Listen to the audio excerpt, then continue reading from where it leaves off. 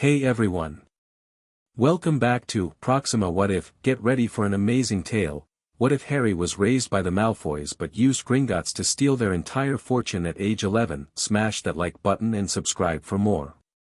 Here we go. Chapter 1. The boy who was kept. The thing about Malfoy Manor was that it was always cold. Not in the obvious way, there were fires in every hearth, enchanted to burn without smoke, and the heating charms layered into the walls were older than the ministry itself. Narcissa Malfoy would never tolerate something so vulgar as a draft. No, the cold at Malfoy Manor was the kind that lived in the silence between words, in the way a hand never quite landed on your shoulder, in the way every room was vast enough that you could stand in the center and still feel like you'd been pushed to the edges. Harry Potter had lived in this cold for 10 years, and he'd learned to breathe in it the way deep-sea creatures learn to breathe in the dark. He was sitting in the East Wing library, not the main library, which was Lucius's domain and lined with texts that whispered if you stood too close, but the smaller one that Narcissa had stocked with appropriate educational materials when Harry was 6. History of magic texts, etiquette guides, approved literature. Nothing dangerous. Nothing useful. At least, nothing that had been useful at 6. At nearly 11, Harry had read every book in this room twice and graduated to more creative forms of education. Like the copy of Gringotts, a treatise on goblin financial law that was currently transfigured to look like pure-blood lineages of the Sacred 28. The transfiguration was imperfect. If you looked closely, the chapter headings didn't quite match the Golden Boss title, but nobody ever looked closely at Harry. That was rather the point. He turned a page. Article 114, b, of the Goblin Wizard Financial Accord of 1612, in cases of demonstrated fiduciary malfeasance, the aggrieved party, being the rightful holder or heir of the vault in question, may invoke the right of reclamation, whereby all misappropriated assets shall be returned in full, with additional restitution calculated at the Goblin standard rate of. Harry. He closed the book without rushing. Rushing was a tell. The Malfoys had taught him that, among other things. Narcissa stood in the doorway, her posture so precise it could have been used to calibrate instruments. She wore deep green robes and her blonde hair was pulled back in a style that had probably taken enchantments and an hour of her morning. She looked, as she always did, like a painting of herself, beautiful and completely untouchable. "Breakfast," she said. Not, "breakfast is ready," or, "come eat," or, "are you hungry?"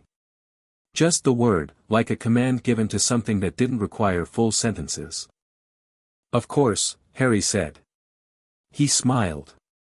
He'd been practicing that smile for years, pleasant, grateful, slightly dim. The smile of a boy who knew his place. "Thank you, Mrs. Malfoy." She didn't correct him. She never had. Draco called her mother.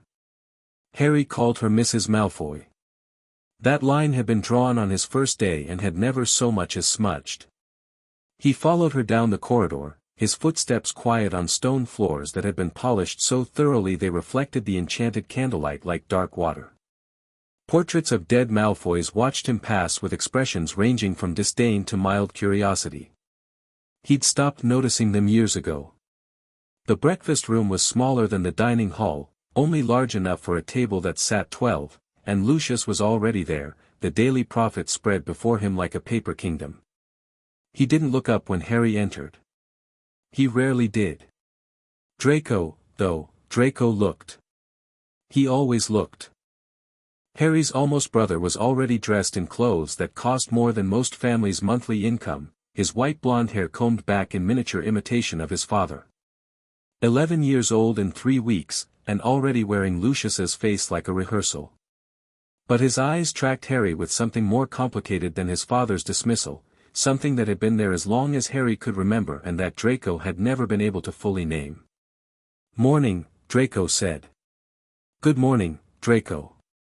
Harry sat in his usual chair, third from the end, across from Draco but not beside him, close enough to the table to be present but positioned in a way that didn't intrude on the family unit of 3. He'd worked out the geometry of his own irrelevance years ago. Dobby appeared with a crack, setting plates down. The house elf's enormous eyes found Harry for a moment, they always did, and something passed between them that was too quick and too practiced for anyone else to catch. Dobby was the only creature in this house who had ever looked at Harry with anything resembling warmth, and Harry had learned early to protect that secret. If Lucius knew Dobby cared about the Potter boy, Dobby would suffer for it. So Harry kept his face neutral, and Dobby kept his eyes down, and the conspiracy of their mutual compassion survived another morning. The Hogwarts lists will arrive within the week, Lucius said, turning a page of his newspaper.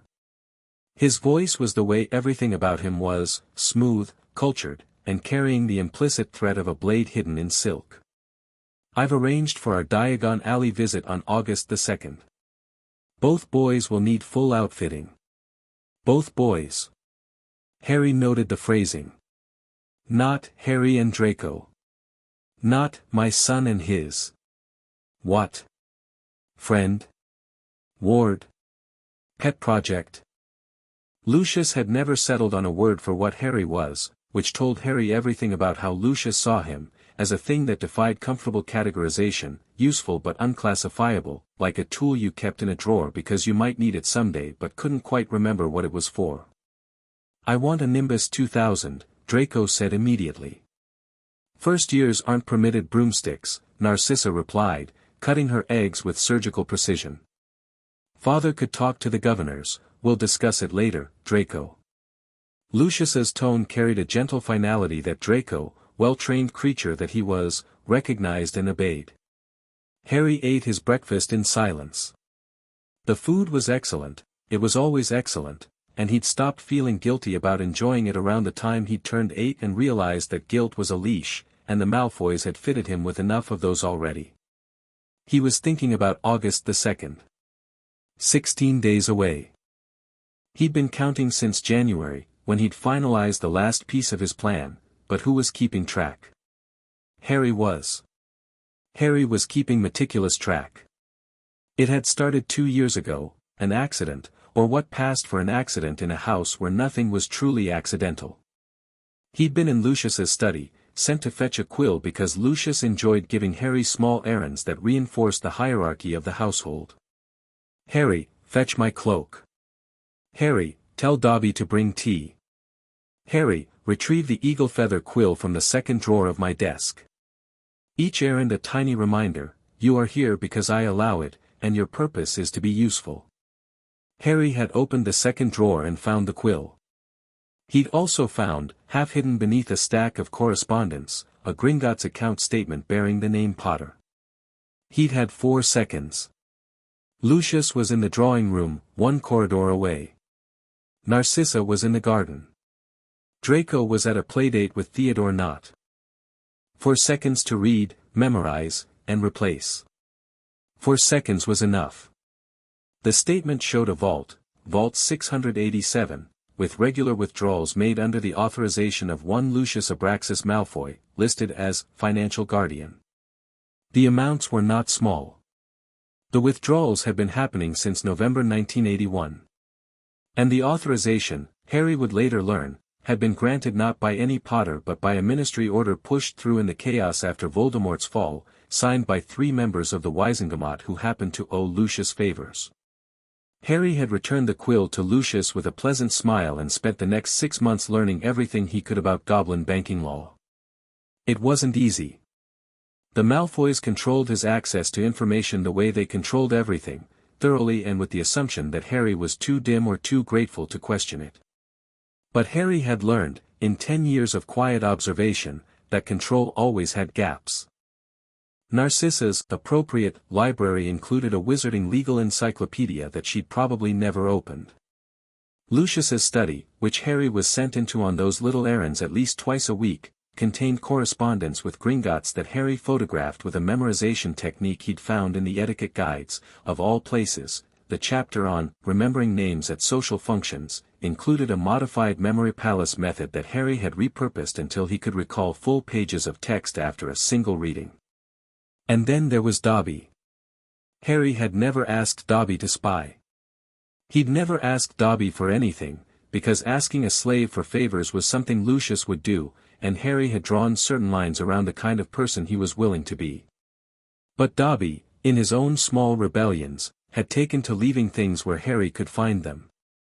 A book on wizarding contract law, tucked behind the radiator in Harry's bedroom. A pamphlet from Gringotts about heir rights and responsibilities, slipped inside Harry's pillowcase. Dobby never said a word about it and Harry never acknowledged it, and this silent partnership had armed Harry with more knowledge than the Malfoys would have believed possible. He knew, now, what had been done to him. Not just the money, though that was staggering, nearly a decade of systematic looting that had funded Malfoy political campaigns, Malfoy property acquisitions, and Malfoy social maneuvering. The Potters had been old money, not as old as the Malfoys but deep, and Lucius had been draining the well since Harry was a toddler. But it wasn't just the money. It was the design of it. Harry had been placed with the Malfoys. He'd pieced this together from overheard conversations, Lucius's correspondence, and the legal encyclopedia, through an arrangement with Albus Dumbledore. The great wizard, the hero of the light, had given Harry to Lucius Malfoy. The reasoning, as far as Harry could reconstruct it, involved blood wards, the Black family connection through Narcissa, and Dumbledore's apparent belief that he could monitor the situation closely enough to ensure Harry's safety. Dumbledore had been wrong. Or, more precisely, Dumbledore had defined safety in a way that didn't include things like warmth, love, belonging, or basic human dignity, just the continued beating of Harry's heart and the presence of a roof over his head. By those standards, the arrangement was a roaring success. Harry had stopped being angry about it around the time he'd started planning. Anger was fuel, but planning was the engine. After breakfast, he returned to the East Wing Library and continued reading. Article 114b was the key, the right of reclamation, but the genius of Goblin law was in the details. Subclause 3 specified that restitution was calculated not at the value of the stolen assets at time of theft, but at their current equivalent value, accounting for what the rightful owner would have earned had the assets remained under proper management. Goblin interest rates were legendary. The Malfoys had stolen a fortune, but what they owed, adjusted for a decade of Goblin-calculated compound growth, was considerably more than a fortune. And then there was Article 119. The Crown Clause, as the Goblins called it. In cases where the malfeasant party had used stolen assets to generate further wealth, investments, property purchases, business ventures funded with money that wasn't theirs, the aggrieved party could claim a proportional share of all wealth generated from the stolen seed. Lucius had used Potter gold to fund nearly everything he'd built in the last decade. Harry did the math. Then he did it again, because the number seemed impossible. Then he smiled, not the pleasant, grateful smile he wore for the Malfoys, but a different one entirely. The kind of smile that would have made Lucius very, very nervous if he'd ever seen it. 16 days. The intervening time passed the way time always passed at Malfoy Manor, in a controlled, suffocating rhythm that disguised itself as luxury. Harry attended his tutoring sessions with the efficiency that was expected of him. Narcissa had arranged for a rotating cast of private instructors over the years: etiquette, wizarding history, French, basic magical theory. Nothing as useful as actual spell work. Lucius was careful about that. An unarmed Harry was a controllable Harry. But magical theory, it turned out, was a skeleton key if you were clever enough to use it. Harry had been reading about wand movements, incantation structures, and the fundamental principles of spell construction since he was 8. He'd never held a wand. He didn't need to. He understood magic the way an architect understood buildings, from the blueprints up, and when the time came to actually cast, he suspected the gap between theory and practice would be considerably smaller for him than for his peers. He was right about this, but he didn't know it yet. What he knew was that he could make things happen without a wand. Small things. The Malfoys called it accidental magic when Draco's emotion sent a vase flying or made the garden gnomes scatter. But Harry's magic wasn't accidental. It hadn't been accidental since he was 7. He could call things to his hand if he focused, small objects, nothing heavier than a book. He could unlock simple locks. Once, when Lucius had shut him in his room for some minor infraction, failure to address a dinner guest with the proper honorific, Harry had spent the evening testing the limits of what he could do with pure will and no wand, and he'd managed to light a candle from across the room. He'd never done any of it where anyone could see. Not because he was afraid, but because information was currency, and Harry had been saving up. 7 days before the Diagon Alley trip, Lucius summoned Harry to his study. This was unusual. The study summons were typically reserved for what Lucius called discussions, one-sided lectures in which Lucius outlined the behavior expected of Harry and Harry said, "Yes, sir," at appropriate intervals. But those usually happened after some perceived transgression, and Harry had been careful to be perfectly, boringly obedient in the run-up to August. He knocked twice and entered when Lucius's voice, cool as the marble foyer, said, "Come." The study was a monument to ego. Floor-to-ceiling bookshelves lined with texts that were as much about display as content. A mahogany desk that could have served as a dining table. Magical artifacts in glass cases, arranged to be impressive from the visitor's chair, a chair that was, Harry had noted years ago, 3 inches lower than Lucius's own. Every detail in this room was designed to make whoever sat across from Lucius Malfoy feel slightly smaller than they had when they'd walked in. Harry sat. He did not feel smaller. He hadn't, for a long time. Lucius set down his quill and regarded Harry with the expression he typically wore, a kind of appraising disinterest, the way one might look at a tool that was performing adequately but might need replacement soon. "You'll be 11 on the 31st, Lucius said. "Yes, sir." "And you'll be starting at Hogwarts in September." "Yes, sir." "This represents a transition." Lucius leaned back, steepling his fingers. It was his favorite gesture, he'd practiced it, Harry was certain, to look exactly as imposing as it did. "For the past 10 years, you have lived under this roof, benefited from this family's resources, and received an education that most wizarding children could only dream of. You understand, I trust, what this has cost me." There it was. The ledger. Lucius always came back to the ledger, the unspoken accounting of debts that Harry supposedly owed, tallied in a currency of obligation and gratitude that could never be fully repaid. It was elegant, really. You couldn't fight a debt you'd never agreed to. Unless you could prove the creditor was a thief. "I'm very grateful, sir," Harry said. Mild, earnest. Slightly thick.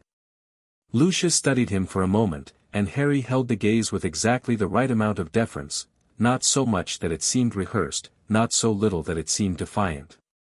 He'd calibrated this performance over a decade of daily rehearsals, and it was, if he said so himself, flawless.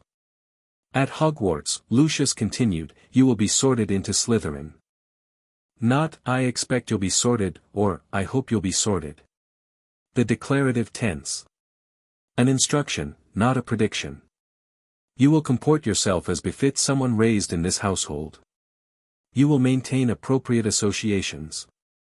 You will, when opportunities arise, make it known that the Malfoy family took you in out of generosity and duty, and that you are grateful for it. You will support Draco in social matters. Am I clear? Perfectly, sir. Good. Lucius picked up his quill again, a dismissal that didn't require words.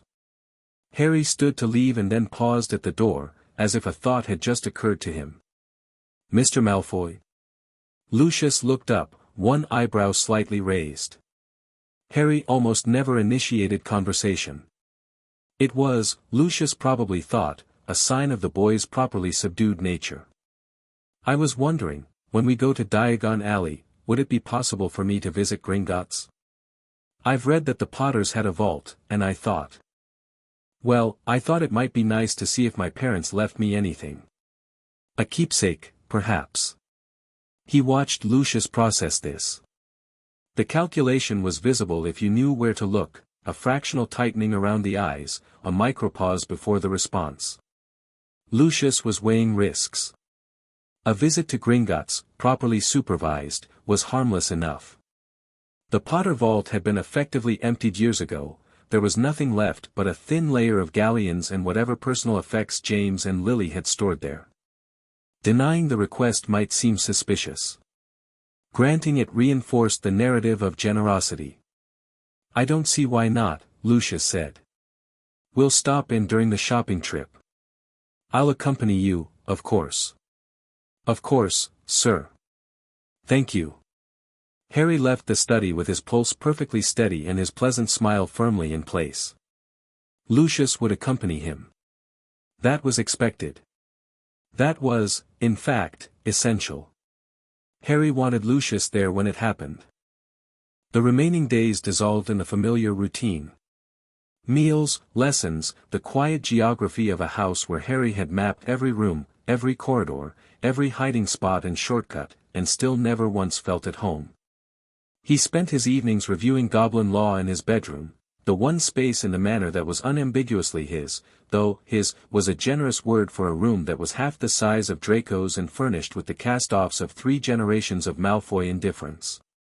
The room had a window that overlooked the south gardens, and sometimes, in the late evening, Harry would sit on the sill and watch the peacocks moving through the hedgerows like pale ghosts. Lucius kept them as a vanity, albino peacocks, rare and expensive and utterly purposeless. Harry had always found them oddly comforting. They were beautiful creatures kept in a gilded cage, admired but not loved, maintained for what they represented rather than what they were. He understood peacocks. On the night of July 30th, Harry lay in bed and did not sleep. Tomorrow he would turn 11. Tomorrow the Hogwarts letter would arrive. It was always on the birthday, the legal encyclopedia had confirmed. Tomorrow was the day he'd been building toward since he was 9 years old, since the moment he'd read the Gringotts statement and understood, with a clarity that had rearranged every atom of his being, that the people who housed him were the same people who had robbed him. He wasn't nervous. He was something beyond nervous, a calm so total it felt like standing in the eye of a hurricane, everything raging just beyond the edge of perception but the center perfectly, terrifyingly still. He thought about his parents. He did this sometimes, though less than people might expect. He had no memories of them, nothing real, anyway. Sometimes, on the edge of sleep, he thought he could hear a woman's voice, but it was probably imagination. The Malfoys had told him almost nothing about James and Lily Potter, and what they had told him was poison, that his father was an arrogant bully, that his mother was a muggle-born who'd gotten above her station, that their deaths were tragic but, Lucius's favorite word, inevitable, given the company they'd kept and the enemies they'd made. Harry had stopped believing the Malfoys about anything by the time he was 7. But the absence of truth wasn't the same as the presence of it, and he carried his parents as blank spaces, shaped holes in his life where love should have been, outlined but not filled. Tomorrow, he would start filling them in. He turned 11 at midnight and felt nothing change, which was exactly as he'd expected. Magic didn't care about birthdays. But law did, and at midnight on July 31st, Harry James Potter became, in the eyes of goblin and wizard law alike, the rightful heir to the Potter estate, with all the legal standing that entailed. Somewhere in the depths of Gringotts, he knew, a quill was writing his name in a ledger that hadn't been touched in 10 years. Morning came in shades of grey and gold. Harry dressed in the clothes Narcissa had provided, simple, well-made, deliberately less fine than Draco's. He'd be wearing robes of his own choosing soon enough. The Hogwarts letter arrived at breakfast, carried by a tawny owl that looked faintly offended by the grandeur of the manor's dining room. Draco's arrived simultaneously, and the next several minutes were consumed by Draco's performance of excitement, the letter brandished, the supply list examined, the demands for top-of-the-line everything already forming. Harry opened his letter quietly and read it once, folded it, and placed it beside his plate. Excited? Draco asked, and the question was genuine, one of those moments where the real Draco, the one who hadn't yet been fully overwritten by Lucius's programming, surfaced like a diver coming up for air. Very, Harry said, and meant it, though not for the reasons Draco assumed. Narcissa watched this exchange with her usual inscrutable expression. Harry had never been able to read Narcissa fully, and this bothered him in a way that Lucius's transparency did not. Lucius was a simple equation dressed in expensive clothes, power plus ambition minus empathy. Narcissa was something else. There were moments, rare, brief, possibly imagined, when Harry caught her looking at him with something that wasn't cold. Not warm, exactly. More like, aware. As if she saw more of him than she was supposed to, and the seeing troubled her. He filed it away. He filed everything away. August the 2nd dawned bright and hot, and the Malfoys traveled to Diagon Alley by Floo. Harry stepped out of the fireplace at the leaky cauldron, brushed the ash from his clothes with practiced ease, and felt the world shift. Diagon Alley. He'd been here before. The Malfoys brought him on shopping trips occasionally, always supervised, always controlled, but today the narrow cobblestone street with its leaning shopfronts and bustling crowds felt different. It felt like the inside of a lock, and Harry was holding the key. Lucius led them through the leaky cauldron with the regal bearing of a man who expected crowds to part. They did. Lucius Malfoy had that effect, tall, white-blonde, impeccably dressed, radiating the kind of authority that came from 3 generations of wealth and the absolute certainty that the world was correctly arranged with him near the top of it. Narcissa walked beside him, Draco at her other side. Harry followed 2 steps behind. The formation was habitual and told a story without words, family in front, charity case bringing up the rear. Last time, Harry thought. Last time walking behind anyone. We'll do Madame Malkin's first, Narcissa decided. Then books, then the apothecary. Wands last. She glanced at Lucius. And Gringotts? The boy wants to visit his vault, Lucius said, with the particular tone of benevolent condescension he used when discussing Harry's requests. We'll stop in before the wands. They shopped. Harry stood on a fitting stool at Madame Malkin's while a tape measure fluttered around him, and Draco chattered from the next stool about Quidditch and Hogwarts, and which professors were, according to his father, competent, few, and which were fools, most. Harry listened and nodded and said the right things, and all the while, a clock was ticking in his chest. Flourish and Blots was crowded, other Hogwarts families doing their back-to-school shopping, and Harry moved through the stacks with the quiet efficiency of someone who knew exactly which books he wanted and didn't need to browse. He picked up his required texts and then, on a separate trip through the shelves, added 3 volumes that weren't on any Hogwarts list: Advanced Magical Theory by Adalbert Waffling, The Dark Forces, A Guide to Self-Protection, the 1978 edition, which was considerably more useful than the watered-down 1990 version on the school list, and Wizarding Law and You, a practical guide. He paid for the extra books with a few galleons from the small allowance Narcissa gave him for incidentals, an allowance funded, he knew, by his own stolen money. There was a poetry to it that he appreciated. The apothecary. The stationery shop. A quick stop at the magical menagerie, where Draco loudly expressed his desire for an eagle owl. Father, the Malfoys have always had eagle owls, and Harry said nothing, though he paused briefly in front of a cage containing a snowy owl with amber eyes that watched him with an intensity that felt personal. Soon. He'd come back for her soon. And then, finally, inevitably, like the last domino in a line he'd been setting up for 2 years, Gringotts. The bank rose at the end of Diagon Alley like a crooked white monument, its marble facade leaning at angles that shouldn't have been architecturally possible and were held in place by magic older than the building itself. Bronze doors gleamed in the afternoon sun, and flanking them stood goblin guards in uniforms of scarlet and gold, armed with weapons that were not ceremonial. Harry had read about those weapons. Goblin-forged steel, sharper than anything wizards could make, enchanted to cut through most magical protections. The goblins took security seriously. They took everything seriously. That was what Harry was counting on. Lucius led them up the steps with the confident stride of a man who had walked into this bank 1,000 times and expected to walk out 1,000 more, each time a little richer. He nodded to the goblin guards, not with respect, Harry noted, but with the minimal acknowledgement of a man who tolerated the goblins because their bank was useful and for no other reason. Inside, the lobby was vast and cold, a different cold than Malfoy Manor, older and sharper, the cold of underground places where things of value were kept behind doors that were never meant to be opened easily. Goblins sat at high counters, weighing coins and examining gemstones and writing in ledgers with quills that moved almost too fast to see. The chandeliers were iron, not crystal, and the light they cast was practical rather than flattering. Harry loved it immediately. This was an honest place. Not kind, not gentle, but honest.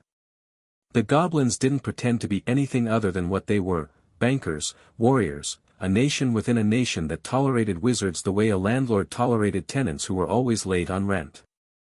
Lucius approached the nearest counter. Lucius Malfoy. I'd like to access the Malfoy family vault, and the boy, a gesture toward Harry, proprietary and dismissive, would like to visit the Potter vault. The goblin behind the counter, ancient, sharp-eyed, with fingers like gnarled tree roots, looked at Lucius. Then at Harry. Then back at Lucius. The Potter vault, the goblin repeated. Yes. He's the heir. It's his birthday. Lucius smiled the smile he used for inferiors, thin, impatient, tolerant. Indeed. The goblin's eyes fixed on Harry with an intensity that Lucius probably interpreted as routine verification but that Harry recognized as something else entirely. And the young Mr. Potter is requesting this visit himself? This was the first door.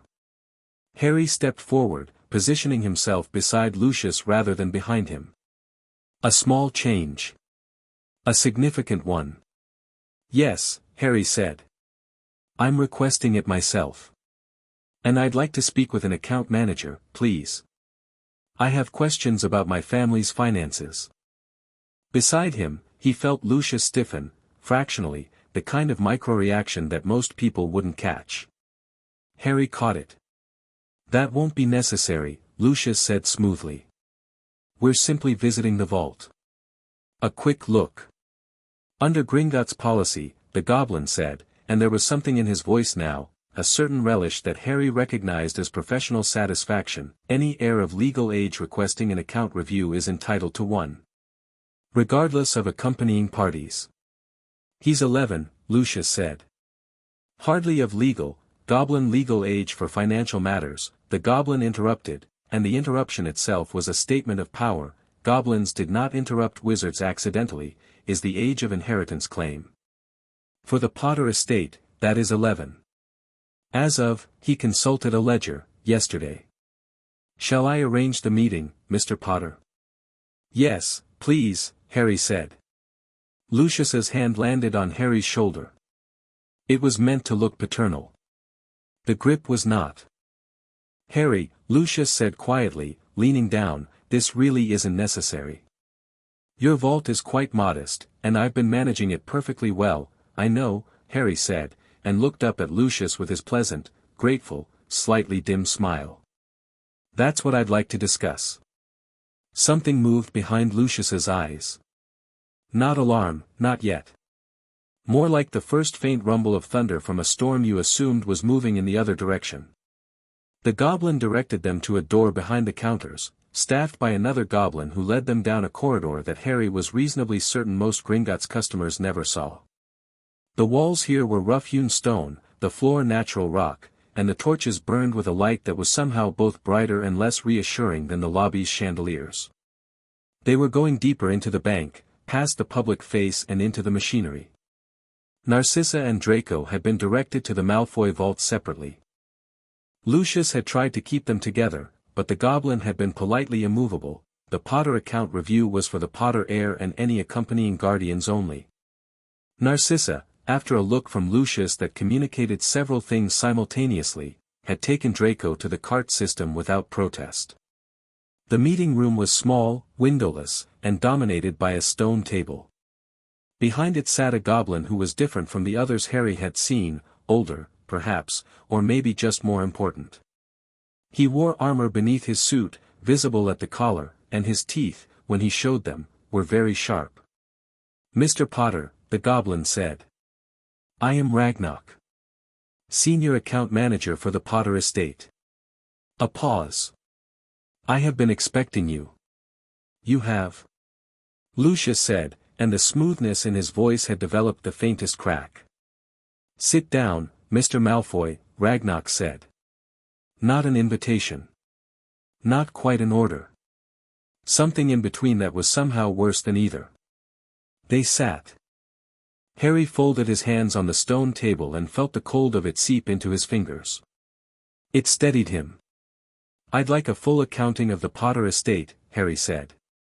"All assets, all transactions, from October 31st, 1981, to present day."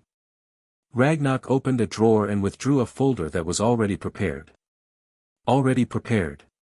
Harry let that detail register visibly. He wanted Lucius to see it, to understand that this was not spontaneous, that the goblins had been waiting. "Certainly," Ragnox said, and opened the folder. As of October 31st, 1981, the Potter estate comprised the following: Vault 687, containing liquid assets of 612,000 galleons, 43 sickles, and 11 nuts. A secondary vault, Vault 711, containing family heirlooms, documents, and artifacts. Property holdings including a cottage in Godric's Hollow, destroyed, and a London flat under Fidelius Charm, location currently unknown. Investment portfolios in Sleekeasy's Hair Potion Company, Gladrag's Wizard Wear, and the Wizarding Wireless Network. Total estimated value as of November 1981, 1.4 million galleons. Lucius's face was a mask. A very good mask. Harry had spent 10 years studying it and could still barely read it. "And the current balance?" Harry asked. Ragnox looked at him. Then at Lucius. The goblin's expression contained something that Harry could only describe as hunger, not for gold, but for justice, which in goblin culture was considerably more valuable. "As of this morning," Ragnox said, "Vault 687 contains approximately 30,000 galleons. The investment portfolios have been liquidated. The London flat remains under Fidelius. The total current value of the Potter estate, accounting for all withdrawals made over the past decade, is approximately 1/15 of its 1981 value." Silence. The torches flickered. Somewhere deep in the bank, a cart rattled along its tracks. "And who," Harry said, "authorized those withdrawals?" Ragnox withdrew a second document from the folder. "Mr. Lucius Malfoy, under Ministry Order 7749-B, dated November 12, 1981. The order grants Mr. Malfoy fiduciary authority over the Potter estate until the heir reaches the age of claim." "Which is 11, Harry said. "Which is today," Ragnox confirmed. Harry turned to Lucius. He dropped the smile. He'd been wearing it for 10 years and it fell away like a mask at the end of a very long performance. "Nearly 600,000 galleons," Harry said. His voice was quiet. Not angry, he'd burned through anger years ago and come out the other side into something colder and more useful.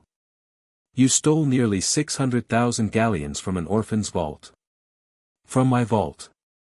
While I slept under your roof and ate at your table and called you, sir, and wore clothes you bought with my own money." "Now, Harry," Lucius began, and his voice was still smooth, still controlled, but the control was costing him now. Harry could see the effort. "I wasn't finished." Harry turned back to Ragnox. "I'd like to invoke Article 114(b) of the Goblin Wizard Financial Accord of 1612. The right of reclamation." The sound Lucius made was quiet, a sharp intake of breath that he tried to swallow and didn't quite manage. It was, Harry thought, the most satisfying sound he had ever heard. Ragnox's sharp teeth showed again. "On what grounds?" "Fiduciary malfeasance." The financial guardian of the Potter estate used his position to systematically loot the estate for personal gain over a period of 10 years. "I have," Harry paused, because this was the part he'd rehearsed most carefully, the part that had to be exact. "I have reason to believe that the stolen funds were used not for the maintenance or benefit of the heir, as the guardianship order required, but for the personal financial activities of the guardian."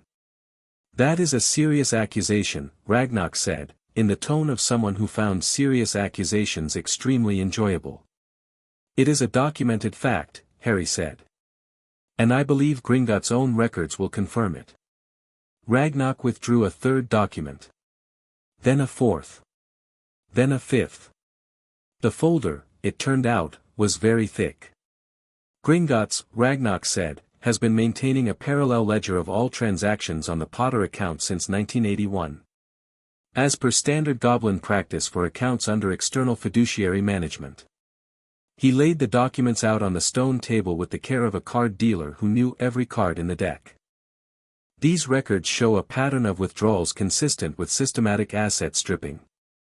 None of the withdrawn funds were directed toward the maintenance, education, or benefit of the heir. All funds were deposited into Malfoy family accounts or used to purchase assets titled to Malfoy family entities. This is absurd, Lucius said. He stood. The mask was cracking now, and what was underneath was not pleasant. I have managed the boys' finances in accordance with the ministry order. Any expenditures were not in accordance with the guardianship terms, Ragnarok said. The ministry order specifies that the guardian may draw upon the ward's estate for expenses directly related to the ward's care. Mr. Malfoy, in the past 10 years, you have withdrawn 582,000 galleons. Of this amount, our records indicate that approximately 12,000 were used for the ward's direct expenses, clothing, food, tutoring.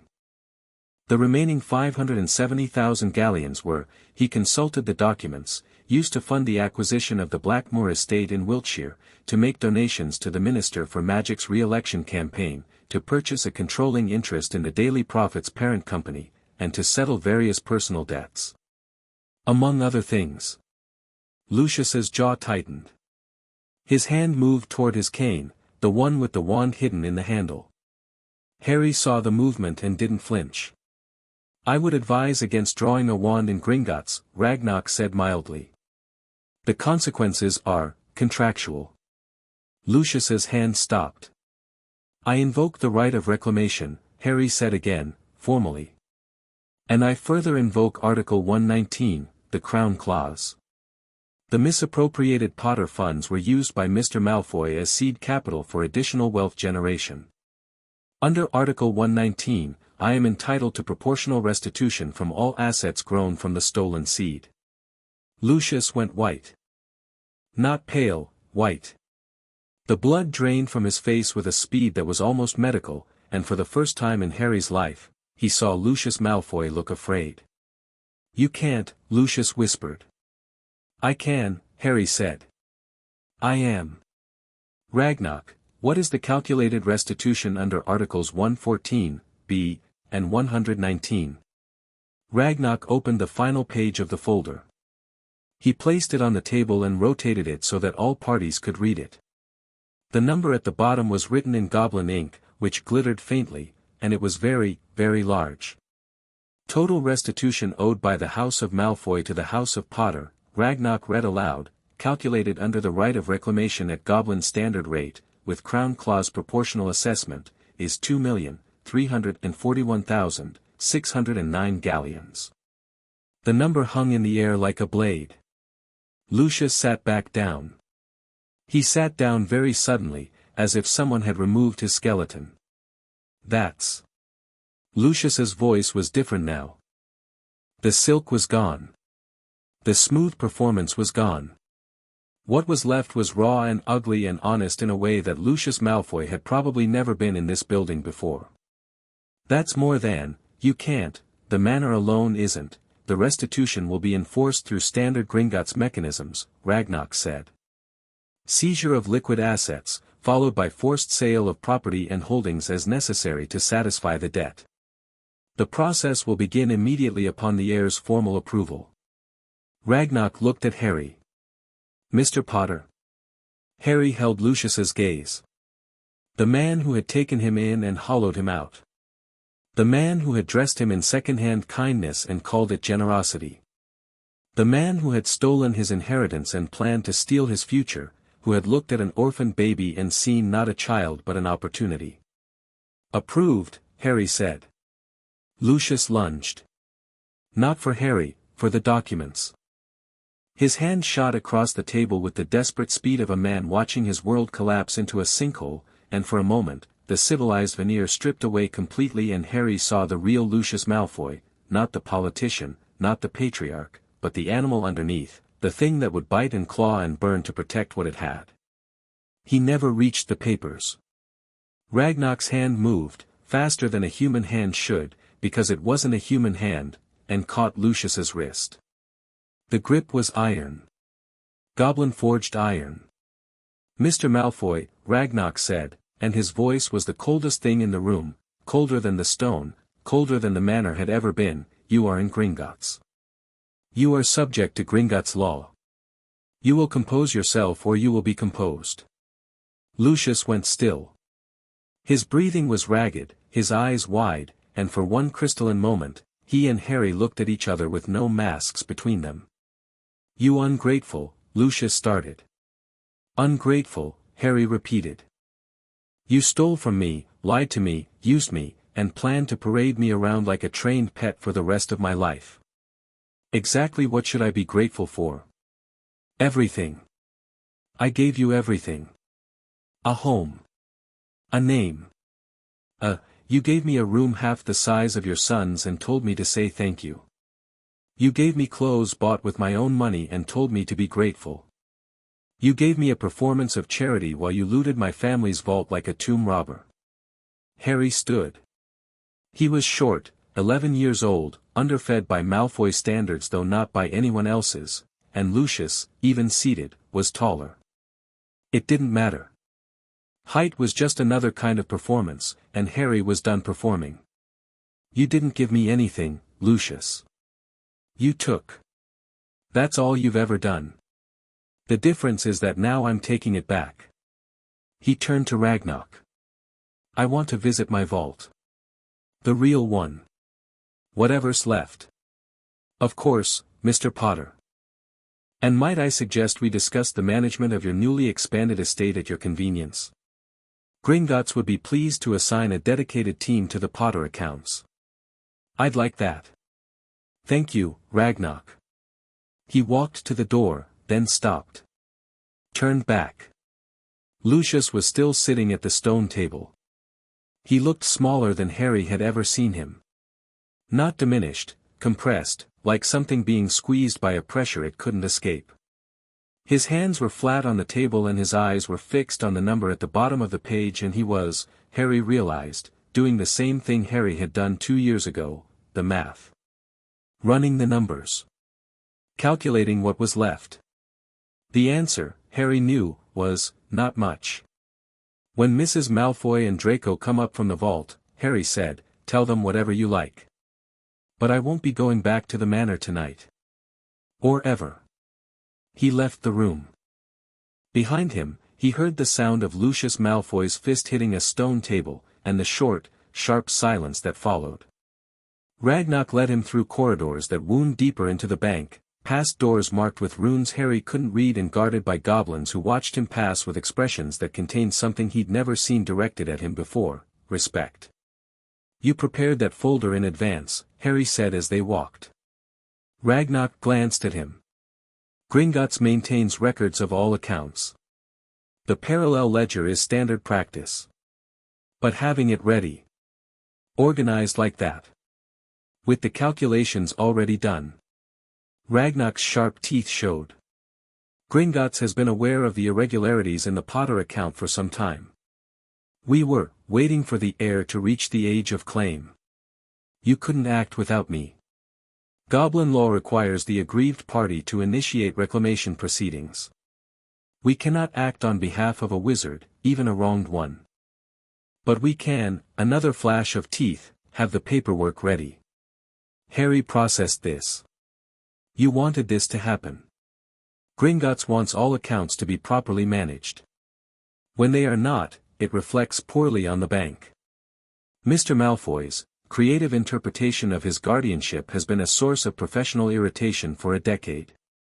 Professional irritation, Harry repeated, and despite everything, despite the adrenaline still coursing through him and the enormity of what he'd just done pressing against the inside of his skull like a wave against a dam, he almost smiled. A real smile, not the Malfoy-trained performance.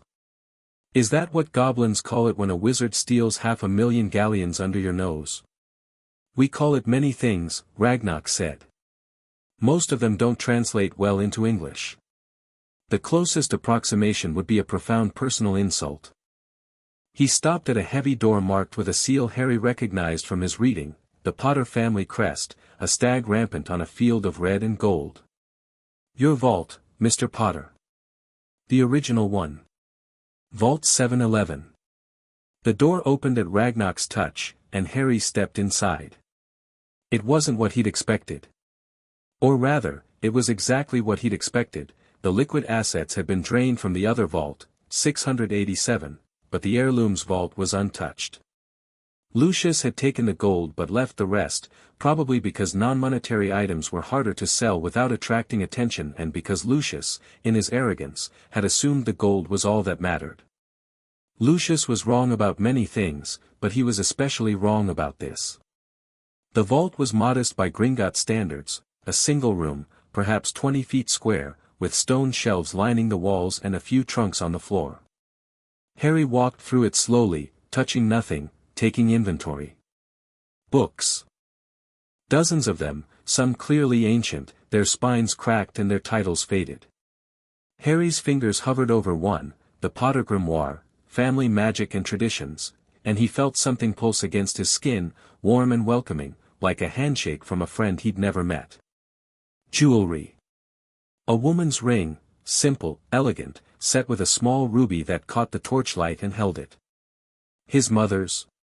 He picked it up and the warmth intensified, a gentle hum that traveled from his fingers to his chest and settled there like a word of comfort spoken in a language he'd always known but never heard. Documents. Property deeds, financial records, letters tied with ribbon. A marriage certificate. A birth certificate, his own, he realized, with a jolt that went through him like electricity. Harry James Potter, born July 31, 1980, to James Fremont Potter and Lily Marie Potter née Evans. His mother's handwriting, he thought. The letters were small and neat and slightly slanted to the right, and he stared at them until they blurred and then stared some more, because this was the closest he had ever been to her and the distance was still infinite. He put the birth certificate in his pocket. He put his mother's ring in his pocket. He took the Potter Grimoire under his arm. I'll need a new trunk, he told Ragnock. And I'd like to arrange access to the funds now in the Potter account, the reclaimed funds. I'll be doing my school shopping again. Again. The supplies the Malfoys purchased for me today were bought with Malfoy money, which is now, technically, my money, which makes the situation complicated. I'd rather start clean. Ragnock regarded him for a long moment. You are, the goblin said, an unusual wizard. I'm told I take after my father. Your father, Ragnock said, was a Gringotts customer in good standing. He was also, if I may say, considerably less strategic than you appear to be. I suspect you take after your mother. Harry felt something expand in his chest at that, something warm and fragile and new. He held it carefully, the way you hold a flame in a high wind. One more thing, Harry said. I need somewhere to stay. Tonight and for the next month, until Hogwarts starts. Can Gringotts recommend? The Leaky Cauldron has rooms available. Gringotts can arrange a booking and provide security assurances. Mr. Malfoy will not, Ragnock paused, choosing his words with goblin precision, be able to interfere with your accommodation, should he be inclined to try. He will be inclined to try. Then he will be disappointed. Gringotts takes a dim view of clients who attempt to circumvent lawful financial proceedings. Mr. Malfoy's access to his remaining assets is already being restructured. Any attempt to retaliate against you will result in additional penalties. Thank you, Ragnock. The goblin inclined his head, a gesture that, between goblins, signified something considerable. Welcome to Gringotts, Mr. Potter. Properly, this time. Harry rode the cart back to the surface alone, the Potter Grimoire in his lap and his mother's ring in his pocket and the knowledge of what he'd done settling over him like armor. The cart rattled through the darkness, past vaults that held the wealth of centuries, past underground lakes and stalactites that glistened with moisture and mineral deposits, and Harry leaned into the speed of it, the rush of air against his face, the reckless plunging trajectory of a life that had just changed direction entirely. He emerged into the lobby of Gringotts, blinking in the chandelier light, and the first thing he saw was Narcissa.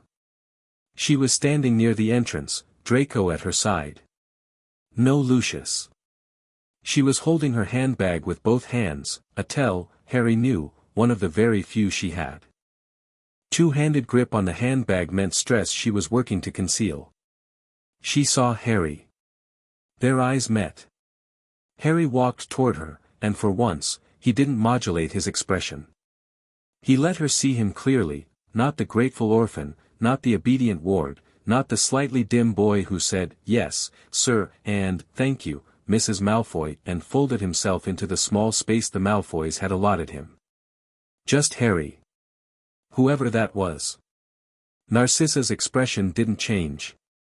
But her eyes, pale blue, so light they were almost gray, did something complicated.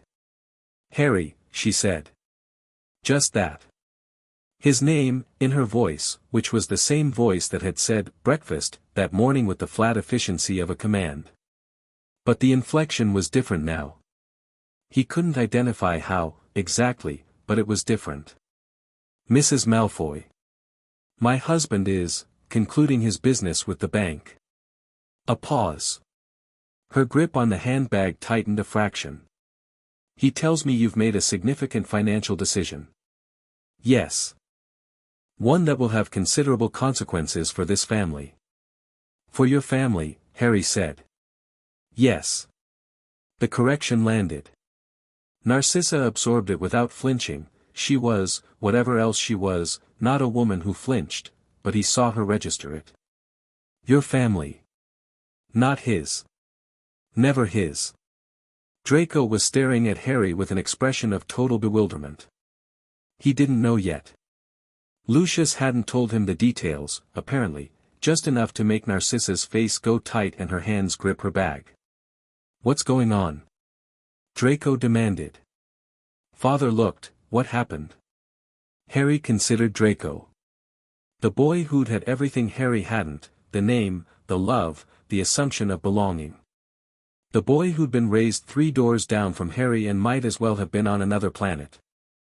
The boy who, despite all of it, had sometimes looked at Harry with something that wasn't superiority, that complicated, unnamed thing that might have been guilt, or curiosity, or the dim awareness that something about their arrangement was fundamentally wrong. "Ask your father," Harry said. He walked past them, out through the bronze doors, into the afternoon light of Diagon Alley. The sun hit his face and he stopped on the marble steps and closed his eyes and breathed. He was 11 years old. He was alone. He was richer than the family that had raised him, standing on the steps of the bank that had made it possible, holding a book of family magic that pulsed against his chest like a second heartbeat. He was terrified. He was free. The two feelings were, he discovered, not as different as he'd expected. He opened his eyes, descended the steps, and walked into Diagon Alley, not behind anyone, not following anyone's lead, not performing for anyone's benefit. Just walking. Forward. Into whatever came next. He had a wand to buy. He had a room to rent. He had a month of freedom stretching ahead of him like a road he'd never traveled, and beyond that, Hogwarts, and beyond that, a future that belonged to no one but him. The snowy owl was still in the magical menagerie when he went back. She watched him approach with those amber eyes, and when he opened the cage, she stepped onto his arm with a dignity that suggested she'd been waiting. "Hedwig," he said, and didn't know where the name came from, somewhere deep, somewhere that felt like the warmth of his mother's ring and the pulse of the Potter grimoire, somewhere that was his and had always been his, even when everything else was taken. The owl hooted softly and nipped his ear, and Harry Potter, the boy who lived, the boy who was kept, the boy who had just burned down a decade of captivity with nothing but patience and paperwork, walked into the leaky cauldron to book himself a room. Tom, the barkeeper, gave him a room at the top of the stairs, small, clean, with a window overlooking the alley entrance and a bed that was, by objective measurement, the same size as his bed at Malfoy Manor but felt, in some essential and unmeasurable way, enormous. Everything felt enormous. The room, the evening, the silence that was, for the first time in his life, his own silence, unshared, unmonitored, free. He set Hedwig's cage by the window and opened it. She flew to the windowsill and sat there, watching the darkening street, and Harry sat on the bed and opened the Potter grimoire. The book recognized him. He'd expected this. Family grimoires were common among old wizarding families, keyed to blood and magic, but knowing it intellectually and feeling it were different things entirely. The pages warmed under his fingers. The text, which had appeared as blank parchment when he'd first looked, bled into visibility like ink rising through water. His family's magic, his family's history, preserved and waiting for a Potter to read it. The first page bore an inscription in handwriting he didn't recognize, "To our son, Harry. If you're reading this, we didn't make it. We're sorry. We love you. We are so proud of you, whoever you've become. James and Lily, October 1981. Harry closed the book. He put it on the bedside table. He lay down on the enormous bed in the small room at the top of the stairs, and for the first time in 10 years, he cried. It wasn't the gasping, desperate crying of a child. It was quieter than that, deeper, older, the releasing of something that had been held so tightly for so long that letting go of it felt less like relief and more like surgery. He cried for his parents, who he'd never known. He cried for the boy he might have been if they'd lived. He cried for the 10 years of cold and the 10 years of performance and the 10 years of a smile that never reached his eyes. And when he was done, he washed his face in the basin, dried it on a towel that smelled like soap and nothing else, and sat down at the small desk by the window to make a list of everything he needed to do before September 1st. The list was long. The night was longer. And Harry Potter, for the first time in his life, had time that belonged to him. He used every minute of it. Chapter 2, The Fallout. The owl arrived at Malfoy Manor at 6 minutes past 7 in the morning, and Lucius Malfoy was already awake. He hadn't slept. He'd returned from Gringotts the previous evening wearing a face that Narcissa had seen perhaps 3 times in their marriage, the face beneath the face, the one that came out when control slipped and something feral surfaced. He'd gone straight to his study and shut the door, and she'd heard things breaking for nearly an hour. Glass, wood, something that might have been a shelf. The house elves would fix it all by morning, of course. They always did. Malfoy Manor was expert at erasing evidence of unpleasantness. But the owl couldn't be erased. It was a Gringotts owl, black, heavy, with the bank's seal stamped in wax on the scroll tied to its leg. Lucius took the scroll with fingers that were not quite steady, read it standing at his study window, and then read it again, because the first reading had produced a number that his mind simply refused to accept. The formal notice of restitution. The amount, itemized. The timeline, 14 days to begin compliance, 30 days to complete full transfer. The consequences of non-compliance, which were listed in small, precise goblin script and included asset seizure, property forfeiture, and, this was the line that made Lucius's hand tighten on the parchment until it crumpled, criminal referral to the Wisingamot for fiduciary fraud. 2,341,000 galleons. The number was a death sentence. Not literally, Lucius was not going to die, but the Malfoy fortune, the Malfoy estate, the entire edifice of wealth and influence that 3 generations had built and that Lucius had expanded with ruthless efficiency, was about to be gutted. Not reduced. Not trimmed. Gutted. The liquid assets would go first, and they wouldn't be enough, and then the properties would go, and the investments, and the political war chest that funded everything from ministry campaigns to profit editorials, and when the goblins were finished, what would be left would be a name without the wealth to support it, which in pure-blood society was roughly equivalent to a body without a spine. He crumpled the notice and threw it at the wall. Then he picked it up, smoothed it out, and read it a 3rd time, because Lucius Malfoy had not survived the fall of the Dark Lord by indulging in denial. The boy had done this. The boy he had taken in, housed, fed, educated, the boy who sat at his breakfast table and said, "Yes, sir," with docile green eyes and a vacant smile. The boy who, it was now horrifyingly clear, had been playing a role so perfectly and for so long that Lucius, who prided himself on reading people the way a butcher reads a carcass, had never once seen through it. That, more than the money, was what burned. He summoned Dobby. The house elf appeared with a crack and stood trembling, his pillowcase spotted with what appeared to be fresh tears. "Where is the boy?" Lucius asked. "Harry Potter is not being in the manor, master." "Harry Potter is, I know he's not in the manor." "Where is he?" "Dobby is not knowing, master." The elf's enormous eyes were fixed on the floor, and he was wringing his hands with a fervor that suggested either genuine distress or, and this thought occurred to Lucius with a cold, unpleasant clarity, a very good performance of it. Lucius studied the elf. "Did you help him, master?" "The boy. His little scheme. Did you help him?" Dobby's hands twisted harder. "Dobby is a good elf." "Dobby serves the Malfoy family, answer the question." "Dobby is not helping Harry Potter do anything against the Malfoy family, sir." The elf's voice was barely a whisper. "Dobby would never." Lucius watched him for a long moment, then dismissed him with a wave. The elf vanished with a crack that sounded like relief. He sat at his desk and began to write letters. This was what Lucius did when the world shifted beneath him, he reached for the levers. The Ministry. The Wiesengemot. Cornelius Fudge, who owed Lucius enough favors to fill a vault. The Board of Gringotts Oversight, if such a thing existed. Barristers. Contacts. The web of influence that Lucius had spent 15 years weaving, funded, and this was the part that made him want to break something else, significantly funded with Potter gold. There had to be a way to fight this. Goblin law was not wizard law. The Ministry had authority over wizard financial matters, and Lucius had friends in the Ministry. Many friends. Expensive friends. He would challenge the Gringotts ruling.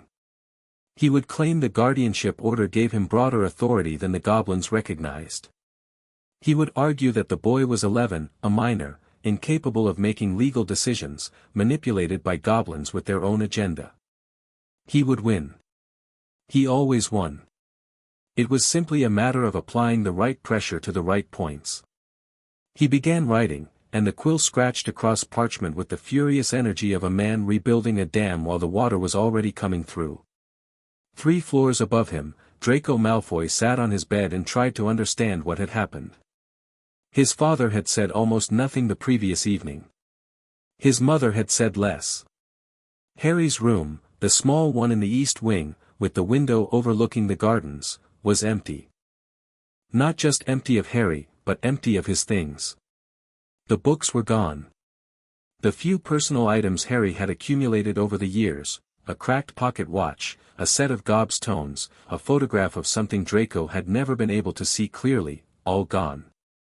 The room looked like it had been vacated by a ghost. Draco had asked his mother what was happening, and Narcissa had said, "Your father will explain when he's ready," in a voice that suggested she didn't fully understand it herself, or didn't want to. But Draco wasn't stupid. Whatever his other qualities, and he was self-aware enough at 11 to know that spoiled and entitled were on the list, he was not stupid. He'd seen his father's face at Gringotts. He'd seen Harry walk past them on the bank steps with an expression Draco had never seen on him before, open. Unguarded. Real. And he'd felt something shift in the world's foundations, the way you feel the first tremor before an earthquake and know, in some animal part of your brain, that the ground is about to move. He went to find his mother. Narcissa was in the morning room, which was where she went when she wanted to think and didn't want to be disturbed, a fact that Draco knew and chose to ignore, because some things were more important than etiquette. "What did Harry do?" he asked from the doorway. Narcissa was sitting by the window, a cup of tea in her hands that she hadn't touched. The morning light caught the sharp lines of her face and made them sharper. "Close the door, Draco." He closed it. He sat in the chair across from her, the one that was usually reserved for guests, because in the Malfoy household, even the morning room had a seating hierarchy. Narcissa was quiet for a long time. When she spoke, her voice was measured, each word placed with the care of someone walking across thin ice. Your father has been managing Harry's inheritance since Harry came to live with us. Managing it in a way that benefited our family more than it benefited Harry. Draco processed this. He was stealing from Harry. It's more complicated than that. Is it? Narcissa looked at her son, and something in her expression softened, or cracked, it was hard to tell which. No, she said. Not really. Draco leaned back in his chair. He thought about Harry, the boy who slept 3 doors down from him and existed in a parallel version of his life, close enough to touch but separated by a wall of things Draco had never examined too closely. The smaller room. The second-best clothes.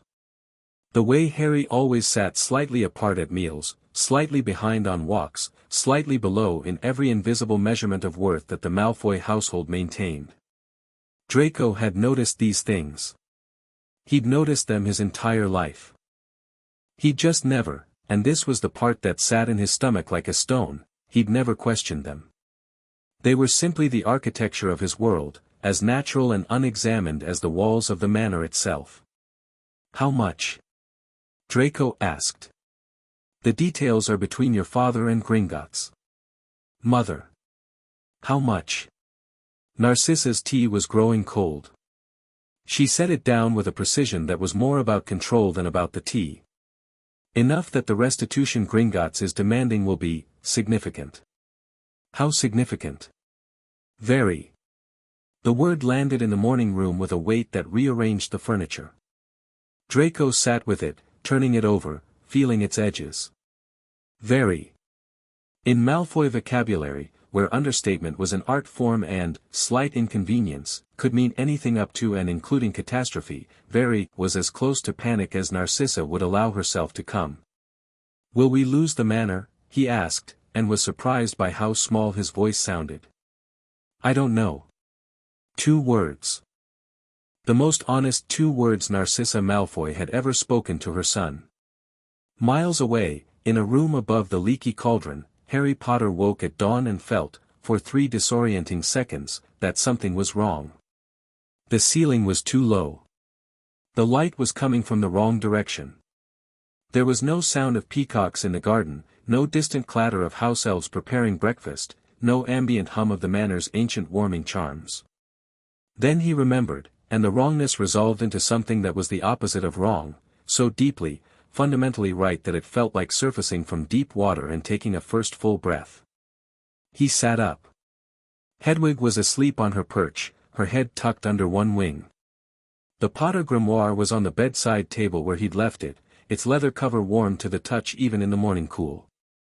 His mother's ring was on the chain around his neck, he'd found the chain in the vault, a simple gold thing that had probably been his father's.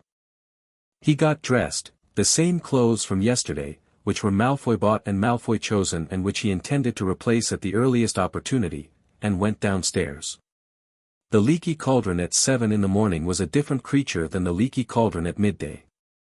The breakfast crowd was sparse, a witch reading the prophet over porridge, a wizard who appeared to be sleeping in his eggs, and Tom the barkeeper, who was wiping the bar with the practiced circularity of someone who'd been doing it for decades and could do it in his sleep.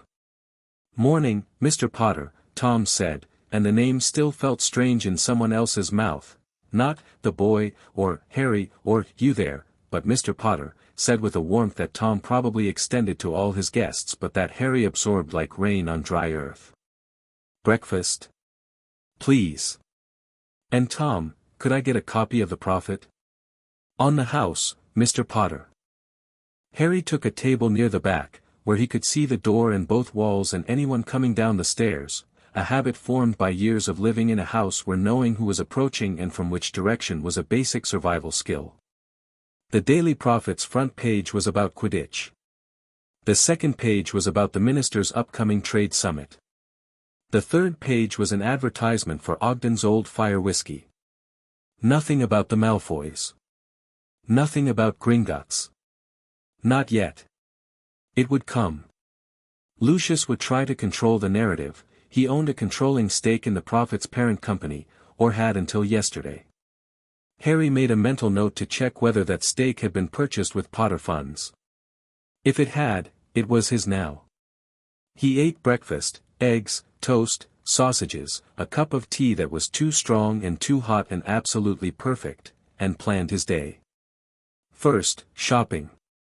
Proper shopping, with his own money, choosing his own things. He needed new clothes, new supplies, and most importantly, a wand. Second, the Potter grimoire. He'd read the inscription last night and then closed the book because the inscription had broken something open inside him and he'd needed to let it drain before he could think clearly. Today, he would read further. The grimoire contained his family's magical traditions, their spells, their knowledge. It was the inheritance Lucius couldn't steal, because it was keyed to Potter blood and would have been blank pages to anyone else. Third, letters. He needed to write to Hogwarts confirming his attendance, and he needed to write to Gringotts about several things, including the security arrangements Ragnarok had promised and the management of his expanded estate. Fourth, and this was the item on the list that made his stomach tighten with something that wasn't quite fear but lived in the same neighborhood, he needed to think about Dumbledore. Dumbledore, who had placed him with the Malfoys. Dumbledore, who had supposedly been monitoring the situation. Dumbledore, who was the most powerful wizard in Britain and who had, for reasons Harry had not yet fully untangled, decided that an orphan baby belonged in the house of a man who collected dark artifacts the way other people collected stamps. Dumbledore would know about the Gringotts ruling soon, if he didn't already. Dumbledore would have opinions. Dumbledore would want to talk. Harry intended to be ready for that conversation. He finished breakfast, paid Tom, the first meal he'd ever bought himself, with money that was unambiguously his, and the simple act of placing galleons on the counter felt like planting a flag, and headed into Diagon Alley. The morning was warm and the alley was just beginning to wake up, shopkeepers unlocking doors, early owls making deliveries, a street sweeper enchanting his broom to work on its own while he smoked a pipe. Harry walked through it all with a heightened awareness of everything, the way you see a place differently when you're free to choose how long you look at it. Ollivander's was first. The wand shop sat between a cauldron store and a junk shop, its facade dusty and unprepossessing, its single window display containing a wand on a faded purple cushion. The sign read Ollivander's, makers of fine wands since 382 BC, and Harry pushed open the door with a feeling of anticipation so sharp it was almost physical.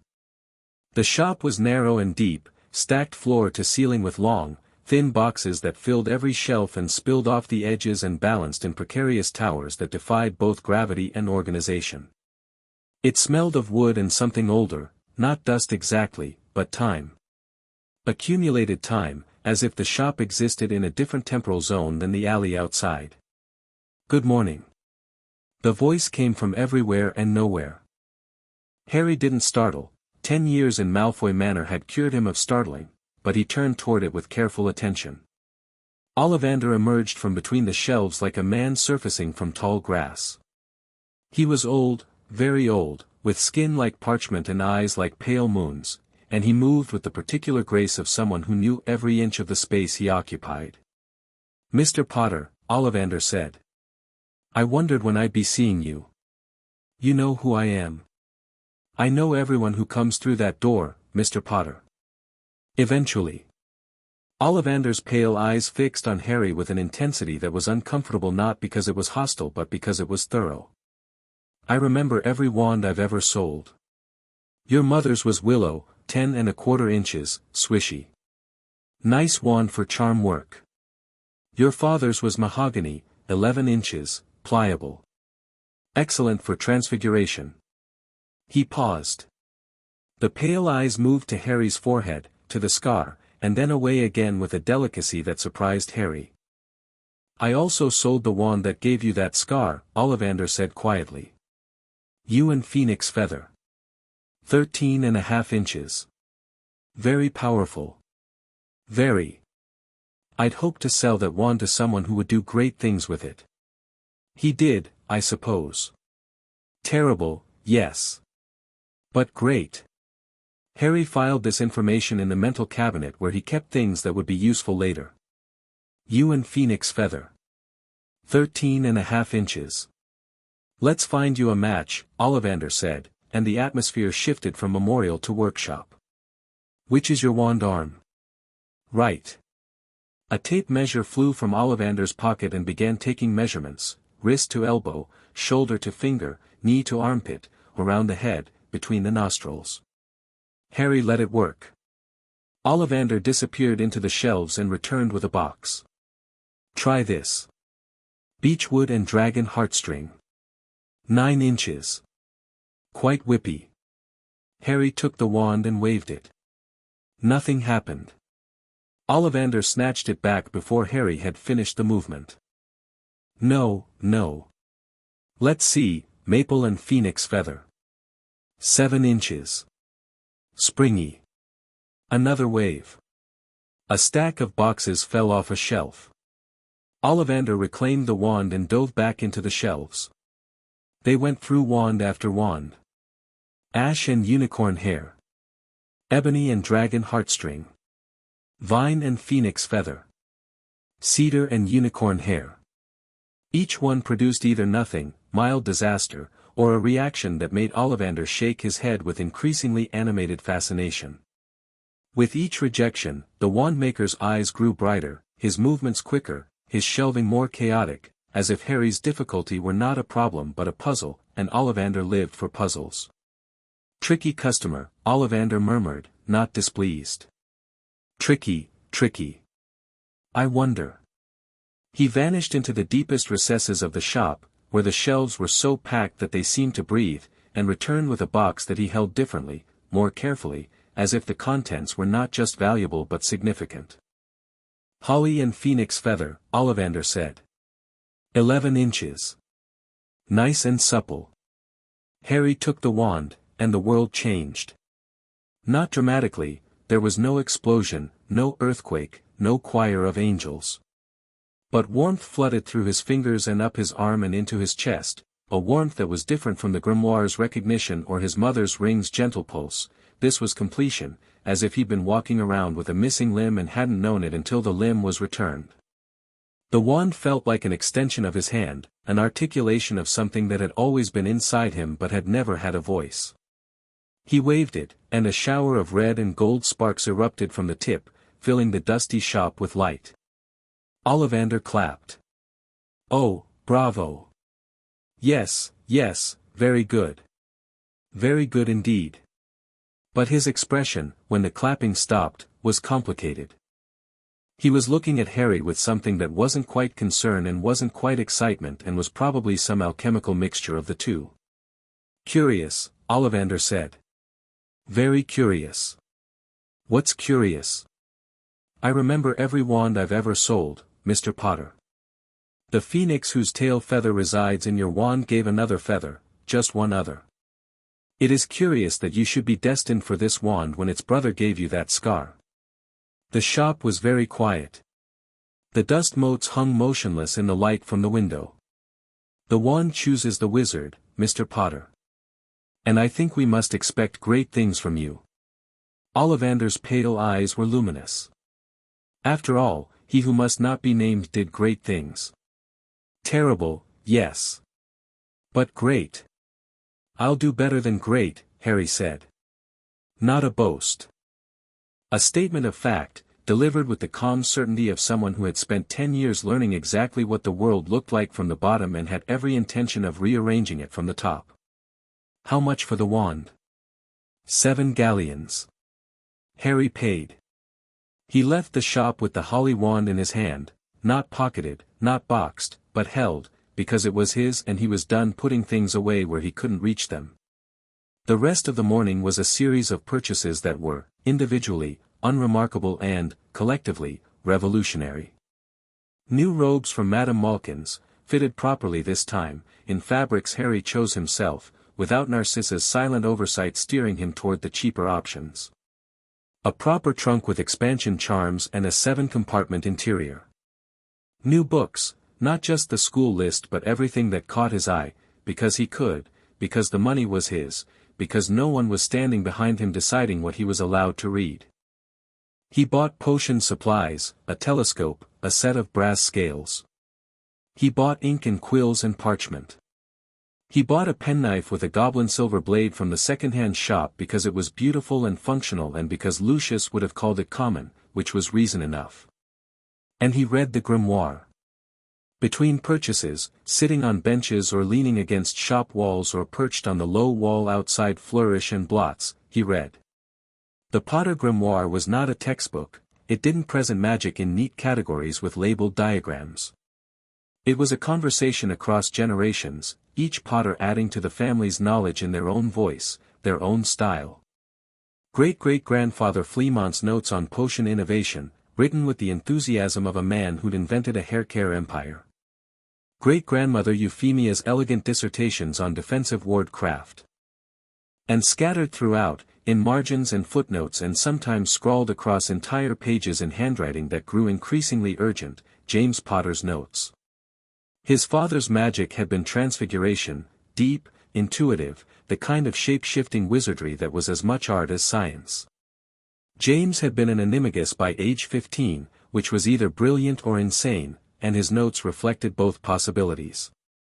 But it was Lily's contributions that arrested Harry, added after the marriage, in that small, neat, slightly slanted handwriting, because Lily Potter née Evans, the Muggle-born witch, had brought something to the Potter grimoire that generations of pure-blood Potters had never thought to include: theory.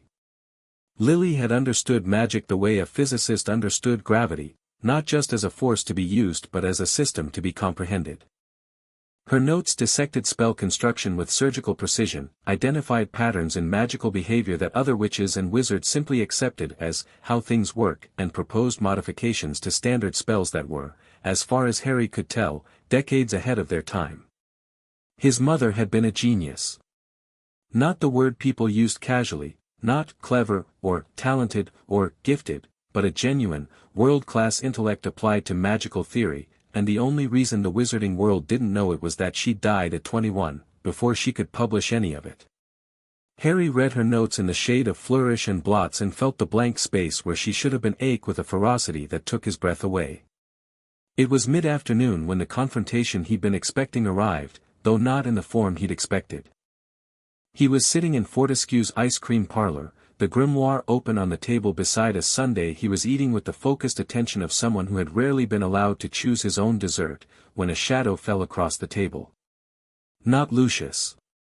Not Dumbledore. Narcissa. She was alone. No Draco, no husband, no entourage. She was wearing traveling robes in dark blue, not Malfoy green, Harry noted, and she looked, for the first time in his memory, slightly uncertain.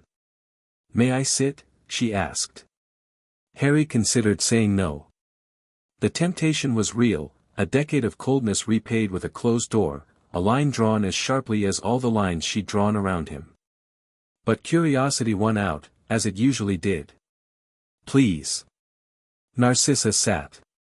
She placed her hands on the table, no handbag, Harry noticed. She'd come without her armor. For a moment, neither of them spoke. The sounds of Diagon Alley filled the silence, the chatter of shoppers, the calls of Owlpost deliveries, the distant clatter of the leaky cauldron. "You've been planning this for years," Narcissa said. "Not a question." 2 years. Since you found the Gringotts statements. Harry felt a flicker of surprise. "You knew about those?" "I knew Lucius kept records in his study. I didn't know you'd found them." She paused. Her expression was doing that complicated thing again, the one Harry couldn't fully read, the one that suggested depths he hadn't mapped. "I should have known. You were always more observant than you let on. That was rather the point." "Yes. I see that now." Another pause. "Then, I'm not here to ask you to undo what you've done." Harry set down his spoon. "What are you here for?" Narcissa looked at him, really looked, with an attention she had never, in 10 years, directed at him so openly. It was disarming. Narcissa Malfoy's full attention was like being examined by a portrait that had suddenly come alive. "I want to know if you hate us," she said. "Me. Specifically." The directness was unexpected. Narcissa did not ask direct questions. Narcissa communicated in implications and silences and the careful arrangement of words around the thing she actually meant. For her to ask something this nakedly was either a sign of desperation or a sign that the rules had changed and she was, for once, willing to operate without them. Harry thought about it.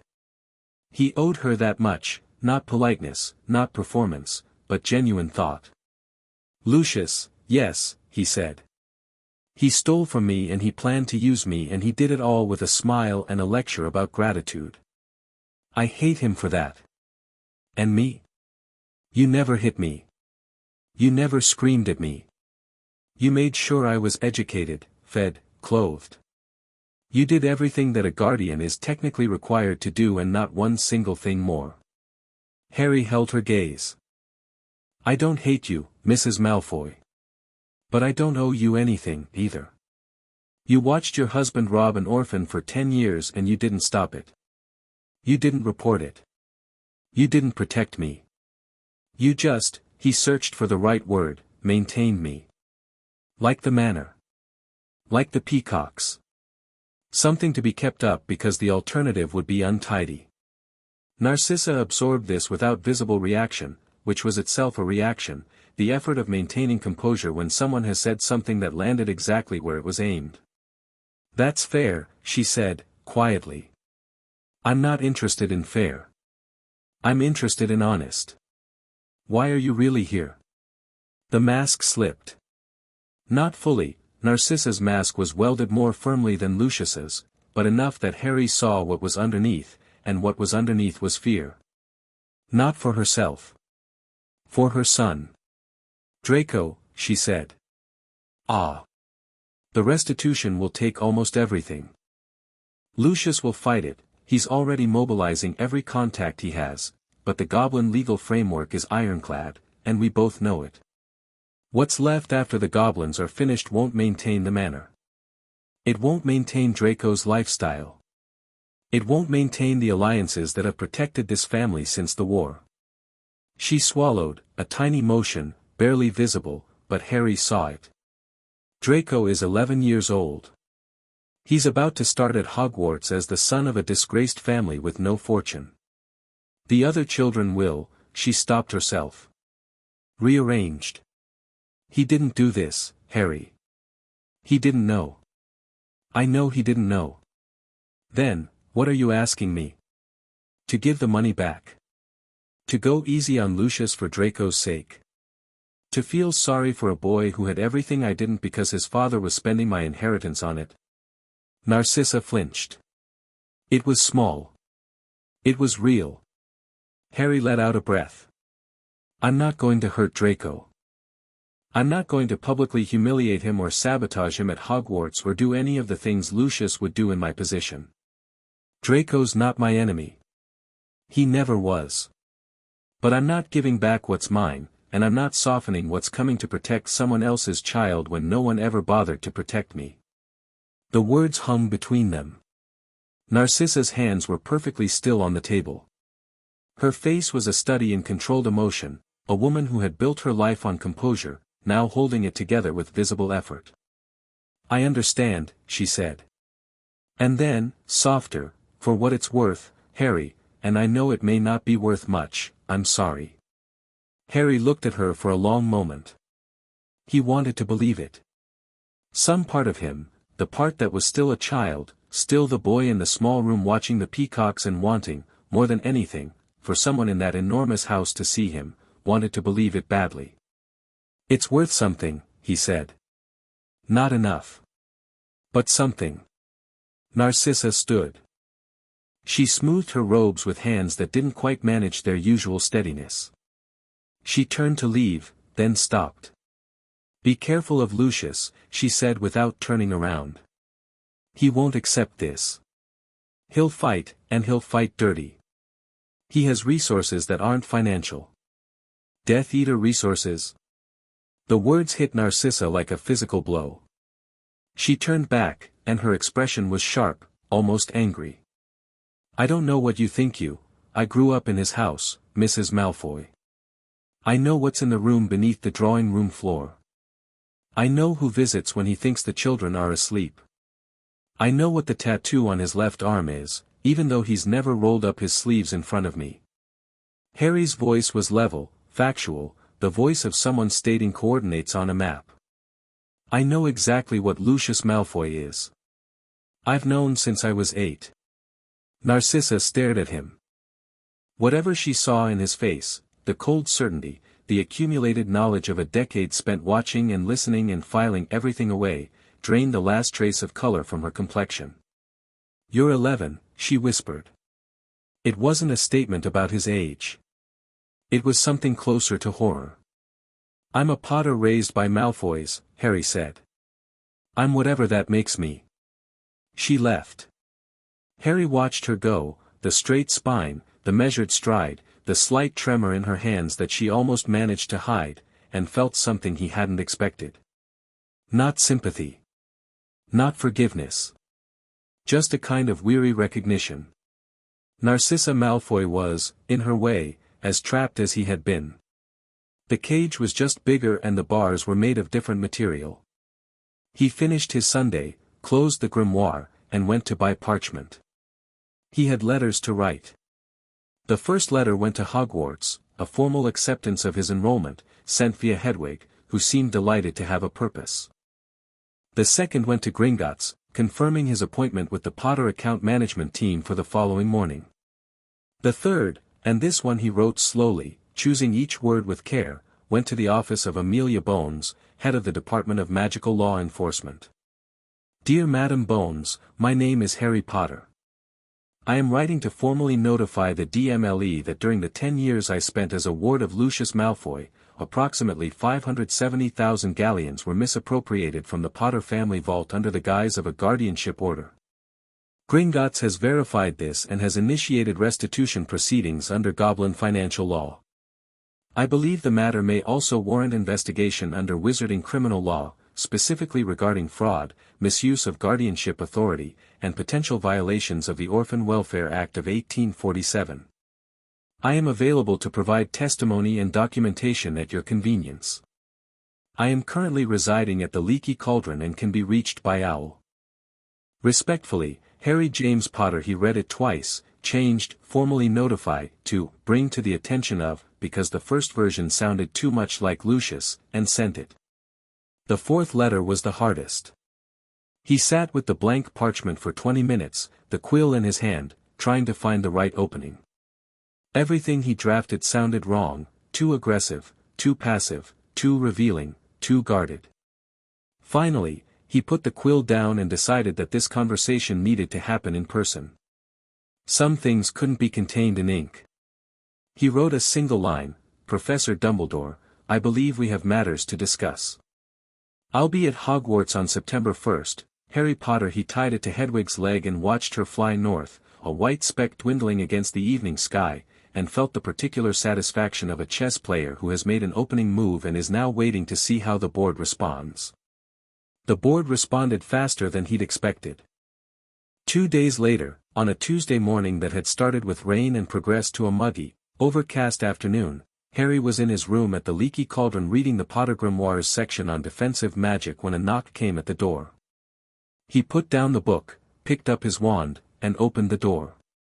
Albus Dumbledore stood in the hallway, looking exactly as Harry had always imagined him, tall, thin, ancient, wearing robes of a blue so vivid they were almost aggressive and half-moon spectacles that caught the light from the corridor's torches.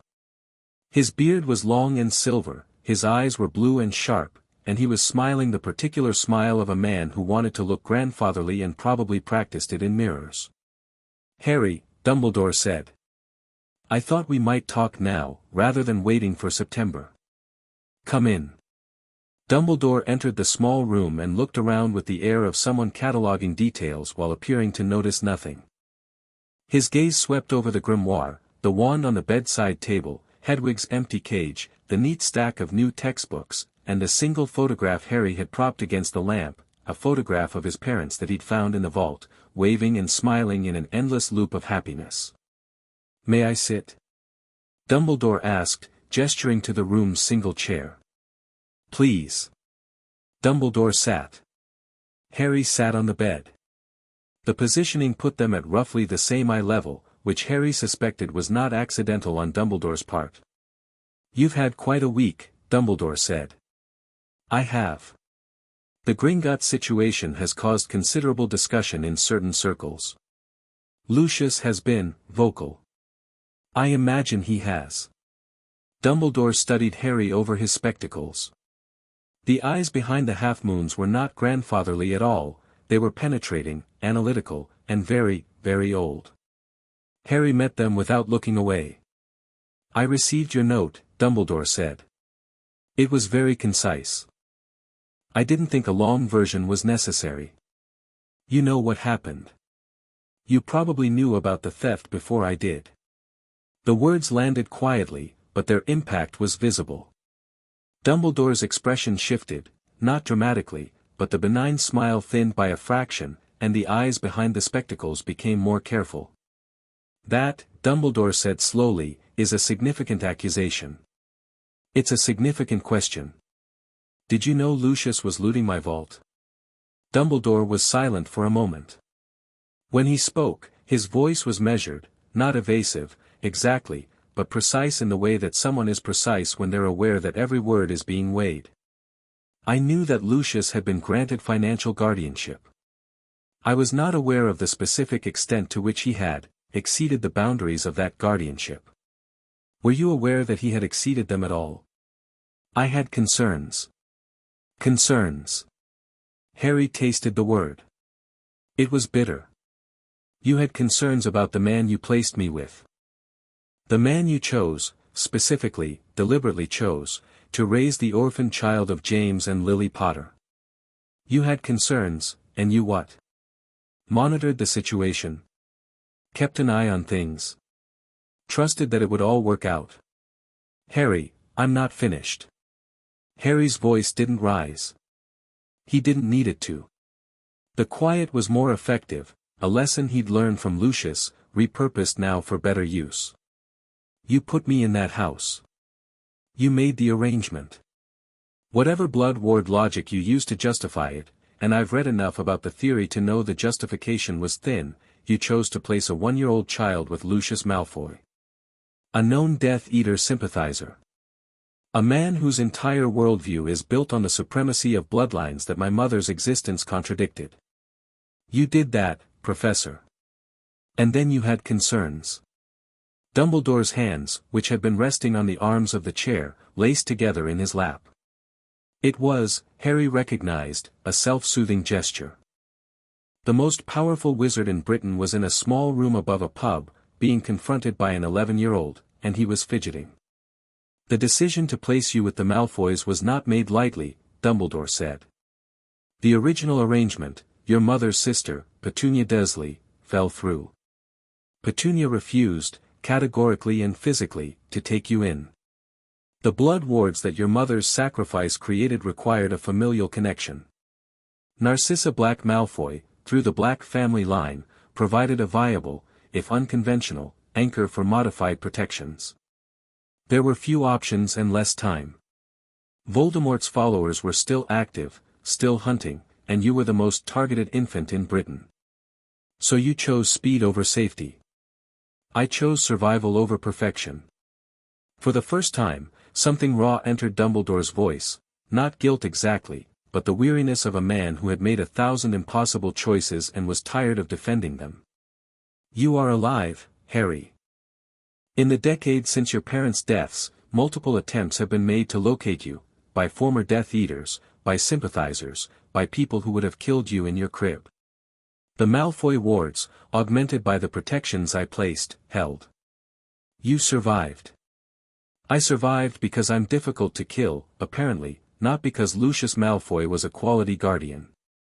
The two things are not mutually exclusive. No. But one of them is your responsibility and the other isn't, and I notice you keep talking about the one that isn't." Silence. Dumbledore removed his spectacles, cleaned them on his robe, and replaced them. It was the gesture of a man buying time, and they both knew it. "You are remarkably direct for an 11-year-old, Dumbledore said. "I was raised by Lucius Malfoy. Direct is the least of what I am." A ghost of something crossed Dumbledore's face. It might have been admiration, or regret, or the complicated mixture of both that occurs when you realize a child has grown up in ways you didn't intend and can't control. "What would you have me say, Harry?" "The truth. Whatever that is. I've had enough performance to last a lifetime." Dumbledore nodded slowly. "The truth is that I made the best choice available to me with the information and options I had. The truth is also that, the best available choice, was inadequate, and that I bear responsibility for the inadequacy. I should have monitored the situation more closely. I should have intervened sooner. I should have," he paused. "I should have visited. I never did. In 10 years, I never once came to Malfoy Manor to see how you were." "No," Harry said. "You didn't. That was a failure. My failure. And I am sorry for it." Harry watched Dumbledore's face. The old man was good, centuries of practice at this kind of conversation, at projecting sincerity, at calibrating his tone to the precise frequency that would resonate with whoever he was talking to. But Harry had been trained by Lucius Malfoy, who was the second-best manipulator in Britain, and the difference between Lucius and Dumbledore was that Dumbledore believed his own manipulations were justified, which made them harder to see but no less real. "I accept the apology," Harry said. "I don't accept the implication that it changes anything. I wouldn't expect it to." "Good. Because here's what's going to happen, Professor. I'm coming to Hogwarts on September 1st. I'm going to learn magic, make my own choices, and live my own life. I am not going to be Lucius Malfoy's puppet, and I am not going to be yours." Dumbledore's eyebrows rose, fractionally, but Harry caught it. "I don't want a puppet, Harry. Then we shouldn't have any problems. But let me be clear about something, because I think clarity is important between us. I know you have plans for me. I don't know what they are, but I know they exist, because men like you always have plans, and the boy who lived is too valuable a piece to leave unplayed. Whatever those plans are, they work with my cooperation or they don't work at all. And my cooperation is earned, not assumed." The room was very quiet. Hedwig had returned at some point during the conversation and was sitting on her perch, watching Dumbledore with her amber eyes in a way that suggested she was forming opinions. Dumbledore looked at Harry for a long time. The twinkling had stopped. What was left in those blue eyes was something serious and sad and very old, the look of a man who had moved chess pieces for decades and had just encountered one that was moving itself. "Your mother," Dumbledore said, "would be proud of you. Your father would be terrified. I'll take that as a compliment." It was meant as one. Dumbledore stood. He looked suddenly tired, not physically, but in some deeper way, the fatigue of a man carrying weights that had shifted and redistributed and were no longer balanced the way he'd planned. "I'll see you at Hogwarts, Harry. My door will be open to you, should you want to use it."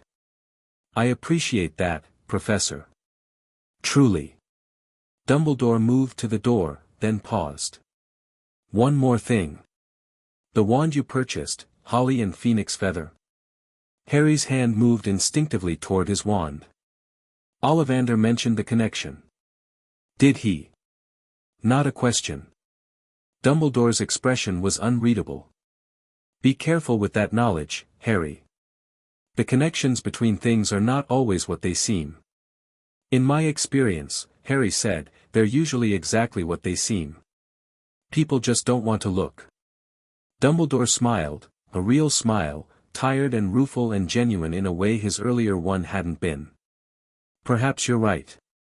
Good afternoon, Harry." He left. Harry listened to his footsteps descend the stairs, and then he lay back on the bed and stared at the ceiling and processed the conversation with the systematic thoroughness that was, at this point, as natural to him as breathing. Dumbledore was not an enemy. But he was not an ally either, not yet, and maybe not ever, because allies operated on trust and Harry's trust was a resource he'd spent a decade learning not to waste. Dumbledore was a factor. A powerful, well-intentioned, dangerous factor who wanted Harry on a particular path and was willing to use patience and kindness and strategic vulnerability to steer him there. Harry intended to walk his own path. If it happened to parallel Dumbledore's, fine. If it didn't, that was fine too. He picked up the grimoire and kept reading. The remaining days of August fell into a rhythm that was, for the first time in Harry's life, his own. He woke when he wanted, ate what he wanted, went where he wanted. The novelty of this didn't wear off. He suspected it might never wear off entirely, the simple, staggering freedom of choosing his own breakfast, his own schedule, his own company. He spent mornings at Gringotts, working with Ragnarok and a team of goblin financial managers to restructure the Potter estate. The reclaimed funds were staggering, more money than Harry could meaningfully comprehend, and managing them required decisions he was technically too young to make but that the goblins, operating under their own legal framework, accepted without comment. Harry listened more than he spoke, asked questions when he didn't understand, and made a decision on the first day that surprised the goblins: he wanted a full education in financial management. Not just oversight. Understanding. Most wizards, Ragnarok observed, prefer to leave such matters to us. Most wizards, Harry replied, end up wondering where their money went. Ragnarok had shown his sharp teeth. They'd gotten along well after that. He spent afternoons reading, the grimoire, his school texts, the additional books he'd bought, and a growing collection of titles he ordered from Flourish and Blots on topics ranging from magical theory to wizarding politics to the history of Gringotts. He read the way a starving person eats, urgently, comprehensively, with the awareness that every piece of knowledge was a tool and he'd spent 10 years with his toolbox artificially limited. And he practiced magic. His room at the Leaky Cauldron was protected by privacy charms, standard for the establishment, reinforced by the additional wards Gringotts had arranged, and behind those closed doors, Harry began to explore what his wand could do. The answer was, quite a lot. The magical theory he'd absorbed from the grimoire, from Narcissa's tutors, from his own years of reading, translated into practical skill with a speed that was almost alarming. First-year spells, Lumos, Wingardium Leviosa, basic transfiguration, came to him in minutes, not hours. Second-year work came in hours, not days. By the end of the first week, he was working through third-year material and finding it challenging but not impossible, like a runner who'd been training at altitude and was now competing at sea level. His mother's notes in the grimoire were a revelation. Lily's theoretical framework made spell construction transparent, not just what to do but why it worked, the underlying magical principles that turned rote memorization into genuine comprehension. Harry devoured her notes and applied them, and spells that should have taken weeks of practice clicked into place in sessions that left him exhilarated and drained. He wasn't hiding it. That was a conscious choice. When he practiced in his room, he didn't muffle the sounds or suppress the light. Tom the barkeeper noticed the magical output radiating from the upstairs room and said nothing, because the Leaky Cauldron had hosted powerful witches and wizards for centuries and a little extra magical ambience was good for business. Other guests occasionally paused outside Harry's door, drawn by the hum of concentrated spellwork, and moved on. Harry Potter was powerful. He intended for people to know it. Not from boasting, from evidence. It was on August 27, 5 days before September 1, that Harry met Hermione Granger. He was in Flourish and Blots, standing in the magical theory section and debating between two texts on advanced charm construction, when a voice from his left said, "The Greengrass one is better. Whitmore has significant errors in chapters 4 and 7. He turned. A girl his age stood in the aisle, arms full of books stacked so high she was peering around them rather than over them. She had bushy brown hair, brown eyes, and the particular expression of someone who has strong opinions and limited patience for people who don't share them. "You've read both?" Harry asked. "Twice. Greengrass is more rigorous, though her notation system is unconventional. Whitmore is accessible but sloppy. He cites the Fladbury theorem without the Kessler modification, which invalidates most of his conclusions about charm anchoring. Harry looked at her with renewed interest. You're a first year. How did you know? The Hogwarts badge on your bag. And you're buying the first year text list. I can see a beginner's guide to transfiguration third from the top. She blinked. That's observant. I get that a lot. Harry Potter. He extended his hand. The girl's eyes widened. Her gaze flicked to his forehead, to the scar, and then, with a visible effort that Harry appreciated enormously, back to his eyes. Hermione Granger, she said, and shook his hand with a grip that was firm and slightly aggressive, as if handshakes were a competitive sport. I've read about you, obviously. Rise and Fall of the Dark Arts, Chapter 12, and Great Wizarding Events of the 20th Century, though that one barely mentions you at all, which seems like an oversight. Most of what's written about me is speculation. I was 1 year old. Exactly what I thought. The sourcing is terrible. I said so in a letter to the publisher. She paused. They didn't reply. Harry laughed. He couldn't help it, the laugh escaped before he could catch it, genuine and startled, and Hermione looked at him with the wariness of someone who was used to being laughed at rather than with. I'm not making fun, Harry said quickly. I've never met anyone who wrote to publishers about citation standards. I think that's brilliant. Hermione's wariness softened. Not entirely, she had defenses of her own, Harry recognized, built for different reasons than his but no less real, but enough that her posture relaxed and her chin dropped half an inch from its combative angle. Are you really buying advanced charm theory? She asked. We haven't even started first year yet. I like to be prepared. Me too. She hefted her stack of books. My parents think I'm overcompensating.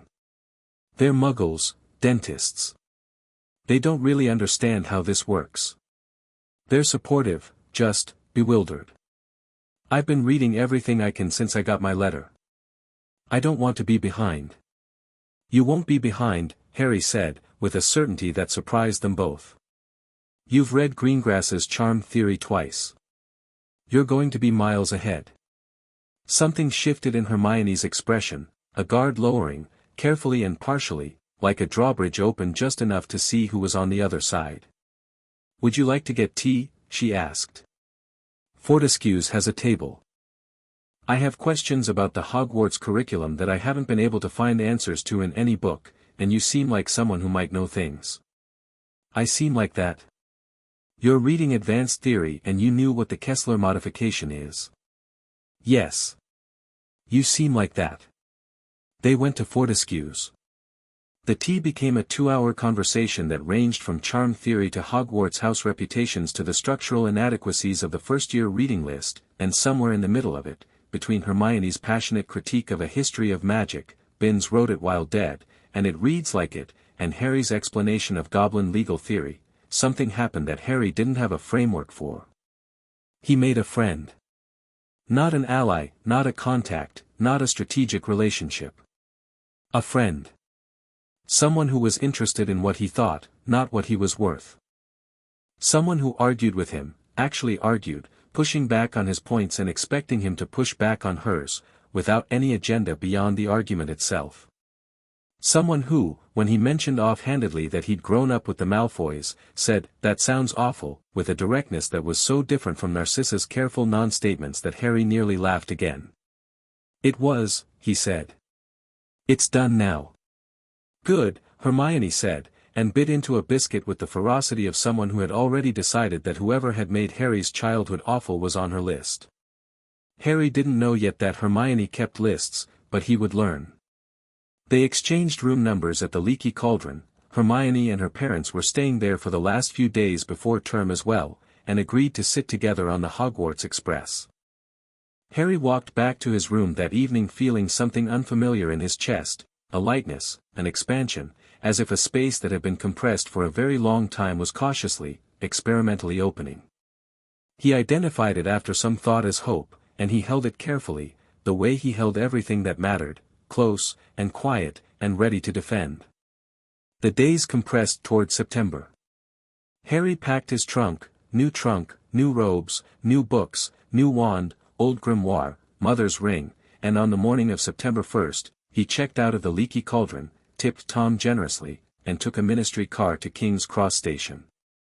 The car was Gringotts' arrangement, they'd insisted, citing security concerns that Harry suspected were partly genuine and partly the goblins enjoying the novelty of treating a wizard client like actual royalty. The driver was a goblin in a muggle suit who navigated London traffic with the calm disregard for human safety that characterized goblin attitudes toward most things. Platform 9 3/4 was chaos. Families everywhere, trunks being loaded, owls screeching, last-minute goodbyes stretching into prolonged farewells that blocked the platform entrance. Harry moved through it with the ease of someone who'd learned to navigate crowded rooms without being noticed, a Malfoy skill, repurposed. He found a compartment near the middle of the train, stowed his trunk, and settled Hedwig's cage on the seat beside him. The platform was visible through the window, a river of robes and trolleys and tearful parents, and Harry watched it with the detached fascination of an outsider who had never been part of the thing he was observing. Hermione arrived 10 minutes later, slightly breathless, with her parents in tow. Her father was tall with curly hair, her mother was sharp-eyed and smiled in a way that suggested she was assessing everything.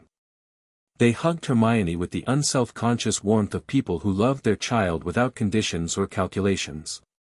Harry watched this from the compartment window, and the ache that went through him was precise and deep and completely unexpected in its intensity. He filed it away. He breathed. Hermione boarded, found his compartment, and sat down with an armful of books and a breathless, "The platform is hidden behind a wall, Harry, a wall, my parents nearly walked into it." "That's actually a significant design flaw," Harry said. "Muggle-born families shouldn't have to guess." "That's exactly what I said." They were joined shortly by a round-faced boy who knocked on the compartment door with the tentative energy of someone who expected to be turned away. "Everywhere else is full," the boy said. "Could I come in?" Harry said. The boy entered, dragging a trunk that seemed to be giving him more trouble than a trunk should. He had a friendly, slightly worried face, and he was carrying a toad. "Neville Longbottom," he said, offering a hand that was occupied by the toad, realizing it, switching hands, dropping the toad, catching it, and finally managing a handshake that was more apologetic than confident. "Harry Potter." Neville's eyes went wide. "You're, really? I mean, sorry, my gran talks about your parents sometimes. She knew them. During the war. I'd like to hear about that sometime," Harry said, and meant it so completely that Neville blinked. "You would? I didn't grow up hearing stories about them. I don't know much about who they were." Neville sat down, the toad clutched to his chest. "They were brave," he said, with a quiet intensity that didn't match his nervous exterior. "My gran says they were some of the bravest people she ever knew." Harry felt his mother's ring warm against his chest, beneath his shirt, and nodded. The train began to move. Platform 9 3/4 slid away, replaced by London rooftops, then suburbs, then countryside. The compartment filled with easy conversation, Hermione talking about the books she'd read, Neville talking about his grandmother and his toad, Trevor, who had a talent for escape, Harry listening and contributing and learning the strange, wonderful mechanics of casual friendship. It was, he thought, the best train ride he'd ever taken. It was the only train ride he'd ever taken. The two facts were not in conflict. The compartment door slid open at 12:30. Draco stood in the corridor, flanked by two large boys who looked like they'd been selected for width rather than wit.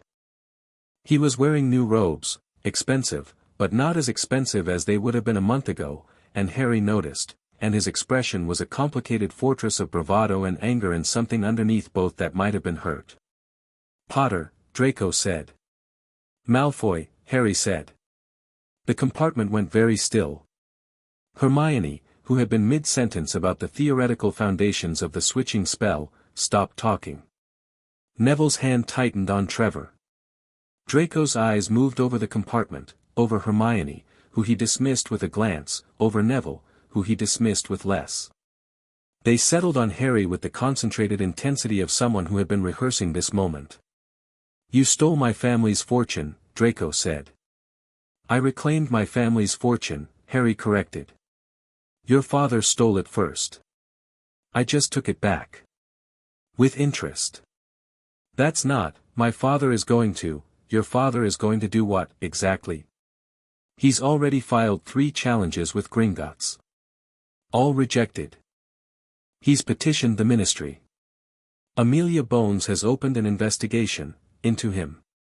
He's leaked stories to the Prophet, which would be more effective if the Prophet's parent company wasn't now part of the Potter estate." Harry delivered this calmly, factually, like a weather report.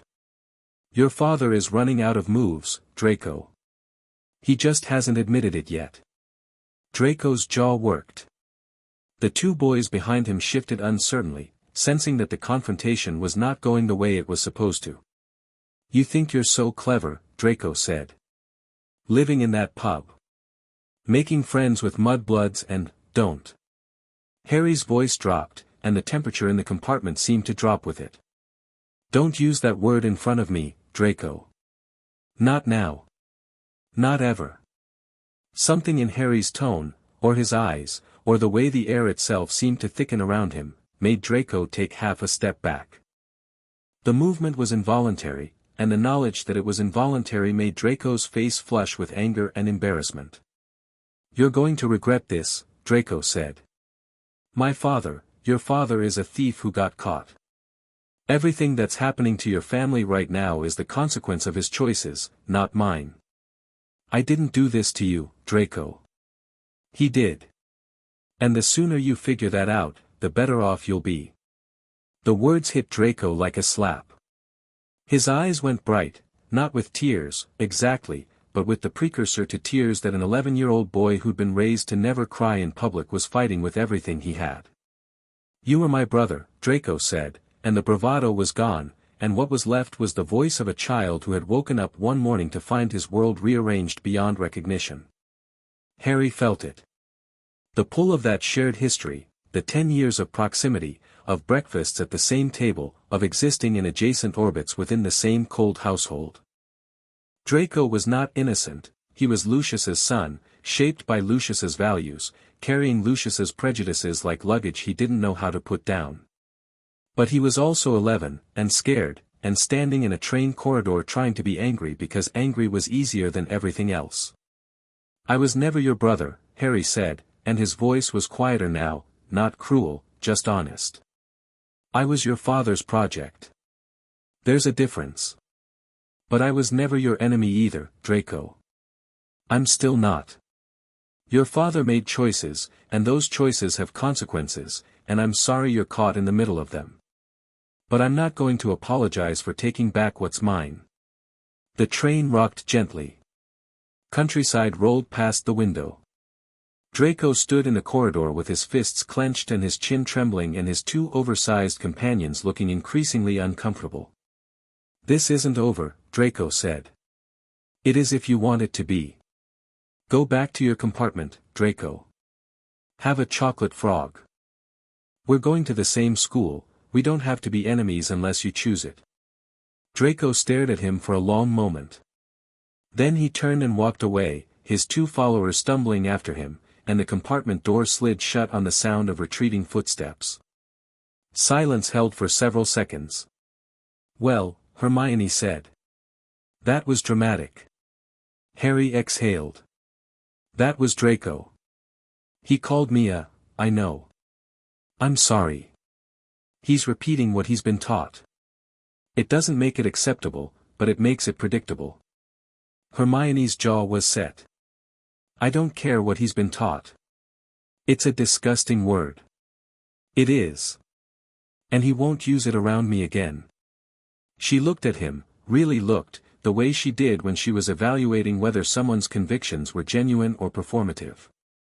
Whatever she found in his face must have satisfied her, because she nodded and picked up her book again, though Harry noticed that her hands were shaking slightly and that she held the book like a shield.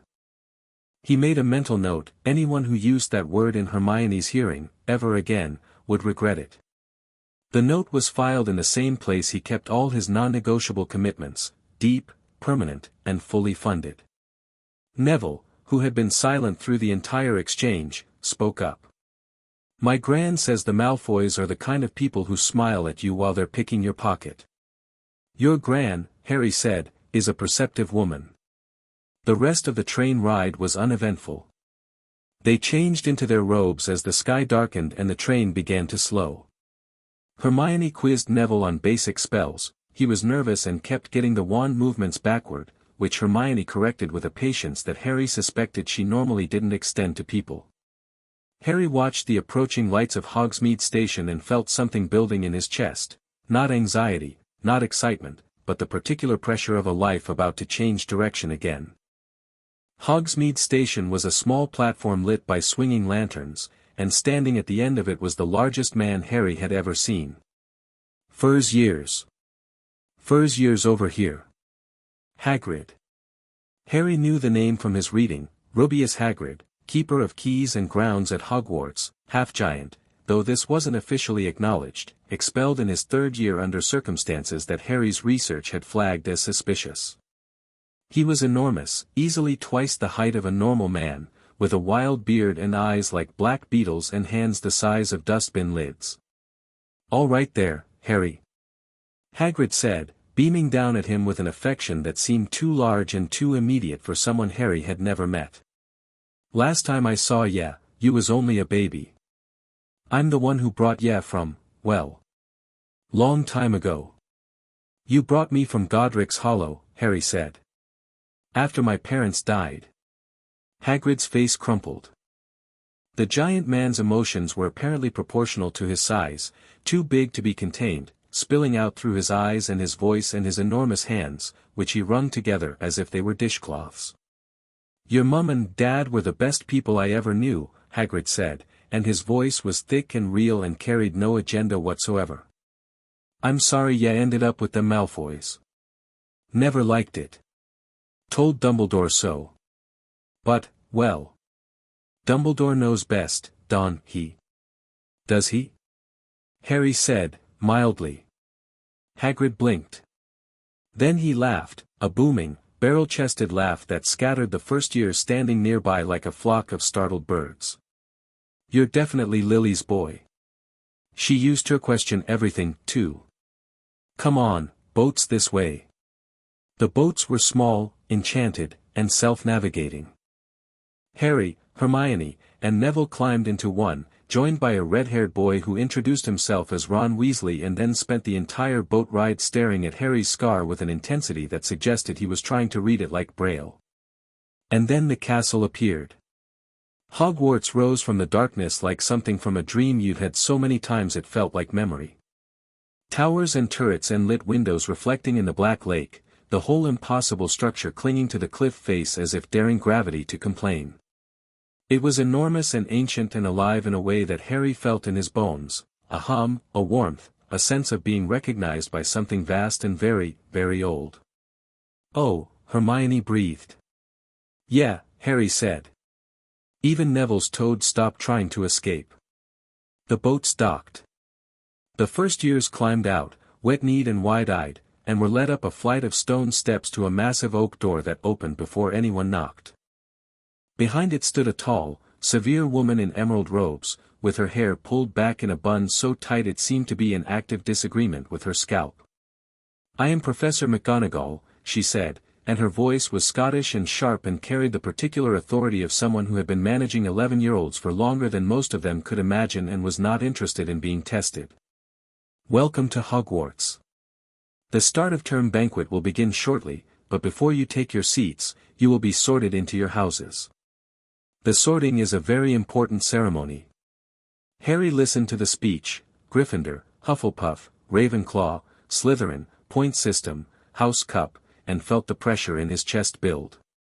Slytherin. Everyone expected Slytherin.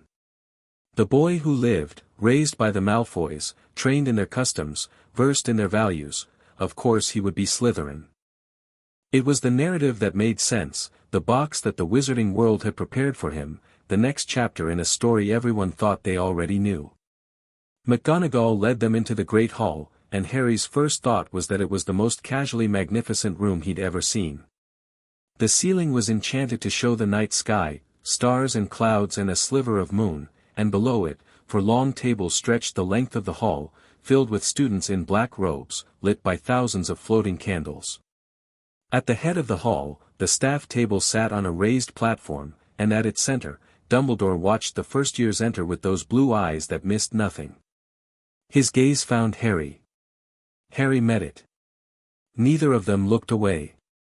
A stool stood before the staff table, and on it sat a hat. An old, battered, patched wizard's hat that looked like it had been rescued from a particularly undiscriminating dustbin. As Harry watched, a rip near the brim opened like a mouth, and the hat began to sing. It sang about the 4 houses, their virtues, their founders, their characteristics. Harry listened with one ear and watched the hall with the rest of his attention. He found Draco at the Slytherin table. No, Draco was still with the first years, unsorted, his face pale and set. He found Dumbledore, still watching him.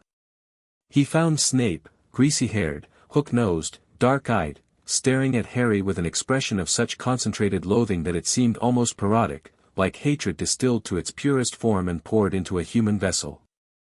The sorting began.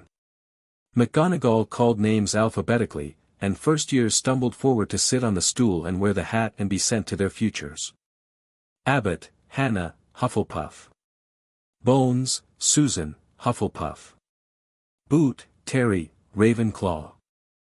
Granger, Hermione. Hermione shot Harry a look of pure terror, which he answered with a nod that was meant to communicate confidence and probably communicated something closer to, "I believe in you, now go."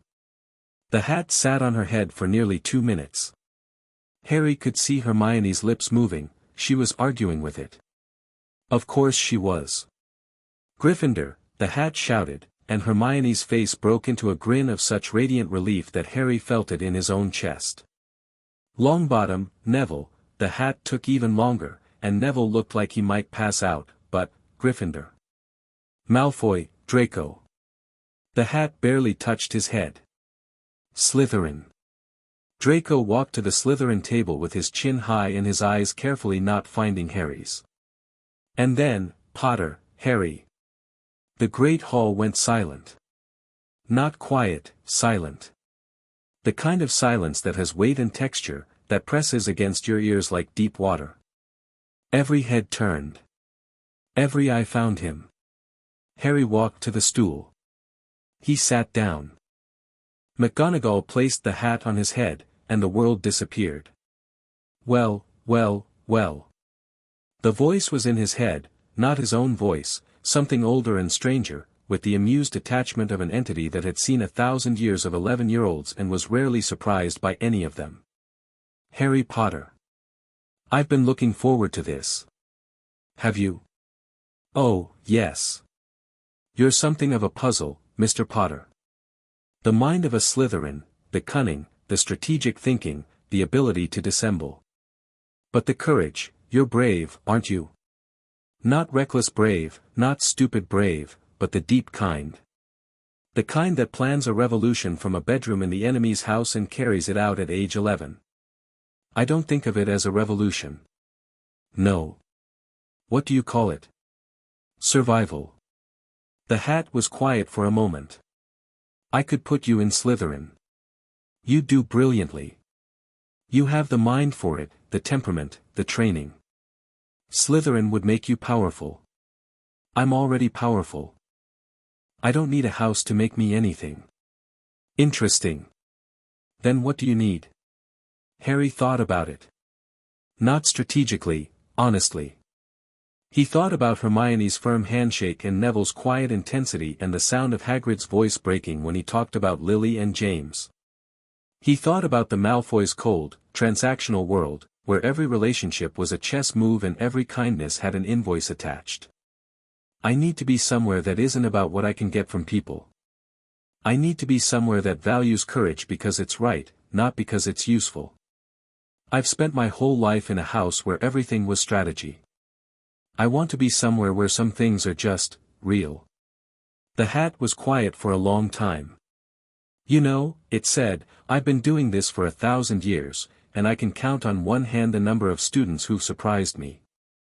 You're one of them, Mr. Potter. Is that a compliment? It's an observation. You could change the world from any house. But you're right, you don't need Slytherin. Slytherin needs to be something you choose, not something you default to.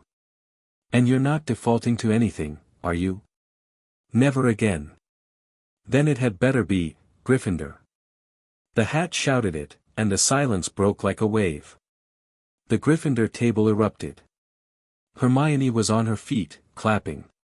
Neville was beaming. The Weasley twins, red-headed, identical, grinning like they'd won a bet, were chanting, "We got Potter. We got Potter," with the enthusiasm of football fans. Harry took off the hat, set it on the stool, and walked to the Gryffindor table. He didn't look at the Slytherins. He didn't look at Dumbledore. He didn't look at Snape, whose expression had curdled from loathing into something more complex and arguably worse. He sat down between Hermione and Neville, and Hermione grabbed his arm and said, "I knew it, and Neville said, "My Gran is going to be so pleased," and a Weasley twin leaned across the table and said, "Potter, you just made Draco Malfoy's face do something medically interesting, and for that alone, you're our favorite person." Harry looked down the table at the sea of red and gold, at the faces that were open and excited and genuinely welcoming, and felt the pressure in his chest finally break, not painfully, but the way ice breaks in spring, cracking along lines that had been waiting for warmth. He was home. Not because the Sorting Hat had put him here. Not because it was strategic or useful or part of a plan. Because he chose it. Across the hall, at the Slytherin table, Draco Malfoy watched Harry Potter sit down among the lions, and his expression was unreadable, even to someone who'd grown up 3 doors down from him.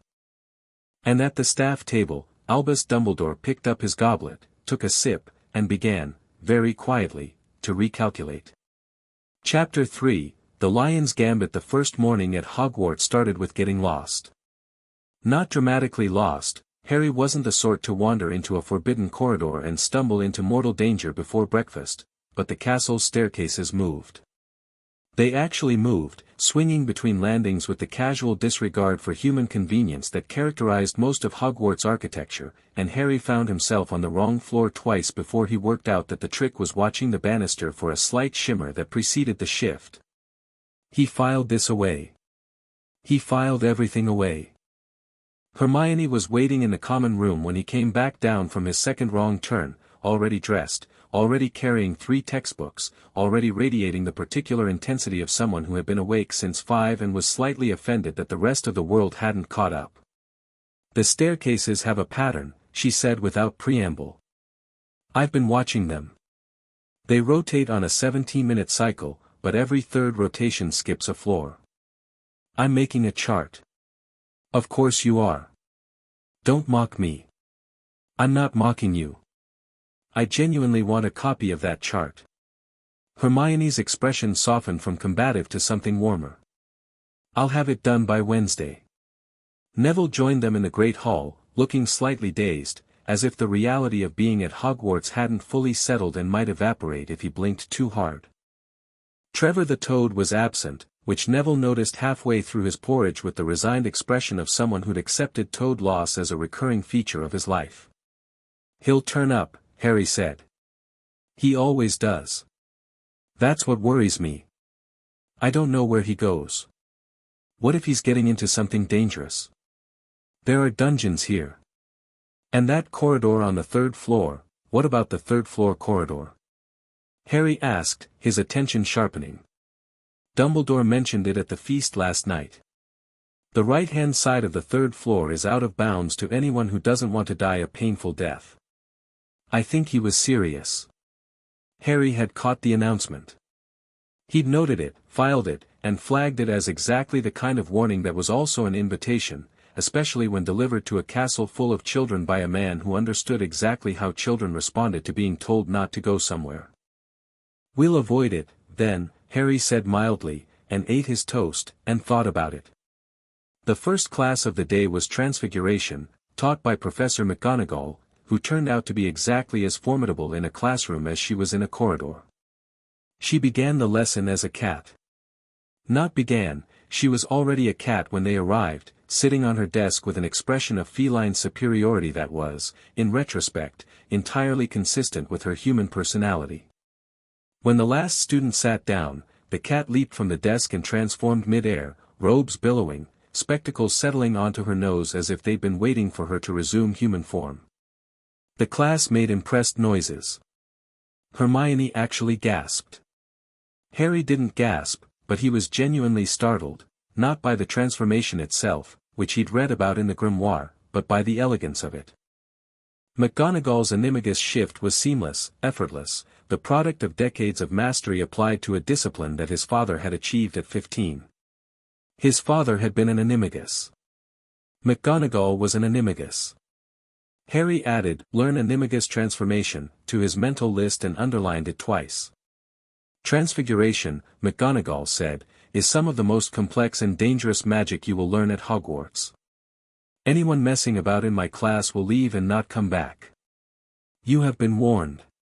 She set them to turning matches into needles, a basic exercise, first-year fundamental, the magical equivalent of learning to crawl. Most students spent the hour staring at their matches with the concentrated intensity of people trying to move objects with their minds, which was, in a sense, exactly what they were doing. By the end of the class, only a few had managed any change at all. Ron Weasley's match had turned slightly silver, and a Hufflepuff named Hannah Abbott had produced something that was pointed but still wooden. Harry transformed his on the second try. He hadn't meant to show off, or rather, he hadn't needed to show off, because the distinction mattered. He'd read the theory. He understood the principles. His mother's notes on transfiguration fundamentals, combined with his father's instinctive grasp of the discipline, had given him a framework that made the match-to-needle conversion almost trivially straightforward. The match shimmered, thinned, silvered, and sharpened, and what sat on his desk was a needle so perfectly formed that it could have been pulled from a sewing kit. The classroom went quiet. McGonagall walked to his desk. She picked up the needle, examined it, turned it over.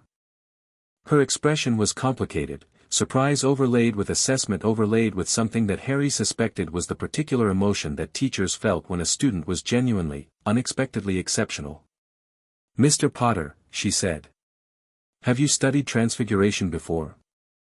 "Theoretical study only, Professor. I've never performed a practical transfiguration until just now."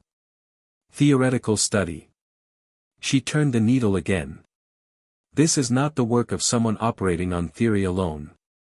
The molecular conversion is complete, there's no residual organic material. This is Newt-level precision." The class was staring. Hermione's expression was a mixture of fascination and what Harry suspected was competitive recalibration. She was mentally adjusting her expectations of the year's academic hierarchy. "My father was gifted at transfiguration," Harry said. "I've been reading his notes." McGonagall's expression shifted again. Something softer moved behind her eyes, memory, perhaps, or the ghost of a student she'd taught 20 years ago who had the same black hair and the same instinct for reshaping reality. 5 points to Gryffindor, she said. "Exceptional work." She paused. "Your father would be proud." It was the second time someone had invoked his parents, and it hit differently each time, not harder or softer, just differently, like the same note played on different instruments.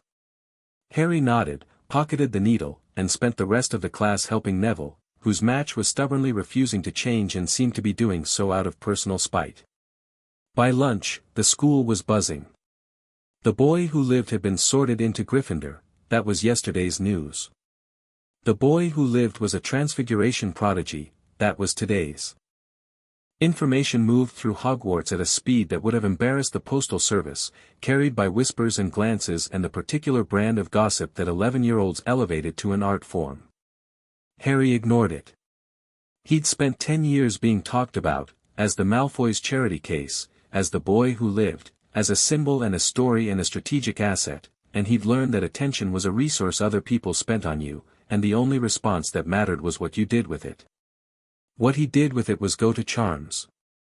Professor Flitwick was a tiny man, part goblin, Harry suspected, though this was never confirmed, who stood on a pile of books to see over his desk and who greeted Harry's arrival with a squeak of excitement that nearly toppled him. Harry Potter. I remember your mother, she was a marvel at charms. An absolute marvel. I expect great things, Mr. Potter, great things. Harry winced internally at the expectation but kept his expression pleasant. Flitwick's enthusiasm was genuine, guileless, entirely unlike the calculated warmth of adults Harry was used to, and he found himself responding to it despite his defenses. Charms was theory-heavy in the first session, wand movements, pronunciation, the relationship between intent and effect. Harry listened with the attentiveness of someone who already knew most of it but was wise enough to recognize that a good teacher could illuminate even familiar material. And Flitwick was a good teacher, energetic, clear, the kind of instructor who made fundamentals exciting rather than tedious. When they moved to practical work, the levitation charm, Wingardium Leviosa, Harry performed it on command, his feather rising smoothly to the ceiling and hovering there with the stability of an object that had decided it preferred altitude. Flitwick clapped his tiny hands. Wonderful. Just like Lily, the same precision, the same control. Hermione, working beside him, had her feather up 30 seconds later. She shot Harry a look that said, very clearly, I'm right behind you and I'm not stopping. He grinned at her. She grinned back. Competition, between them, was not hostility, it was fuel. The afternoon brought herbology, which was taught in the greenhouses by a cheerful, dirt-smeared witch named Professor Sprout, who seemed to view her students as slightly less interesting varieties of the plants they were studying. Harry was competent but not exceptional here. Plants didn't respond to the kind of theoretical framework that made transfiguration and charms intuitive, and he made a mental note to study harder. Neville, though. Neville came alive in the greenhouse. The transformation was remarkable. The nervous, fumbling boy who couldn't transfigure a match suddenly had steady hands and sure instincts, repotting a bouncing bulb with the confident ease of someone who'd been doing it his entire life. Professor Sprout noticed immediately. Excellent, Mr. Longbottom. Natural talent, you can always tell. Neville flushed with pleasure, a deep, surprised pleasure, as if being praised for anything was a novelty he hadn't prepared for. Harry watched this and filed it in the part of his mind that tracked people's strengths, because strengths were important, and the people around you being strong was not a threat but an asset. You're really good at this, Harry told Neville as they left the greenhouse. It's just plants, Neville said, shrugging the compliment away with the practiced self-deprecation of someone who'd been told his entire life that he wasn't quite enough. It's not just plants. It's understanding living systems, how they grow, what they need, how they respond. That's rare, Neville. Don't shrug it off. Neville looked at him with an expression that was partly surprise and partly something deeper, the look of someone who'd been handed a mirror and seen, for the first time, a version of themselves they hadn't known existed. Thanks, Harry. Don't thank me. Just keep being good at it. The first real test came on Thursday. Double potions with the Slytherins. Harry had been expecting this. Severus Snape was a known quantity, or as known as anyone could be from second-hand information. Lucius had mentioned Snape occasionally, always with the particular tone of proprietary satisfaction that he used for people he considered his. Snape was Lucius's man at Hogwarts, a former Death Eater who'd turned spy, or claimed to have turned spy, depending on who you asked, and his hatred of James Potter was legendary in the way that certain grudges become legendary, fuel for gossip, ammunition for enemies, a wound so old it had calcified into personality. The dungeon classroom was cold and deliberately unwelcoming, stone walls, no windows, jars of things floating in murky liquid that lined the shelves like a serial killer's trophy collection. Snape stood at the front, draped in black robes that seemed to absorb light, his dark eyes scanning the entering students with the warmth of a man surveying insects. Harry sat at a middle table. Not front, not a challenge. Not back, not hiding. Middle. Neutral territory. Snape began with roll call. He read each name with flat disinterest until he reached, "Ah, yes. Harry Potter. Our new celebrity." The word dripped with contempt. The Slytherin side of the room produced a few snickers. Draco, seated at a front table, was watching Harry with an expression of carefully cultivated indifference that didn't quite reach his eyes. "Potter," Snape said, fixing Harry with a stare that was apparently meant to intimidate. "What would I get if I added powdered root of asphodel to an infusion of wormwood?" The classroom held its breath. This was not a first-year question. This was a deliberate ambush, a question designed to embarrass, to establish dominance, to put the celebrity in his place. "The draught of living death," Harry said. "A sleeping potion so powerful it's classified as a Class B restricted substance by the Ministry. Asphodel and wormwood create the soporific base, but the potion requires 17 additional steps and 4 secondary ingredients to complete, including sloth brain and sapophoris bean juice, which is most effectively extracted by crushing rather than cutting." Silence. Snape's expression didn't change, but something behind his eyes shifted, a recalculation, the kind of micro-adjustment that a predator makes when its prey turns out to be larger than expected. "Where would you look if I told you to find a bezoar?" Snape asked, and his voice was sharper now, the questions coming faster, a dueler increasing tempo. "The stomach of a goat. It's a calcified mass that neutralizes most common poisons. Madame Pomfrey keeps a supply in the hospital wing, and any competent potioneer should have one within reach at all times." "And what is the difference between monkshood and wolfsbane?" "They're the same plant, also known as aconite. It's the primary ingredient in the wolfsbane potion, invented by Damocles Belby in 1978, which manages the symptoms of lycanthropy without curing it. The root is also a component of several dark poisons, which is why its sale is regulated under the Dangerous Substances Act." The silence was now the kind that develops its own weight. Every student in the room was staring, at Harry, at Snape, at the invisible line of tension stretched between them. Snape stood very still. "It seems," he said, and his voice was silk over broken glass, "that fame isn't everything. Tell me, Potter, did the Malfoys teach you to memorize textbooks, or did you develop that particular trick on your own?" "I developed most of my tricks on my own, Professor. The Malfoys weren't particularly interested in teaching me anything useful." The shot landed. Harry saw it land, a flash of something in Snape's dark eyes that wasn't anger but was adjacent to it. Snape was Lucius's ally, and Harry had just publicly characterized the Malfoy household in terms that were both accurate and damning. It was a move, and Snape recognized it as such. "A point from Gryffindor," Snape said. "For cheek. With respect, Professor, you asked me questions and I answered them correctly. If accurate answers constitute cheek, I'm curious what you'd consider respectful." The dungeon seemed to contract. Hermione, beside Harry, had gone rigid, her face a mask of horror at the spectacle of a first-year talking back to a professor.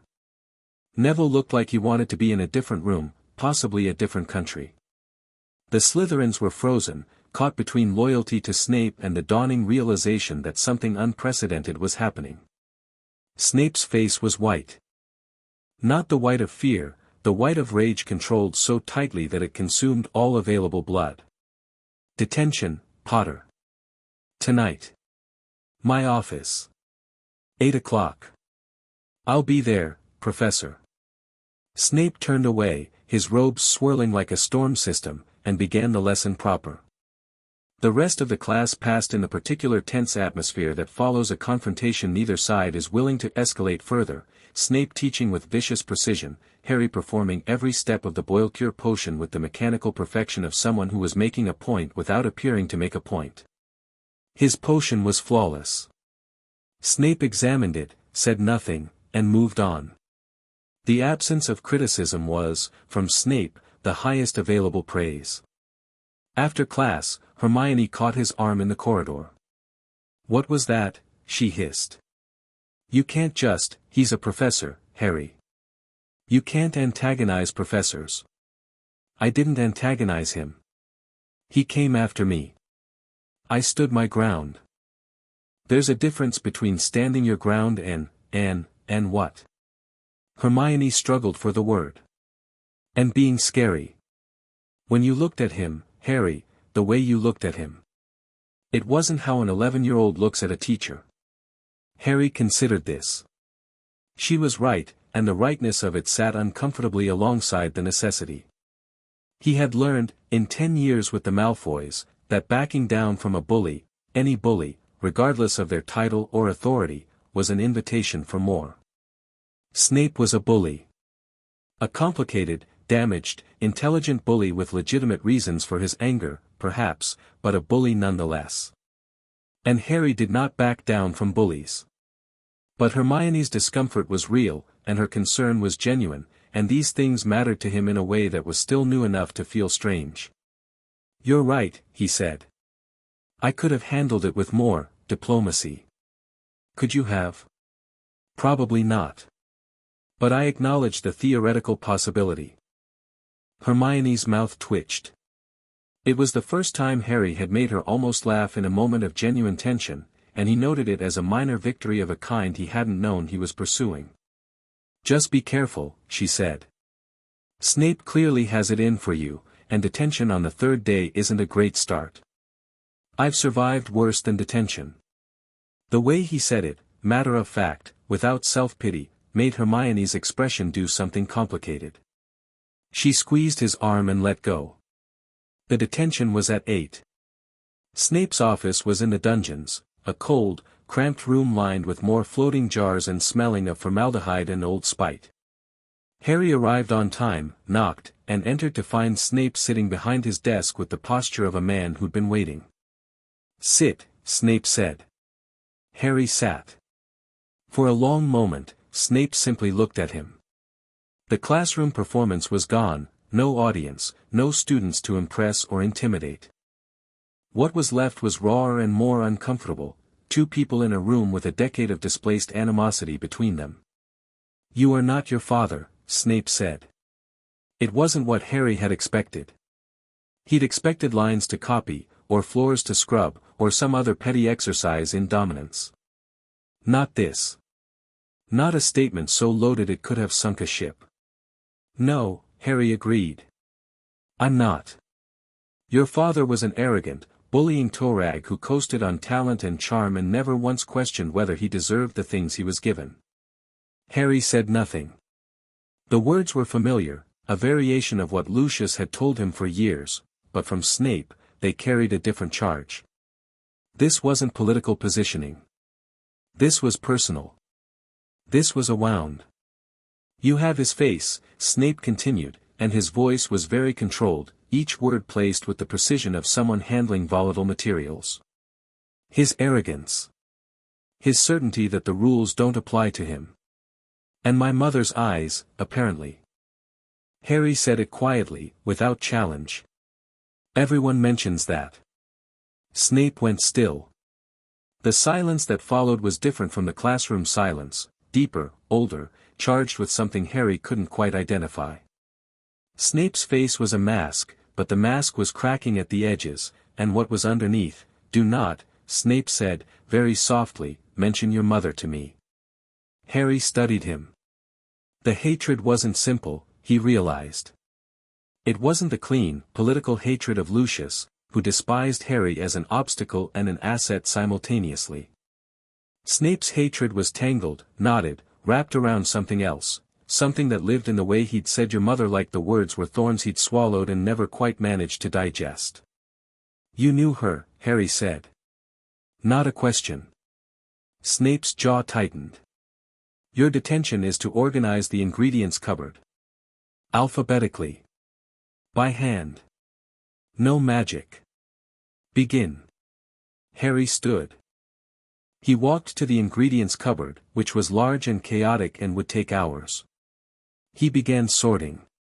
Behind him, he heard Snape's quill scratching across parchment, marking essays, probably, with the vicious red ink that first years would come to dread. The scratch was rhythmic, angry, the sound of a man channeling emotion into the only productive outlet available to him. Harry sorted ingredients and thought about Severus Snape. The man hated him, that was clear. But the hatred was compromised, contaminated by whatever Lily Potter had meant to him, and compromised hatred was unstable. It could be dismantled, potentially, if Harry was patient and strategic and willing to endure the process. He wasn't sure he wanted to. Some people's hatred was their own problem. But his mother had known this man. Had meant something to him. And Harry, who was starving for any connection to the parents he'd never known, couldn't quite dismiss that. He finished the cupboard at 10:30. Snape inspected it without comment, dismissed him without thanks, and Harry walked back to Gryffindor Tower through corridors that were dark and quiet and his. The first week bled into the second, and the second into the third, and Hogwarts settled around Harry like water filling a vessel, finding its level, adapting to his shape. He was good at classes, and he didn't hide it. Transfiguration was his strongest subject, followed closely by charms and defense against the dark arts, though the latter was taught by a stuttering man in a turban who seemed, to Harry's Malfoy-trained senses, to be performing his incompetence with a little too much consistency. Professor Quirrell. Harry watched him the way he watched everyone, from a position of apparent inattention, cataloging details. The stutter. The turban. The smell, garlic, Quirrell claimed, to ward off a vampire he'd met in Albania, but underneath the garlic was something else. Something that made Harry's scar prickle when Quirrell looked at him directly, a sensation like pressing a bruise that had never quite healed. He filed it away. The political fallout from the Gringotts ruling continued to ripple through the school. Children talked, which meant their parents talked, which meant the wizarding world was conducting a running trial by gossip of the Malfoy family's fall from grace. The Daily Prophet ran a front-page story in the second week of September, Malfoy fortune seized by Potter heir, Gringotts rules decade of financial fraud, that sent shockwaves through the Slytherin common room and, by extension, through the entire school. Harry read the article at breakfast. It was surprisingly accurate, which made sense. The Prophet's parent company was now part of the Potter estate, and while Harry hadn't given any editorial directives, the mere fact of new ownership had apparently emboldened reporters who'd been sitting on Malfoy critical stories for years. Draco didn't come to breakfast that morning. Harry noticed. The article brought consequences. Slytherin students who'd been raised to treat the Malfoy name as currency, who'd been told their entire lives that the Malfoys were allies, patrons, power brokers, didn't know where to stand. Some doubled down on loyalty, clustering around Draco with the fierce solidarity of a tribe under siege. Others, the more calculating ones, the ones who'd inherited their parents' political instincts, began to distance themselves, because in the pure-blood world, association with a falling house was a liability. Harry watched all of this from the Gryffindor table with the detached interest of someone who understood political ecosystems because he'd grown up inside one. He didn't intervene. He didn't gloat. He ate his breakfast and went to class and let the consequences play out at their own speed. But he wasn't passive. Passivity was a Malfoy-era habit he'd discarded along with the second-hand clothes. The Weasley twins found him in the library on a Wednesday evening in the third week. Fred and George Weasley were third years, identical, ginger-haired, and possessed of a collective energy that made them feel like a natural disaster in human form, cheerful, unstoppable, and fundamentally indifferent to rules. "Potter," said the one on the left. "Or do you prefer Mr. Moneybags," said the one on the right. "Harry is fine." "Harry, then." They sat on either side of him with the casual invasion of personal space that was apparently a Weasley trait. "We have a business proposition." Harry closed his book. "I'm listening." "We," said the left twin, Fred, Harry thought, though the distinction was more theoretical than practical, "are inventors." "Of a sort," added George. "Of a brilliant sort. We've been developing products, joke items, pranks, things that make life more interesting and authority figures more irritated. Which is a public service, really. The problem," Fred continued, "is funding. Our mum doesn't approve. Our dad supports us morally but not financially. And Hogwarts doesn't have a venture capital division. Yet, George added. Harry looked at them. They were grinning, the same grin, mirrored, but beneath the humor was something real. Ambition. Not the cold, calculating ambition of Slytherin House, but the hot, creative ambition of people who wanted to make something new and needed the resources to do it. What kind of products?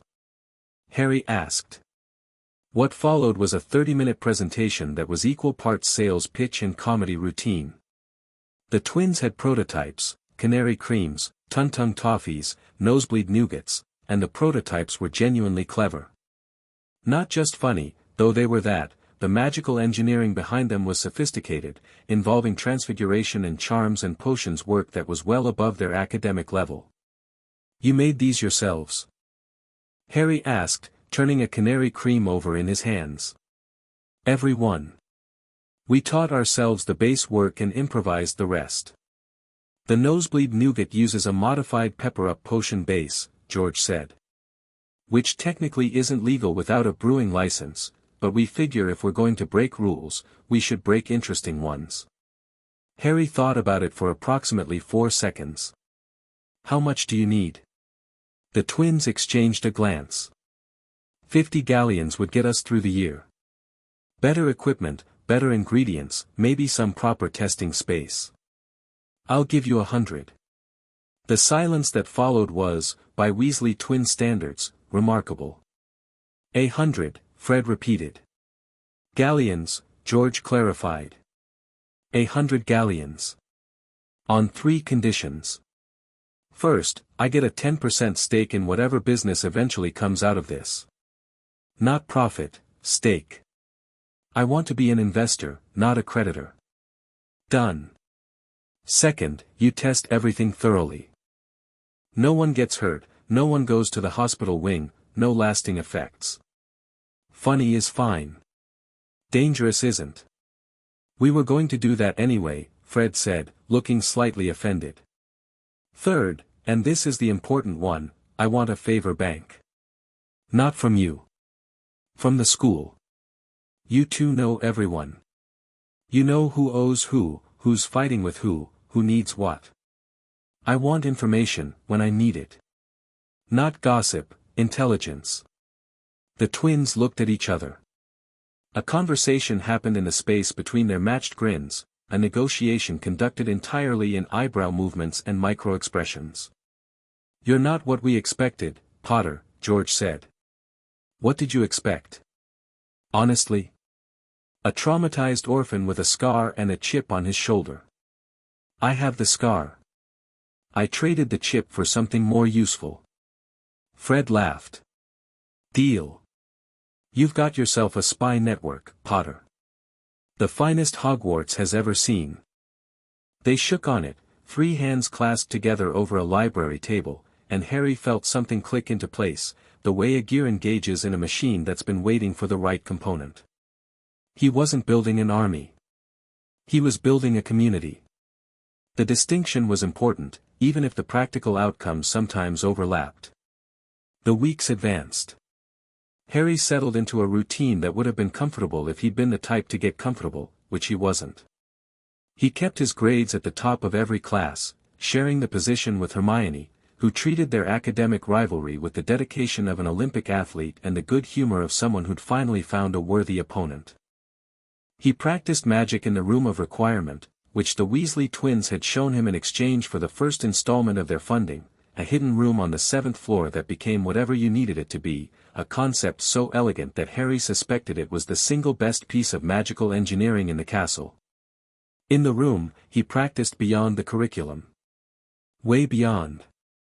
His mother's notes in the grimoire had given him a theoretical foundation that extended well past first-year material, and his wand, the holly and phoenix feather, which felt more like an extension of his will with each passing day, responded to advanced magic with an eagerness that bordered on enthusiasm. He could cast a shield charm, Protego, by the end of September. It was a 4th-year spell. His was strong enough to deflect a stinging hex, which he tested by propping a textbook at an angle and bouncing spells off his own shield. He could summon objects across the room, Accio, 4th year. He could cast a disarming charm, Expelliarmus, 2nd year, with enough force to send a practice dummy skidding across the floor. He wasn't hiding any of it. When classmates asked how he was so far ahead, he told them the truth: he'd studied. When teachers expressed surprise at his abilities, he demonstrated without hesitation. When Hermione asked him to practice with her, advanced work, beyond the curriculum, the kind of challenge she was starving for, he said yes immediately and spent 3 evenings a week in the room of requirement with her, trading spells and theory like currency. Hermione's growth under direct challenge was phenomenal. She'd always been brilliant, what she'd lacked was someone who pushed back. Harry pushed back. When she mastered a spell, he suggested a harder one. When she hit a wall, he walked her through the theory until the wall became a door. When she beat him to a new technique, which happened regularly, because Hermione Granger was genuinely one of the smartest people Harry had ever met, and he'd grown up around Lucius Malfoy, who was evil but not stupid, he told her so, without jealousy, because jealousy was a waste of energy and recognition was free. "You're the first person who's ever treated me like I'm normal," Hermione told him one evening, after she'd successfully cast a Protego that was strong enough to make Harry's stinging hex bounce back and hit him in the shoulder. "You're not normal. You're extraordinary. I'm just the first person who wasn't threatened by it." Hermione's eyes went bright. She blinked rapidly, turned away, and said something about the theoretical implications of shield charm geometry that was obviously a deflection but that Harry let stand, because some things needed to be deflected before they could be absorbed. Neville's growth was different, slower, deeper, less visible but no less real. Harry had identified early that Neville's problem wasn't lack of talent but lack of confidence, and confidence wasn't something you could teach through lecture. It had to be built from the ground up, one small success at a time. So Harry helped. Not conspicuously, Neville's pride was fragile, and obvious charity would have cracked it, but consistently. He partnered with Neville in classes where Neville struggled, offering quiet guidance that was framed as collaboration rather than instruction. He made a point of asking Neville's advice on herbology, which was genuine, because Neville's knowledge of magical plants was encyclopedic and Harry's was not. And he defended Neville, when necessary, with the quiet ferocity that Malfoy Manor had taught him, the kind that didn't raise its voice because it didn't need to. The defense was necessary more often than it should have been. Snape's treatment of Neville bordered on cruelty, singling him out, mocking his mistakes, reducing him to a trembling wreck with the casual precision of someone who enjoyed the demolition. Harry watched this happen once, twice, 3 times, and on the 4th time, Professor Snape. The dungeon went still. Snape had just vanished Neville's potion for the 3rd time in as many weeks, declaring it an insult to the cauldron, and Neville was staring at his empty workspace with the fixed, glassy expression of someone who was trying very hard not to cry. "Potter." Snape's voice was dangerous. Neville's potion was at stage 4 of the boil-cure process. The color was slightly off, too much porcupine quill, but the base was viable. Vanishing it rather than offering correction doesn't teach him anything. It just teaches him to stop trying. The temperature in the room dropped. Not metaphorically, Harry felt it, a physical chill that radiated from Snape like cold from ice. "Are you," Snape said, each word a separate blade, "instructing me on how to teach my class?" "I'm pointing out that destroying a student's work without explanation is not teaching. It's something else." The word he didn't say hung in the air between them, bullying. He didn't need to say it. Snape heard it anyway. 20 points from Gryffindor, Snape said. "And another detention. My office. Tonight. I'll be there." Harry sat down. Neville was staring at him with an expression that combined horror, gratitude, and something that looked like the very early stages of loyalty, the real kind, the kind that's earned in moments of unnecessary courage. The detention was longer and more unpleasant than the first.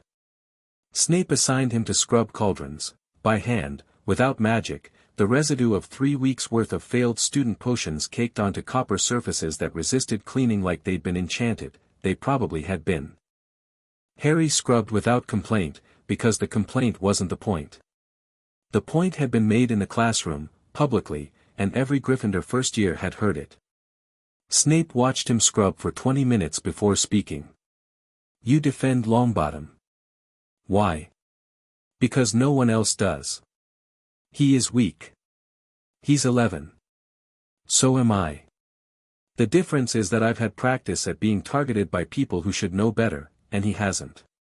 Snape's quill stopped moving. Harry kept scrubbing. You think I'm targeting him, Snape said. I think you're taking something out on him that has nothing to do with him. I think you're doing the same to me. I think whatever my father did to you, and I'm sure it was terrible, because my father was apparently capable of being terrible, it doesn't justify punishing children who weren't there. The silence was absolute. Harry could hear his own breathing, the scrape of the brush against copper, the distant drip of something in the dungeon pipes. You know nothing about your father, Snape said, and his voice was quiet in a way that was more frightening than shouting. And you know nothing about me. I know you're still in pain, Harry said, still scrubbing, not looking up. I know it's been years and you're still in pain, and I'm sorry for that. But I'm not him. And Neville isn't him. And punishing us for his sins is something Lucius Malfoy would do, and I'd have thought you'd want to be better than that. Silence. Long silence. Harry finished the cauldron, set down the brush, and looked up. Snape was staring at him, and his expression was, broken. Not cracked, not slipping, but broken open, the way a fault line breaks when the pressure finally exceeds the stone's capacity to hold. It was there for perhaps 3 seconds, a glimpse of something human and agonized and desperately tired, and then the mask reassembled, stone by stone, and Professor Snape returned. Get out, Snape said. Harry got out.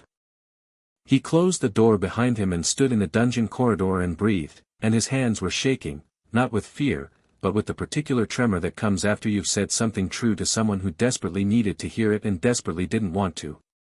He walked back to Gryffindor Tower.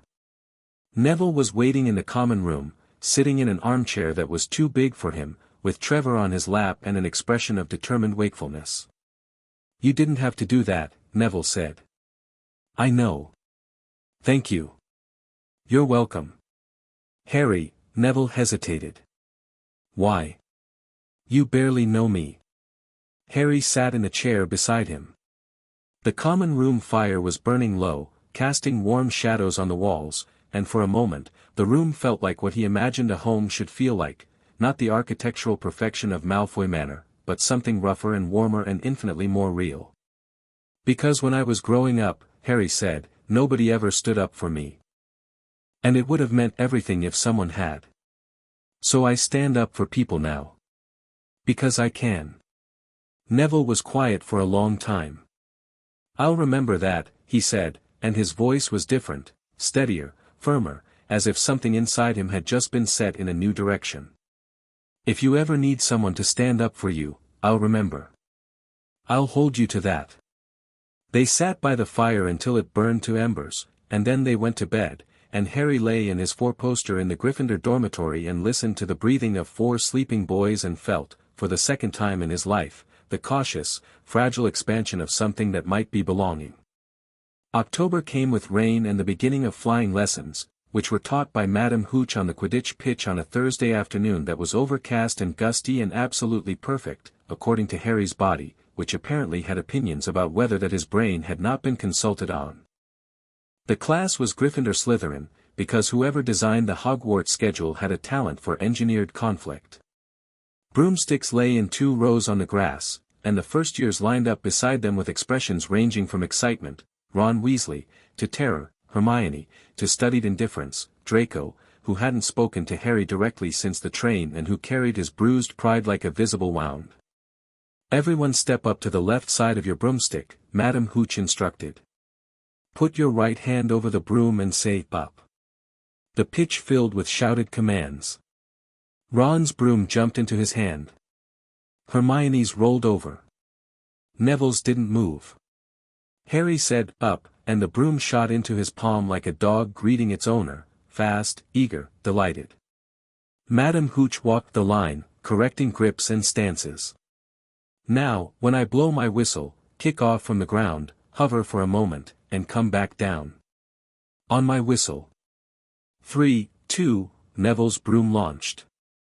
It went straight up with the terrified boy clinging to it, his face white, his hands locked on the handle with the grip strength of someone who was absolutely certain he was about to die. The broom climbed, 10 feet, 20, 30, and Harry was off the ground before Madam Hooch had finished screaming. He didn't think about it.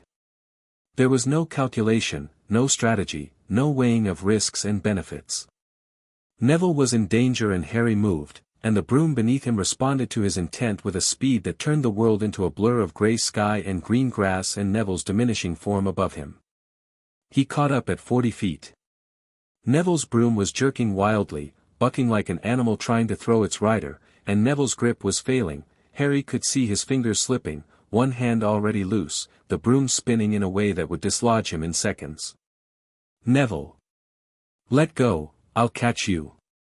Are you mad? Trust me. Neville's left hand slipped.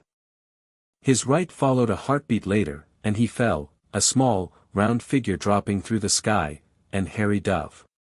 The dive was instinctive, geometrically precise, the angle calculated not by thought but by something deeper, the same wordless intelligence that made his transfiguration effortless and his charms intuitive, applied now to speed and trajectory and the narrowing gap between Neville's falling body and the very hard ground. Harry's broom screamed through the air, the wind tearing at his robes, and he reached out and grabbed Neville's arm at 15 feet and pulled, the broom groaning under the added weight, and they swung, a wide, graceless arc that scraped the grass with Harry's toe, and then they were down, tumbling together across the pitch in a tangle of robes and broomstick and Toad, Trevor, who had been in Neville's pocket and was deeply unhappy about the experience. The pitch was silent. Then it erupted. Gryffindors cheering. Slytherin staring. Madam Hooch running, her face alternating between fury and relief. Hermione sprinting across the grass with her wand out, already casting diagnostic charms on Neville before Madam Hooch had covered half the distance. That, Madam Hooch said, arriving breathless, was the most irresponsible, dangerous, utterly brilliant piece of flying I have seen in 20 years of teaching. Is Neville okay? He's fine, thanks to you, Potter. Where did you learn to fly like that? I didn't learn. I just did it. Madam Hooch stared at him. Then she turned and strode toward the castle with the particular urgency of someone who needed to tell another member of staff something immediately, and Harry had a feeling he knew which staff member she was going to find. McGonagall appeared on the pitch 4 minutes later. She walked straight to Harry, her expression unreadable, and said, "Come with me." Harry followed her into the castle, through corridors, upstairs, to a door he didn't recognize. She knocked, entered, and said, "Oliver, I've found you a seeker." Oliver Wood was a 5th year with the build of someone who took Quidditch more seriously than most people took their careers. He looked at Harry, looked at McGonagall, and said, "He's a 1st year." He caught a falling student in a 40-foot dive with no training. He's your seeker. 1st years hadn't played on house teams in a century. Rules were cited, traditions were invoked, precedents were discussed. McGonagall listened to all of it and then said, "I'll clear it with Dumbledore," in a tone that suggested Dumbledore's clearance was a formality she was willing to obtain but not one she required.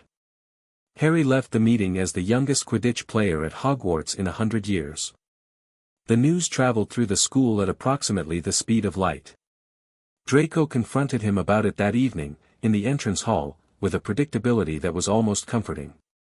Some things, at least, could be relied upon. "First years can't play Quidditch," Draco said. His voice was tight. The 2 large boys, Crabbe and Goyle, whom Harry had mentally categorized as decorative obstacles, flanked him with the enthusiasm of furniture. "Apparently they can if they're good enough," Harry said. "You think you're special. You think everything should just be handed to you." Harry stopped walking. He turned to face Draco, and something about his expression, whatever it was, Crabbe and Goyle each took a small step backward. "Nothing has ever been handed to me, Draco." Everything I have, I earned or I took back. You, on the other hand, have had everything handed to you since the day you were born, and now that the hands have stopped, you don't know what to do with yourself. That's not my problem. Stop making it mine. Draco's face contorted. For a moment, Harry thought he was going to swing, physically, the way boys sometimes did when words ran out, but Draco was a Malfoy, and Malfoys didn't punch. They maneuvered. My father is going to destroy you, Draco said. He has friends. Powerful friends. This Gringotts thing, you think it's over? It's not over. He's coming for you, Potter. I know, Harry said. I'm counting on it. He walked away. Draco didn't follow. The Dumbledore meeting happened the following Saturday. Harry received a note at breakfast, lemon drops, which was apparently a password and not a breakfast recommendation. He went to the gargoyle on the second floor, said the words, and rode the spiral staircase up to the headmaster's office. The office was exactly the kind of place Dumbledore would inhabit, cluttered, eclectic, filled with silver instruments that whirred and puffed smoke and did things that were probably important but looked like expensive nonsense. Portraits of previous headmasters lined the walls, most of them pretending to sleep. A phoenix sat on a perch near the desk, a real phoenix, red and gold and magnificent, watching Harry with eyes that were ancient and kind and contained more intelligence than most of the portraits. Dumbledore was behind his desk, looking less grandfatherly than he had at the Leaky Cauldron. More tired. More focused. Sit, Harry. Lemon drop? No, thank you. They're quite good.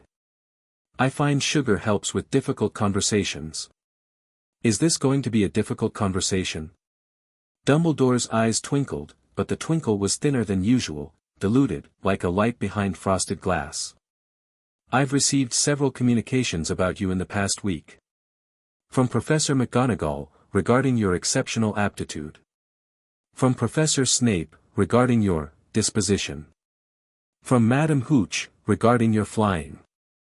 And from the Ministry of Magic, regarding Lucius Malfoy's formal petition to overturn the Gringotts ruling. Harry sat straighter. What petition?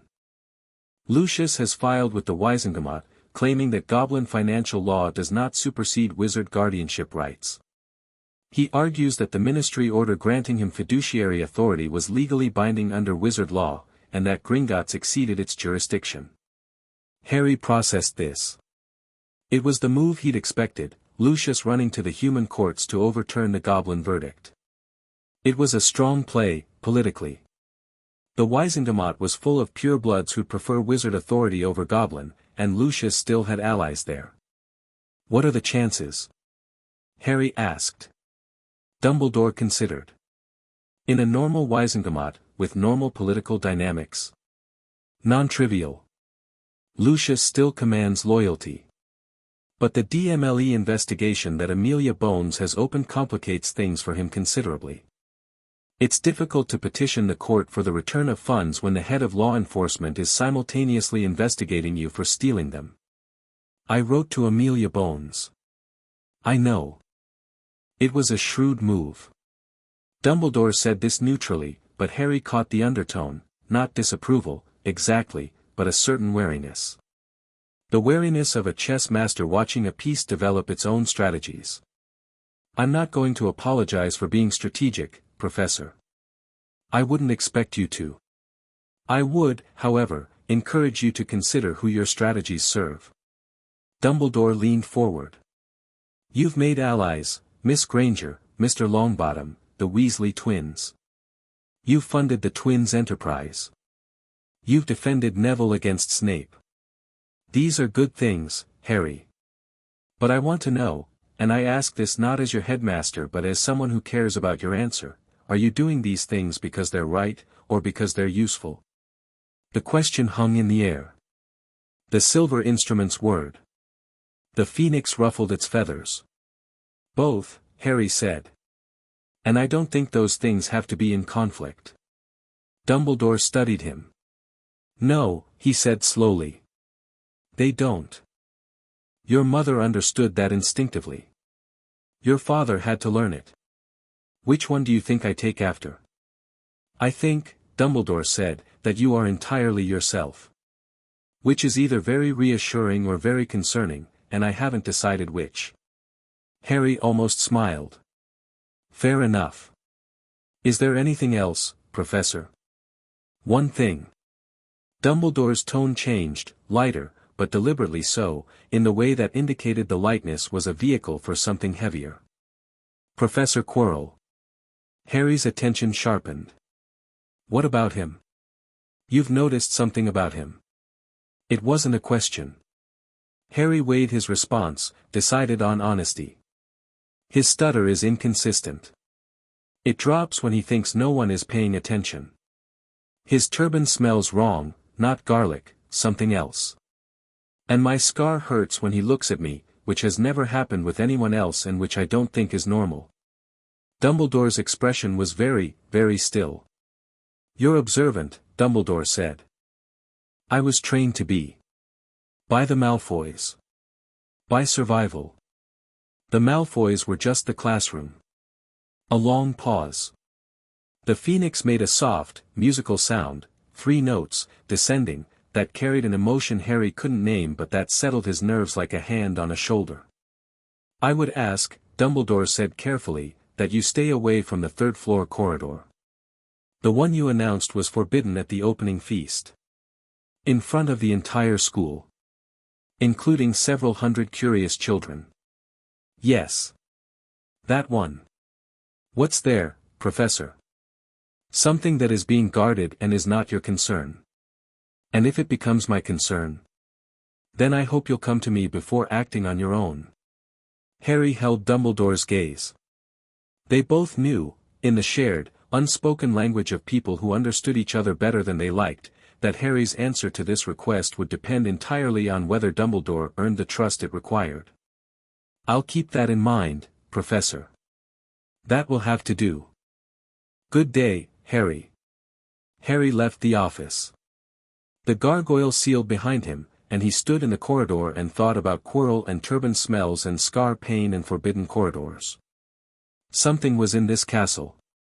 Something connected to Voldemort, because what else would make the scar react, the scar given by Voldemort's curse, the scar that was a souvenir of murder. Something was here, and Dumbledore knew it was here, and Quirrell was involved. Harry walked back to Gryffindor Tower with his mind working like a machine with too many gears, each one turning a different piece of the puzzle, and the picture that was forming was incomplete but growing clearer with each revolution. He didn't go to the 3rd-floor corridor. Not yet. Not because Dumbledore had asked him not to, but because Harry Potter didn't walk into situations without preparation, and whatever was behind that door, he intended to be ready for it. He had time. He had resources. He had a wand that sang in his hand and a mind that the Malfoys had sharpened without meaning to and friends who would stand beside him when the time came. He also had a Quidditch match approaching, and Oliver would have sent him a practice schedule that would have made a professional team weep. The first Quidditch match, Gryffindor vs. Slytherin, because the universe had a flair for narrative, was on the 2nd Saturday of November. Harry spent the preceding weeks training with an intensity that surprised even Wood, who had previously believed himself to be the most obsessive person on the team. Harry was a natural on a broom. Not just good, transcendent. The Nimbus 2000 that McGonagall had arranged for him, school funds, not Potter funds, Harry had insisted, and McGonagall had looked at him with an expression that suggested she was re-evaluating several assumptions, responded to his slightest intention, and his slightest intention was precise. He could see the snitch from distances that made the other players squint. He could dive and turn and accelerate with a fluidity that made flight look less like a skill and more like a natural state. He flies like James, McGonagall told Dumbledore, and her voice carried the particular weight of someone revisiting a ghost. The match day was cold and bright, perfect Quidditch weather, according to Wood, who was vibrating with nervous energy and had delivered a pre-game speech that lasted 20 minutes and covered, among other things, the historical significance of the Gryffindor-Slytherin rivalry, the strategic importance of early snitch capture, and the disappointing lack of commitment shown by the reserve beaters at Tuesday's practice. Harry listened to none of it. He was watching the Slytherin team across the pitch, noting their formation, their broom models, their body language. The Slytherin seeker was a 7th year named Higgs who was competent but not exceptional and who, based on his warm-up patterns, favored left-side approaches. The match began with a roar from the stands that was roughly equivalent to a small explosion. Harry shot upward, climbing above the game, scanning the pitch with the methodical attention of someone who had spent 10 years scanning rooms for threats and opportunities. The snitch was fast, small, and designed to be nearly invisible. But Harry's eyes were sharp, sharper than they should have been, perhaps, a gift of magic or genetics or the simple fact that he'd spent a decade learning to see things other people missed. He spotted it within the first 5 minutes, a golden flicker near the base of the Slytherin goalposts. He dove, and his broom jerked. Not the natural movement of a broom in flight, a violent, unnatural lurch, as if something had grabbed the handle and yanked. Harry's hands tightened, his legs gripped the shaft, and the broom jerked again, harder, bucking and spinning in a way that no well-maintained racing broom should. Someone was jinxing his broom. He didn't panic. Panic was a luxury for people who hadn't spent their formative years living with the Malfoys. He gripped harder, leaned into the bucking, and scanned the stands, not the students, the staff. There. Snape, in the staff section, staring at Harry with fixed, unblinking intensity, his lips moving in what was unmistakably an incantation. And beside him, half-hidden, nearly invisible, Quirrell. Also staring. Also muttering. The broom lurched again, nearly throwing Harry. The crowd was screaming. The other players had stopped to watch, hovering in place, their faces upturned. Harry had approximately 3 seconds to decide what to do. He chose violence. Not physical violence, magical. He drew his wand, pointed it at his own broom, and cast a shielding charm directly into the wood. The charm wrapped around the broom like armor, a shimmering barrier that disrupted whatever counter-curse was fighting for control, and for one beautiful second, the broom stabilized. Then the curse pushed back. Harry felt it, a dark, heavy pressure against his shield, stronger than a single caster should produce, and he understood, it wasn't one person jinxing him. There were 2, and they were working in tandem, or one was jinxing and the other was counter-cursing, and he couldn't tell which was which. He made a choice. He dropped his shield, leaned flat against the broom, and dove. Not toward the snitch. Toward Quirrell. The dive was a missile strike, straight, fast, aimed at the staff box with a precision that turned heads and stopped hearts. Harry pulled up at the last second, close enough to Quirrell that his broom ruffled the man's turban, close enough to see Quirrell's eyes, and what was in Quirrell's eyes wasn't fear. It was something else. Something that looked back at Harry from behind Quirrell's face like a second set of eyes, red and hungry. The jinx broke.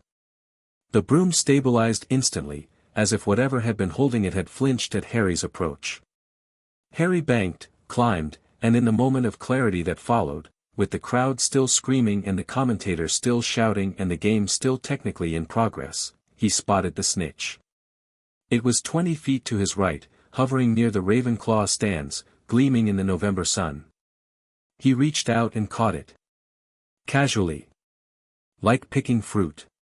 The stadium exploded. Harry landed on the pitch grass with the snitch clutched in his right hand and his wand in his left and his heart hammering with the specific rhythm of someone who had just survived something that wasn't an accident and wasn't a game. The team mobbed him. Wood was crying. The Weasley twins hoisted him onto their shoulders. Hermione was in the stands, jumping up and down, hugging a bewildered Neville. The Gryffindor section was a wall of sound.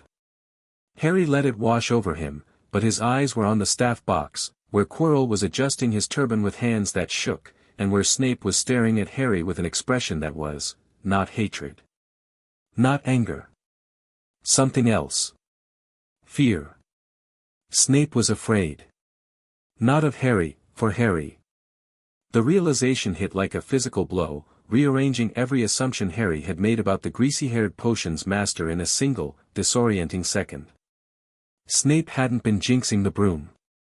Snape had been counter-cursing it. Which meant Quirrell.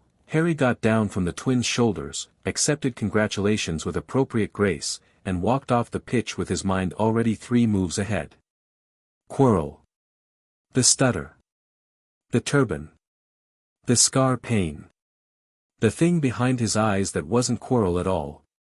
Harry knew what was on the 3rd-floor corridor. Or rather, he knew that whatever was there, Quirrell wanted it, and whatever Quirrell wanted, the thing behind his eyes wanted more. He went to the library. He pulled Hermione and Neville into a corner table, cast a privacy charm that was well above first-year level and that neither of them commented on because they'd stopped being surprised by Harry's abilities weeks ago. The 3rd-floor corridor, Harry said. I need to know what's being guarded there. Hermione's eyes widened. Harry, Dumbledore said, Dumbledore says a lot of things. Some of them are true and some of them are strategy. I need information. My broom was jinxed during the match. Neville went pale. Jinxed? By who? Quirrell. The defense professor. Hermione's voice was sharp with disbelief. Harry, are you sure? He's barely competent. He's performing incompetence. The stutter drops when he forgets to maintain it. His turban smells like something dead. And my scar burns when he looks at me, which means there's something connected to Voldemort either on him or in him. Hermione flinched at the name. Neville flinched harder. Harry didn't soften it. I'm not going to pretend it's not happening. Something is wrong with Quirrell, something is hidden on the 3rd floor, and they're connected. I need to find out how. Hermione was quiet for a moment, her mind visibly working. Then she straightened, and her expression shifted from scared to determined, the same shift Harry had seen in the room of requirement when she faced a spell that seemed impossible and decided to cast it anyway. Hagrid, she said. What? Hagrid. He talks. A lot. He's terrible at keeping secrets, everyone says so. And he's been making trips to the 3rd-floor corridor. I've seen him twice, coming from that direction at odd hours. Harry looked at her. Have I mentioned that you're extraordinary? Once. I remember. She was already standing, already gathering her bag. Let's go. Hagrid's hut was at the edge of the Forbidden Forest, a shaggy wooden structure that looked like it had been built by someone large enough to consider a regular door an inconvenience. Smoke rose from the chimney and a massive boarhound was chained outside, wagging its tail with enough force to generate a mild breeze. Hagrid opened the door before they knocked, he'd apparently spotted them from the window. Harry. Hermione. Neville. Come in, come in. Tea. The hut was warm, cluttered, and smelled of cooking and dog and the general disorder of someone whose possessions were proportioned for a different scale than standard furniture. Harry, Hermione, and Neville sat at a table that came up to their chins, accepted tea in cups that required both hands, and began, with deliberate casualness, to talk. Harry let Hermione lead. She was better at casual, her enthusiasm was genuine and disarming, and she had a talent for steering conversations that Harry, whose conversational style was more direct, lacked. Hagrid, what do you know about the 3rd-floor corridor? So much for steering. Hagrid choked on his tea. How'd you know about that? Dumbledore told the entire school, Harry said. Well, yeah, but you're not supposed to be a skin about it. We're not asking about the corridor. We're asking about what's in it. Hagrid's face went through several emotions in quick succession, alarm, discomfort, a brief struggle with something that might have been conscience, and settled on stubborn refusal. I can't tell ya that. It's between Dumbledore and Nicholas Flamel, he stopped. The silence was the loudest thing Harry had ever heard. I should not have said that, Hagrid muttered, staring at his tea with the expression of a man who had just accidentally detonated something. I should not have said that. Nicholas Flamel, Hermione repeated, and Harry could practically see the gears turning behind her eyes, the mental library being searched, cross-referenced, and catalogued at a speed that would have made a Gringotts clerk envious. They left Hagrid's hut 20 minutes later, having extracted no further information but needing none. Hermione had the name, and Hermione with a name was a research weapon of devastating efficiency. It took her less than a day. Nicholas Flamel, she announced the next evening, dropping a book on the common room table with a thud that made Neville jump and Trevor attempt a break for freedom. Alchemist. 665 years old. Creator of the Philosopher's Stone, the only known Philosopher's Stone in existence. The Philosopher's Stone, Harry repeated. It produces the elixir of life, which makes the drinker immortal. It also transforms any metal into pure gold. Flamel and Dumbledore are friends. Dumbledore did alchemical work with him in the 1940s. The stone must be what's being guarded on the 3rd floor. Harry stared at the book. The elixir of life. Immortality. The ability to create unlimited gold. And Quirrell, or whatever was behind Quirrell's face, wanted it. Voldemort, Harry said quietly. He's after the stone. That's what this is. He's not dead, he's in Quirrell, somehow, and he wants the stone because it can bring him back. Neville made a small sound. Hermione's face was white but set. What do we do? Neville asked. Harry thought about Dumbledore. About the old man's careful words, I hope you'll come to me before acting on your own. About the trust that request required, and whether it had been earned. Dumbledore knew. He had to know, the man had placed the stone in a school full of children, which meant either he was gambling with their lives or he had a plan, or both. And his plan probably involved Harry, because Dumbledore's plans always seemed to involve Harry, and the boy who lived was too useful a piece to leave unplayed. Harry could go to Dumbledore now. Report what he knew. Let the old man handle it. Or he could prepare. Gather information. Position himself so that when the time came, and it was coming, he could feel it approaching like a storm, he would be ready to act on his own terms. We prepare, Harry said. We learn everything we can about the stone, about the defenses on the 3rd floor, about Quirrell. We don't rush in. We don't panic. And we don't tell Dumbledore, not yet. Why not? Hermione asked. She wasn't challenging him, she was genuinely asking, trusting him enough to want his reasoning before she agreed or disagreed. Because Dumbledore put the stone here deliberately. In a school. With a trail of clues that a group of first-years could follow. He wants someone to go after it, maybe me, maybe Quirrell, maybe both. I don't know what his game is, but I'm not playing it blind. When I move, I'll move with full information and on my own schedule. Hermione considered this. Neville considered this. The fire crackled. Okay, Hermione said. But if things escalate, if Quirrell makes a move, then we respond. Fast and hard and without hesitation.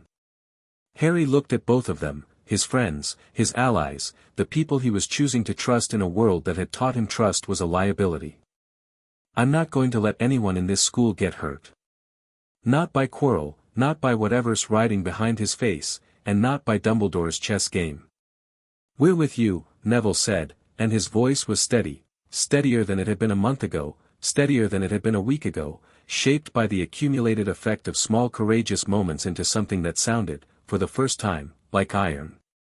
Harry nodded. The fire burned. The game was set. The pieces were moving. And Harry Potter, age 11, was 3 moves ahead and counting. Chapter 4, Blood and Gold. The Daily Prophet landed on the Gryffindor breakfast table on a Tuesday morning in late November with a headline that made Harry's tea go cold. Potter heir unfit for fortune.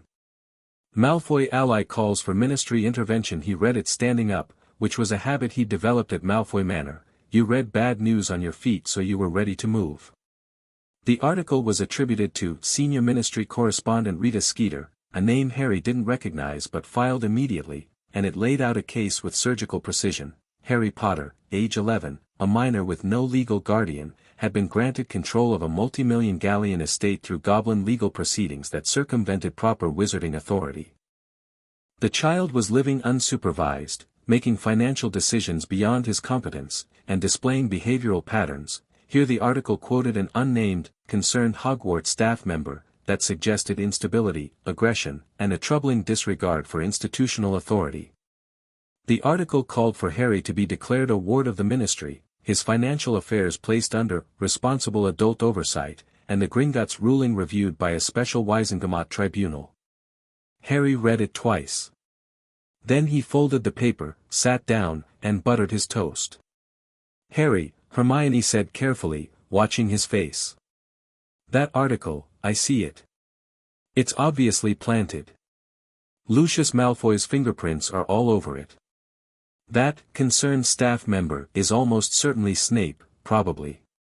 But the article isn't the attack. The article is the setup." Hermione frowned. "Setup for what?" "For the Wisengamot petition. Lucius can't win the legal argument on its merits, Goblin law is clear, the theft is documented, and Amelia Bones has him under investigation.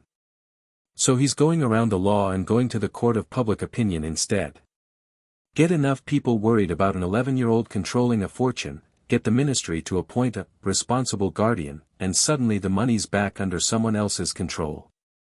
Someone like Lucius. Or someone Lucius controls. Same thing." Harry bit into his toast. It was good toast. He'd learned to appreciate good toast during his years of eating it in silence at the Malfoy breakfast table. This is the beginning of a campaign. There'll be more articles. More quotes from concerned citizens. Pressure on Dumbledore, pressure on the school, pressure on the ministry. What are you going to do? Harry looked at her. What do you think I should do? Hermione blinked. She was used to Harry having a plan, being asked for her opinion before the plan was revealed was new. I think you should respond publicly. Write a counter-statement. Get your version out before Malfoy's narrative sets. Good instinct. What else? Find out who Rita Skeeter is and whether she can be turned or neutralized. If she's in Malfoy's pocket, we need to know how deep. Harry smiled.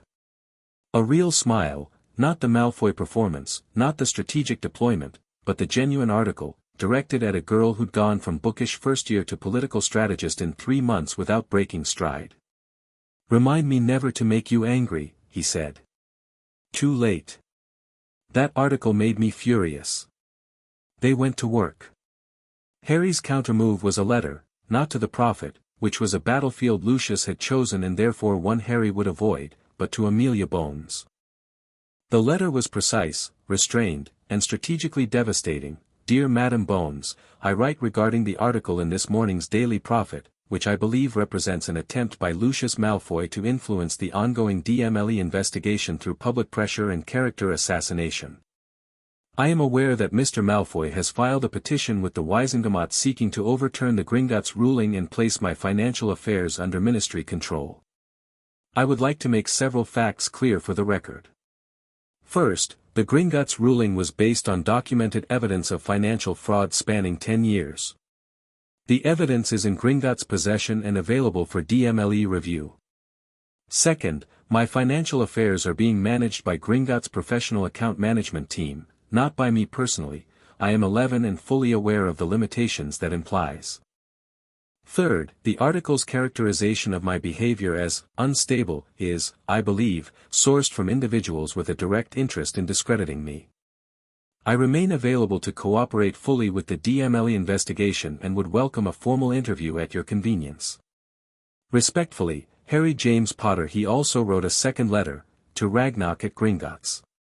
Ragnarok, the political campaign has begun. I need a complete accounting of all assets currently in the Potter estate that were previously associated with the Daily Prophet's parent company. I also need to know who else holds shares and what their relationship is with Lucius Malfoy.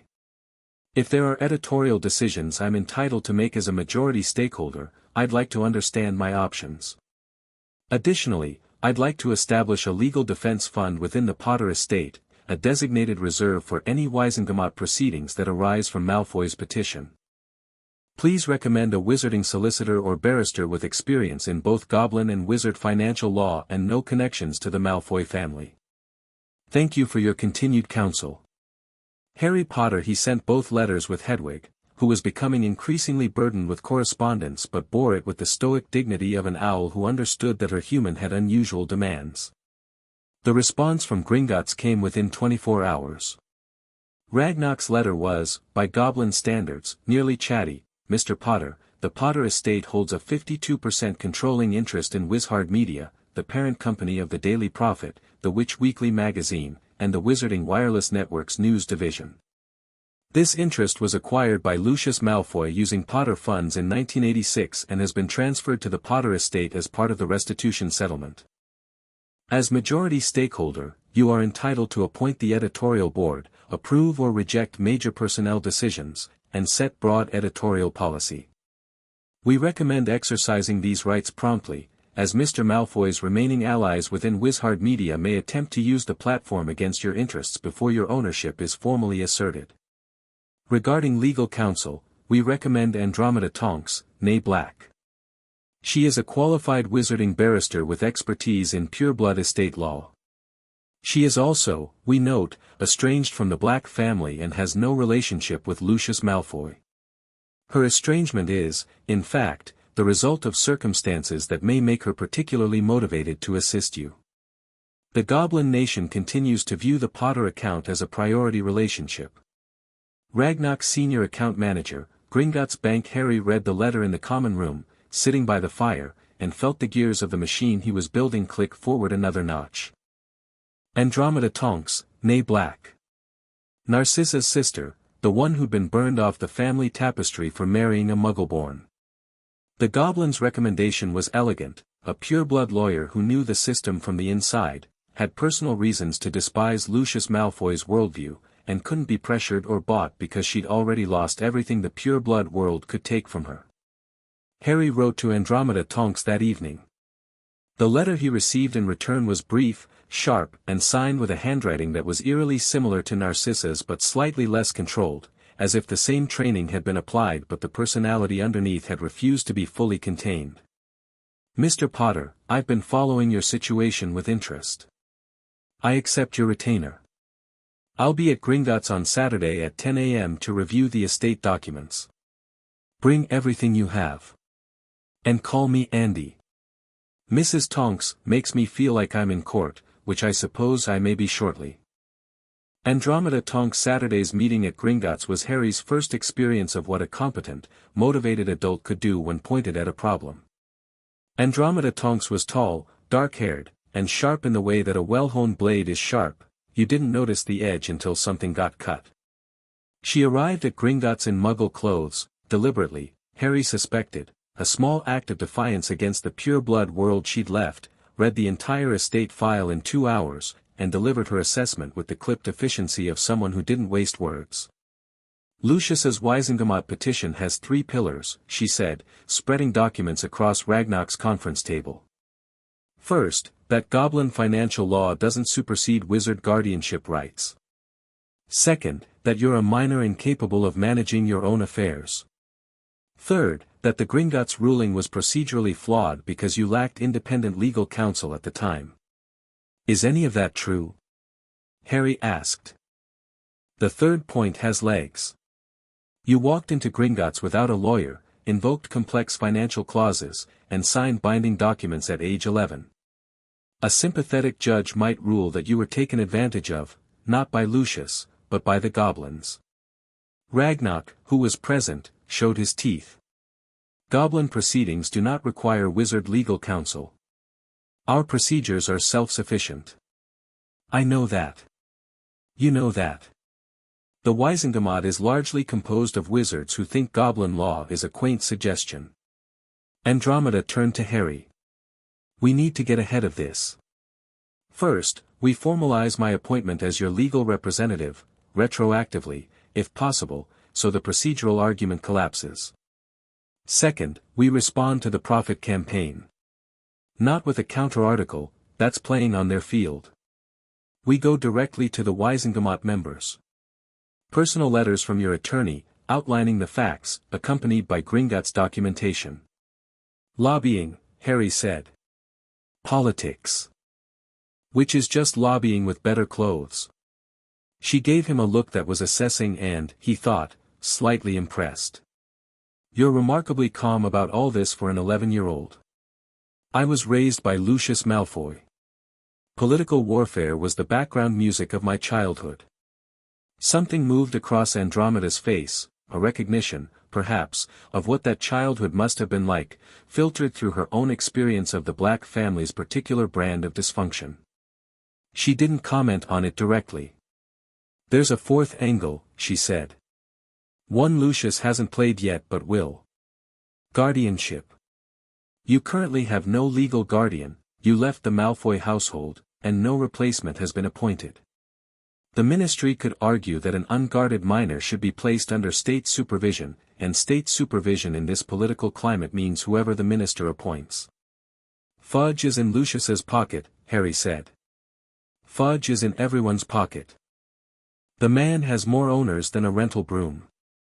But yes, Lucius has significant influence over him, and a ministry-appointed guardian would almost certainly be someone Lucius could control. So I need a guardian. You need a guardian who can't be controlled, who has legal standing, and who Lucius can't attack without looking like a bully. Preferably someone with a spotless reputation and public sympathy. Andromeda paused. I'd offer myself, but I'm your lawyer. Conflict of interest. Harry thought.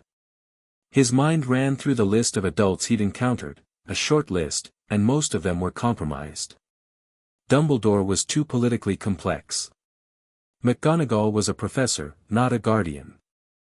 Hagrid was legally questionable, the wand snapping complicated things. The Weasley parents were, the Weasleys, Harry said. Andromeda raised an eyebrow. Arthur and Molly. Arthur works at the Ministry, Department for the Misuse of Muggle Artifacts. Low level, no political ambitions, no connections to Malfoy. Molly is a full-time parent with, how many children? 7. 7 children. They're purebloods with a reputation for decency. Lucius despises them, which means they're exactly the kind of people he can't attack without revealing his own snobbery. You've never met Arthur and Molly Weasley. I know their sons. Fred and George are, Harry paused, searching for a word that encompassed the twins' particular combination of brilliance and chaos, extraordinary. Ron is in my year. He's decent. And Percy, he's a prefect, which tells me the family values responsibility. Andromeda looked at Ragnarok. Ragnarok looked at Harry. Something passed between the three of them, a shared recognition that this 11-year-old was operating at a level that most adults never reached. I'll reach out to the Weasleys, Andromeda said. Discreetly. This needs to be their choice, not something they're pressured into. Of course. And Andy, she looked at him. Thank you. For taking this on. Her expression softened. Just slightly, the edge didn't disappear, but the steel behind it warmed by a degree. My sister married into the Malfoy family and spent 20 years being slowly consumed by it. If I can help dismantle what that family has done to a child she was supposed to be raising, I consider that a family obligation. She gathered her documents. I'll be in touch. Try not to start any more political wars before I've finished with this one. No promises. She laughed, a short, sharp sound that was so much like Narcissa's rare laughs and so completely different that Harry felt a pang of something he couldn't name. The response from the Weasleys came faster than Harry expected. He was in the Great Hall on Monday morning when a battered-looking owl, the Weasley family owl, Errol, who appeared to be held together by willpower and magical duct tape, crash-landed in his porridge and delivered a letter that was written on the back of what appeared to be a ministry memo about enchanted teakettles. Dear Harry, Andy Tonks wrote to us. Molly and I have talked it over and we want you to know that we'd be honored to serve as your guardians. We don't have much, you know that, but our home is open and our family is big enough for one more.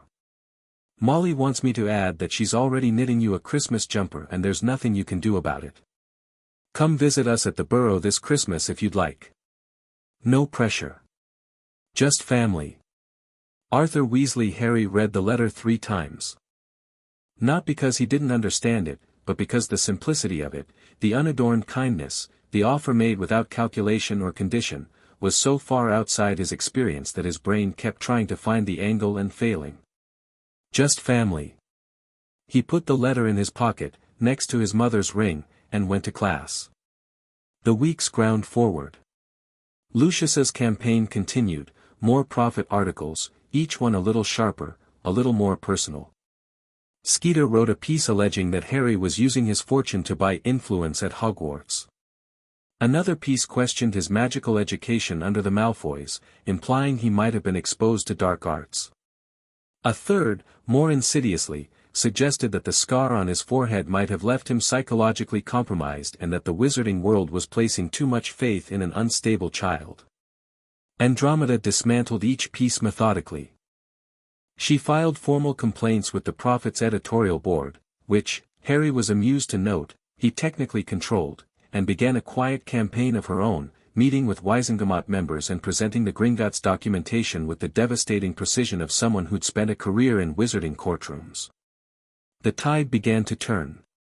Not dramatically, political tides rarely turn dramatically, but in the slow accumulation of small shifts, a Wizengamot member who'd been on the fence asking for more information. A Prophet columnist who wasn't Skeeter writing a nuanced piece about goblin financial rights.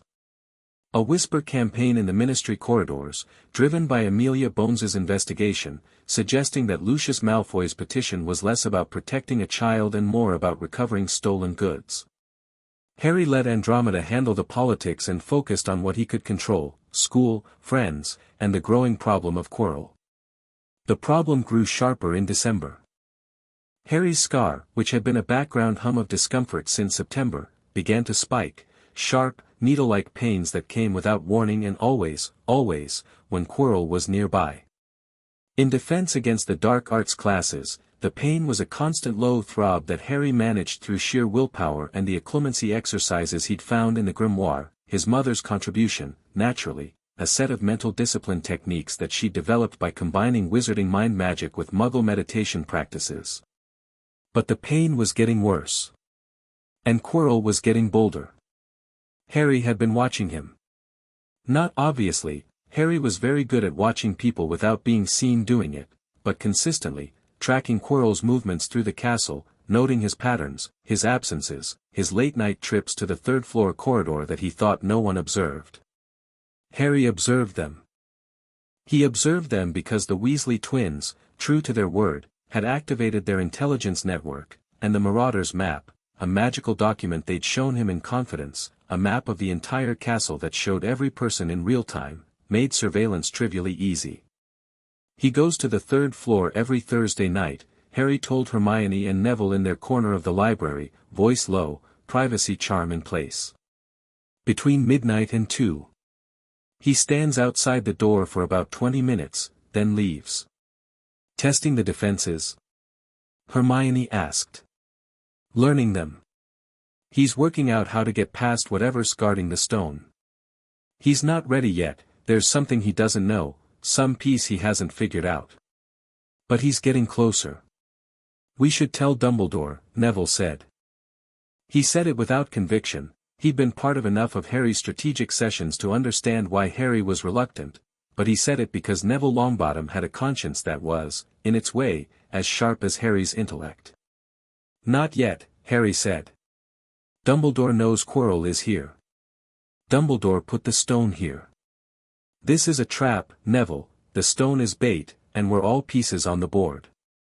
I want to understand the whole game before I talk to the man who's playing it. But what if Quirrell gets through? Neville pressed. What if he gets the stone and Voldemort comes back? Harry looked at him steadily. Then I stop him. How? By being better prepared than he expects. By being faster, smarter, and more willing to act. And by not going in alone. He looked at both of them. Hermione, whose face was set with the particular determination that meant she'd already decided to help and was now calculating how. Neville, whose jaw was tight but whose eyes were steady, the eyes of a boy who'd spent 3 months learning that courage wasn't the absence of fear but the decision to act despite it.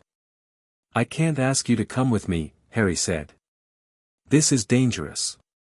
Really dangerous." "Whatever's behind Quirrell, you're not asking," Hermione interrupted. "We're volunteering." "What she said," Neville added, and his voice barely shook at all. Harry felt it again, that expansion in his chest, the cautious opening of something that had been closed for a very long time. He nodded, once, and they began to plan. The planning took the rest of December. Harry's approach was methodical, built on the same principles that had guided his Gringotts operation: know the terrain, know the enemy, know the rules, and then use the rules better than anyone expects. They knew the stone was on the 3rd floor, behind the door guarded by the 3-headed dog. Hagrid, in a moment of characteristic indiscretion during a visit to his hut, had let slip that the dog's name was Fluffy, that he belonged to Hagrid, and that the trick to getting past him was music. Hermione had looked at Harry. Harry had looked at Hermione. Neither of them had looked at Hagrid, because looking at him would have prompted the guilt that always followed his accidental revelations, and they needed him guilt-free and talking. They knew the stone was guarded by multiple defenses, each one contributed by a different professor. Hagrid's dog. Then what? Hermione threw herself into research with the abandon of someone who'd been given permission to read absolutely everything. She cross-referenced the professor's specialties with known defensive magic, built a matrix of likely challenges, and presented her findings one evening with the quiet pride of someone delivering a doctoral thesis to an appreciative committee. Fluffy is Hagrid's. After Fluffy, there'll be something from Sprout, probably Devil's Snare, which is her specialty and responds to fire and calm. Flitwick will have contributed something charm-based, possibly enchanted keys, given his work on animation charms. McGonagall will have transfigured something. A chess set is the most likely, given her known interest in wizard's chess. Snape will have a potions challenge, a logic puzzle, probably, because he respects logic even if he doesn't respect much else. And Quirrell, she hesitated. Quirrell's defense will be whatever he contributed before he decided to steal the thing it's guarding. And Dumbledore? Harry asked. Something with the stone itself. Something that requires understanding what the stone is, or what it means. Dumbledore doesn't think in puzzles, he thinks in principles. Harry was impressed, and said so. Hermione flushed and deflected into a discussion of Devil's Snare vulnerabilities, which Harry let her do because the deflection was part of how she processed compliments and he'd learned to respect the mechanism. Christmas arrived with snow and Molly Weasley's jumper. It was scarlet, hand-knitted, with a golden H on the front, and it was the most precious piece of clothing Harry had ever owned, not because of its material value, which was modest, but because of what it represented. Someone had sat in a warm kitchen and thought about him and made something for him, stitch by stitch, with no expectation of return or advantage. It was an act so simple and so foreign to Harry's experience that he had to sit with it for several minutes before he could put the jumper on. He wore it to Christmas dinner in the Great Hall. Hermione had gone home for the holiday. Neville was at his grandmother's. Ron Weasley, who'd stayed at Hogwarts because his parents were visiting his brother Charlie in Romania, sat next to Harry and ate turkey with the single-minded dedication of someone who viewed Christmas dinner as a competitive sport. Mum's jumpers, Ron said, nodding at Harry's chest. She makes one for everyone. You're officially family now, mate. Harry said nothing. He couldn't, for a moment. The word family sat in his throat like a stone, not painful, exactly, but present, solid, impossible to swallow or spit out. He managed a nod and focused very intently on his roast potatoes. After dinner, he found a package on his bed that he hadn't noticed before. Wrapped in shimmering cloth, with a note, "Your father left this in my possession before he died. It is time it was returned to you. Use it well." No signature. But Harry recognized Dumbledore's handwriting, he'd seen enough of it in official documents. He unwrapped the package. Inside was a cloak, silvery, fluid, almost weightless. He knew what it was before he put it on, because his father's notes in the grimoire had mentioned it, an invisibility cloak, passed down through the Potter family for generations.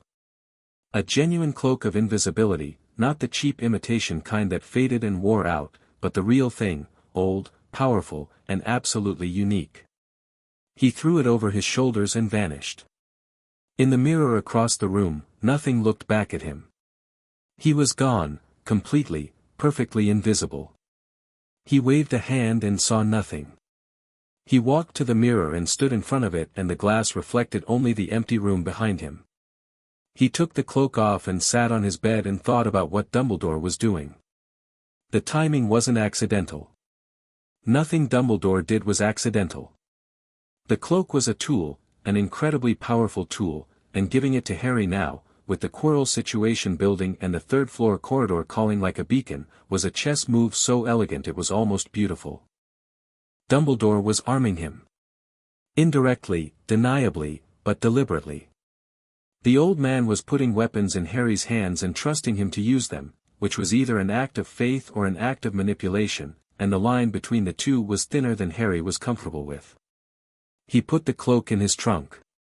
He would use it. But he would use it on his own terms, not as a piece in someone else's game. The winter term brought a quickening. The political situation, the Quirrell situation, and Harry's own growing power converged like rivers joining before a falls, each one accelerating the others. Andromeda filed the Weasley guardianship papers with the Ministry in January, and Lucius's response was immediate and vicious. A Prophet article appeared suggesting that Arthur Weasley, a low-ranking Ministry functionary with known sympathies for Muggle culture, was an unsuitable guardian for the boy who lived. Another article questioned the financial propriety of the Weasleys assuming guardianship of the richest child in Wizarding Britain. Harry read these articles and felt something he hadn't felt in months, real anger. Not the controlled, strategic anger he'd used against Lucius. Raw, hot, protective anger, the kind that came from watching good people being attacked for the crime of being kind. The Weasley twins were harder to read than usual that week.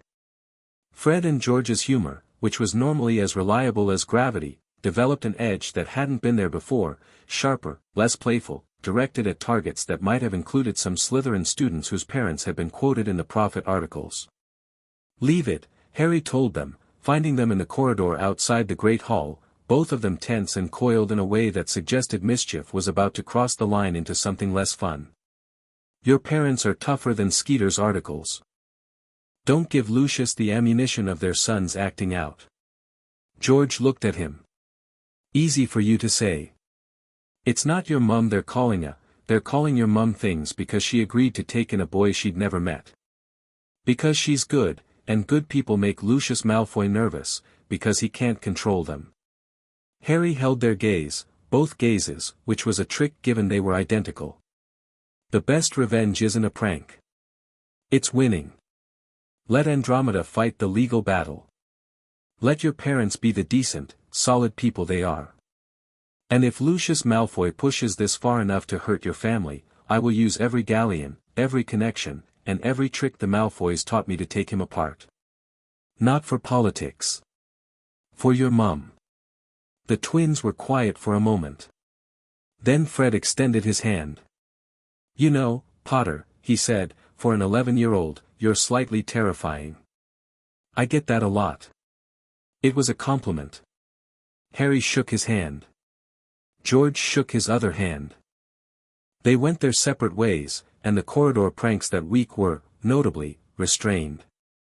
The guardianship battle went to a Wisengamot hearing in February. Andromeda argued. Lucius's barrister argued. Harry sat in a gallery and watched the system work, or fail to work, depending on your perspective, with the cold analytical eye of someone who'd grown up inside a political machine and understood exactly where the gears meshed and where they ground. Andromeda was brilliant. She presented the Gringotts documentation like a blade, each page another cut. She called character witnesses, McGonagall, who spoke with clipped authority about Harry's conduct and academic excellence. Amelia Bones, who confirmed the ongoing DMLE investigation into Lucius's financial management. Ragnarok, who appeared via magical communication crystal and delivered a goblin perspective on the case that was so precisely devastating that two Wizengamot members audibly winced. Lucius as barrister tried to redirect the boys' stability, the Weasleys' modest finances, the unprecedented nature of a goblin ruling displacing wizarding guardianship. Andromeda dismantled each argument with the systematic efficiency of someone disassembling a clock. The Wizengamot voted. The guardianship was granted to the Weasleys. The margin wasn't overwhelming, 32 to 26, with several abstentions, but it was enough. Arthur and Molly Weasley became Harry Potter's legal guardians, and the courtroom erupted in the particular buzz of a political establishment realizing that the ground had shifted beneath its feet. Harry found Andromeda in the corridor afterward. "Thank you," he said. "Thank yourself. You built the case. I just presented it." She paused. Lucius looked ill. Genuinely ill.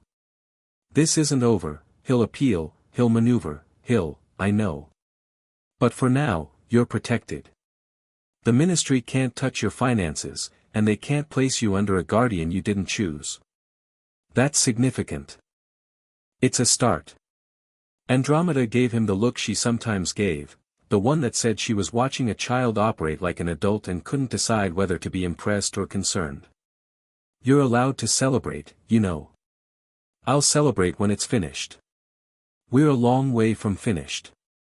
She nodded, accepting this, and they parted. Harry went back to Hogwarts on the night bus, a triple-decker purple monstrosity that drove through traffic with goblin-like disregard for the laws of physics, and arrived in time for dinner, where the Gryffindor table already knew the verdict and the celebration he'd deferred was conducted on his behalf by approximately 40 people who hadn't gotten the memo. Hermione hugged him. Neville shook his hand with a grip that was, these days, considerably firmer than it had been in September. Ron clapped him on the back and said, "Welcome to the family, mate," and Fred and George set off a firework display that spelled out Potter Weasley forever in the air above the Great Hall before McGonagall confiscated the remaining rockets with an expression that was trying to be stern and failing noticeably. Harry let it happen.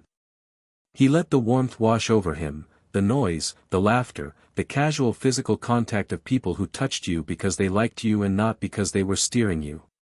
He ate and talked and laughed and felt the fortress walls he'd built around himself flex, just slightly, outward. It was that night, walking back from the common room, that he found Draco. Not confronted by Draco, found him.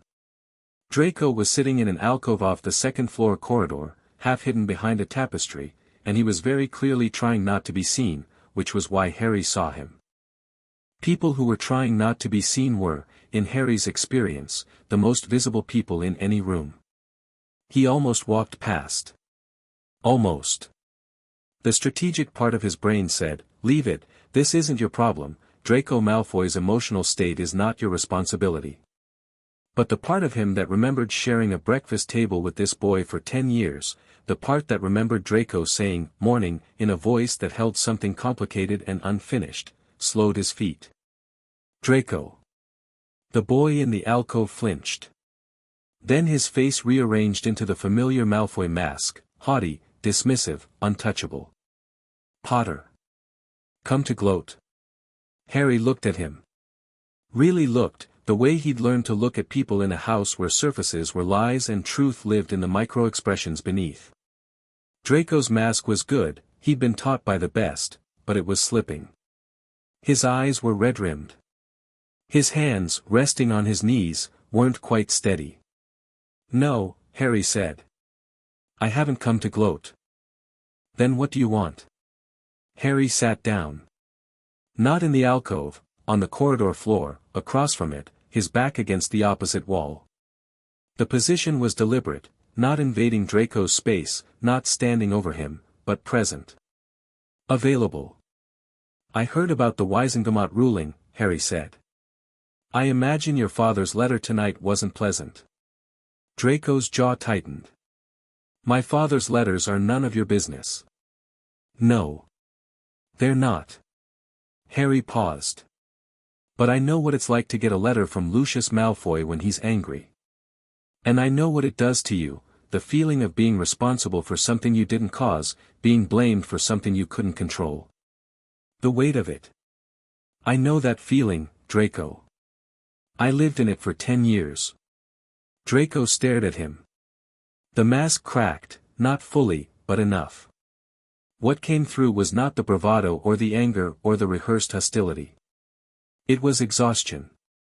The bone-deep weariness of a child who'd been carrying his family's expectations like a physical load and was running out of strength. He says it's my fault, Draco said, and his voice was very small. That if I'd been better, if I'd kept closer to you, been more, he says I should have seen what you were planning and stopped it. You were 10 years old. You couldn't have stopped it. He doesn't care about that. No. He wouldn't. Silence. The torches flickered. Somewhere in the castle, a clock struck 11. I don't understand you, Draco said. You destroyed my family. You took everything. And now you're sitting here talking to me like a person. Like you care. Harry considered this. The honest answer was complicated, a tangle of shared history and genuine empathy and the cold awareness that a Draco Malfoy who wasn't entirely hostile was more useful than one who was. Harry didn't like the cold part of that calculation, but he'd learned, long ago, that not liking a thought didn't make it disappear. I don't hate you, Draco. I told your mother that and I meant it. You didn't steal from me. Your father did. And you don't have to be your father. Everyone says that. You don't have to be your father. As if it's that simple. As if I can just decide. He's my father, Harry. The use of his first name was startling. Draco hadn't called him Harry since they were 8, when Lucius had corrected the familiarity and the distance between them had solidified into something architectural.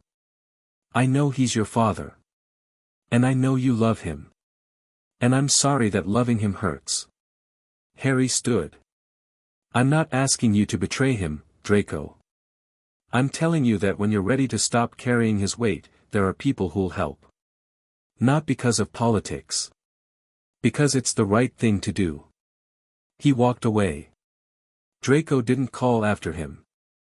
But 2 days later, a folded piece of parchment appeared in Harry's Charms textbook, slipped in during class, invisibly, with a skill that spoke of Malfoy training put to unexpected use. Harry unfolded it in the privacy of his dormitory. 3 words, in Draco's handwriting, 3rd floor. Thursday. Harry stared at the note. Then he understood. Draco was telling him when Quirrell's next attempt would be. Not why, not how he knew, just the when, a single piece of intelligence, offered without context or commitment, a toe in the water of disloyalty to a father who'd been drowning him since birth. Harry burned the note, as Draco would have expected him to. And he began to prepare. The Halloween troll had been a warm-up, though Harry hadn't known it at the time. It happened on October 31st, Halloween, a feast, the entire school in the Great Hall, when Quirrell burst through the doors, turban askew, shouting about a troll in the dungeons before collapsing in what was either a genuine faint or the most convenient piece of theater since Lucius's generosity in taking in an orphan. Harry didn't panic. He didn't run with the crowd. He grabbed Hermione's arm, because Hermione wasn't in the Great Hall, she was in the first-floor bathroom. She'd been there since afternoon because Ron Weasley had said something stupid about her in Charms class and she'd gone to cry and hadn't come back. Hermione's not here, he said to Neville, already moving. The troll is between her and safety. Let's go. They went. Harry and Neville, running through corridors that were emptying as students funneled toward their common rooms, moving against the current of bodies with the focused speed of people who had somewhere specific to be. They heard the troll before they saw it, a deep, grunting, smashing sound, like a very large creature hitting things with a very large object. The smell hit next, old socks and public lavatories and something underneath both that was primal and wrong. The troll was in the bathroom corridor. It was 12 feet tall, gray-skinned, with a club the size of a small tree and a face that suggested evolution had given up partway through. It was moving toward the girls' bathroom door with the slow, unstoppable momentum of something that was too stupid to know it should be afraid of anything. Harry drew his wand. Neville drew his. "I'll get its attention," Harry said. "You get Hermione." "Harry, that thing is big and slow and dumb. I'm small and fast and angry. Go." Neville went. Harry stepped into the corridor, raised his wand, and cast. Not a first-year spell. Not a second-year spell. The impediment jinx, impedimenta, a fourth-year charm that Harry had mastered in the room of requirement 3 weeks ago and that hit the troll square in the chest with enough force to stop it mid-stride. The troll staggered. Its tiny eyes found Harry. It raised its club. Harry moved. The troll swung, the club cratered the stone floor where Harry had been standing a second earlier, and Harry cast again, a stunning spell this time, aimed at the troll's head. The red light hit the grey skull and the troll blinked, swayed, but didn't fall. Trolls were magically resistant. The stunner would have dropped a wizard cold. The troll just looked confused. Harry adjusted. Theory, adaptation, execution, the loop his mother's notes had drilled into him, faster than thought. The troll's skin was resistant to direct magical impact. Fine. He wouldn't hit the troll. He'd hit the environment. Wingardium Leviosa. The troll's own club, the massive, heavy weapon it was raising for another swing, tore itself from the creature's grip and shot upward, spinning, 20 feet in the air. Harry cancelled the charm. The club fell. 12 feet, straight down, onto the troll's head, with a sound like a cathedral bell being struck by a wrecking ball. The troll toppled. It hit the floor with an impact that shook dust from the ceiling, and it didn't get up. Harry stood in the corridor, breathing hard, wand still raised, and looked at the unconscious mountain troll at his feet. Harry. Neville was in the bathroom doorway, Hermione behind him, both of them staring at the troll with expressions of stunned disbelief. "Everyone okay?" Yes, Harry, you just knocked out a troll." "I dropped its club on its head." "The troll knocked itself out." "That's not, you can't just," Hermione seemed to be struggling with the gap between what she'd witnessed and what her model of reality permitted. "That was a fourth-year jinx." "Third year, actually. The impediment jinx is in the standard third-year curriculum. You're a first year." "I'm aware." Professors arrived, McGonagall, Snape, Quirrell. Questions were asked. Points were awarded, then deducted, then awarded again when the full story emerged. McGonagall looked at Harry with an expression that combined pride, worry, and the dawning realization that this particular student was going to give her more gray hairs than the previous decade of teaching combined. Snape looked at the troll, then at Harry, and said nothing. But his eyes, dark, complicated, carrying the weight of whatever had broken open between them in that detention weeks ago, lingered on Harry with something that wasn't hatred. Quirrell was the last to arrive and the first to leave, and as he turned away, Harry caught it again, the flicker behind his eyes, the second presence, looking at Harry with an interest that was hungry and patient and very, very old. That had been October. Now it was March, and the troll felt like a practice round. Draco's note said Thursday. Harry had 3 days. He used every hour. He drilled spells in the room of requirement with Hermione and Neville, shield charms, stunning spells, the impediment jinx, the full body bind, basic healing magic that Hermione had learned from a book she checked out of the restricted section using a permission slip that Harry strongly suspected she'd forged. He reviewed the grimoire's sections on defensive magic, on dark creature resistance, on the mental discipline needed to face an enemy who attacked through fear as well as force. He was ready. Or as ready as an 11-year-old could be to face whatever was wearing Quirrell's body like a suit.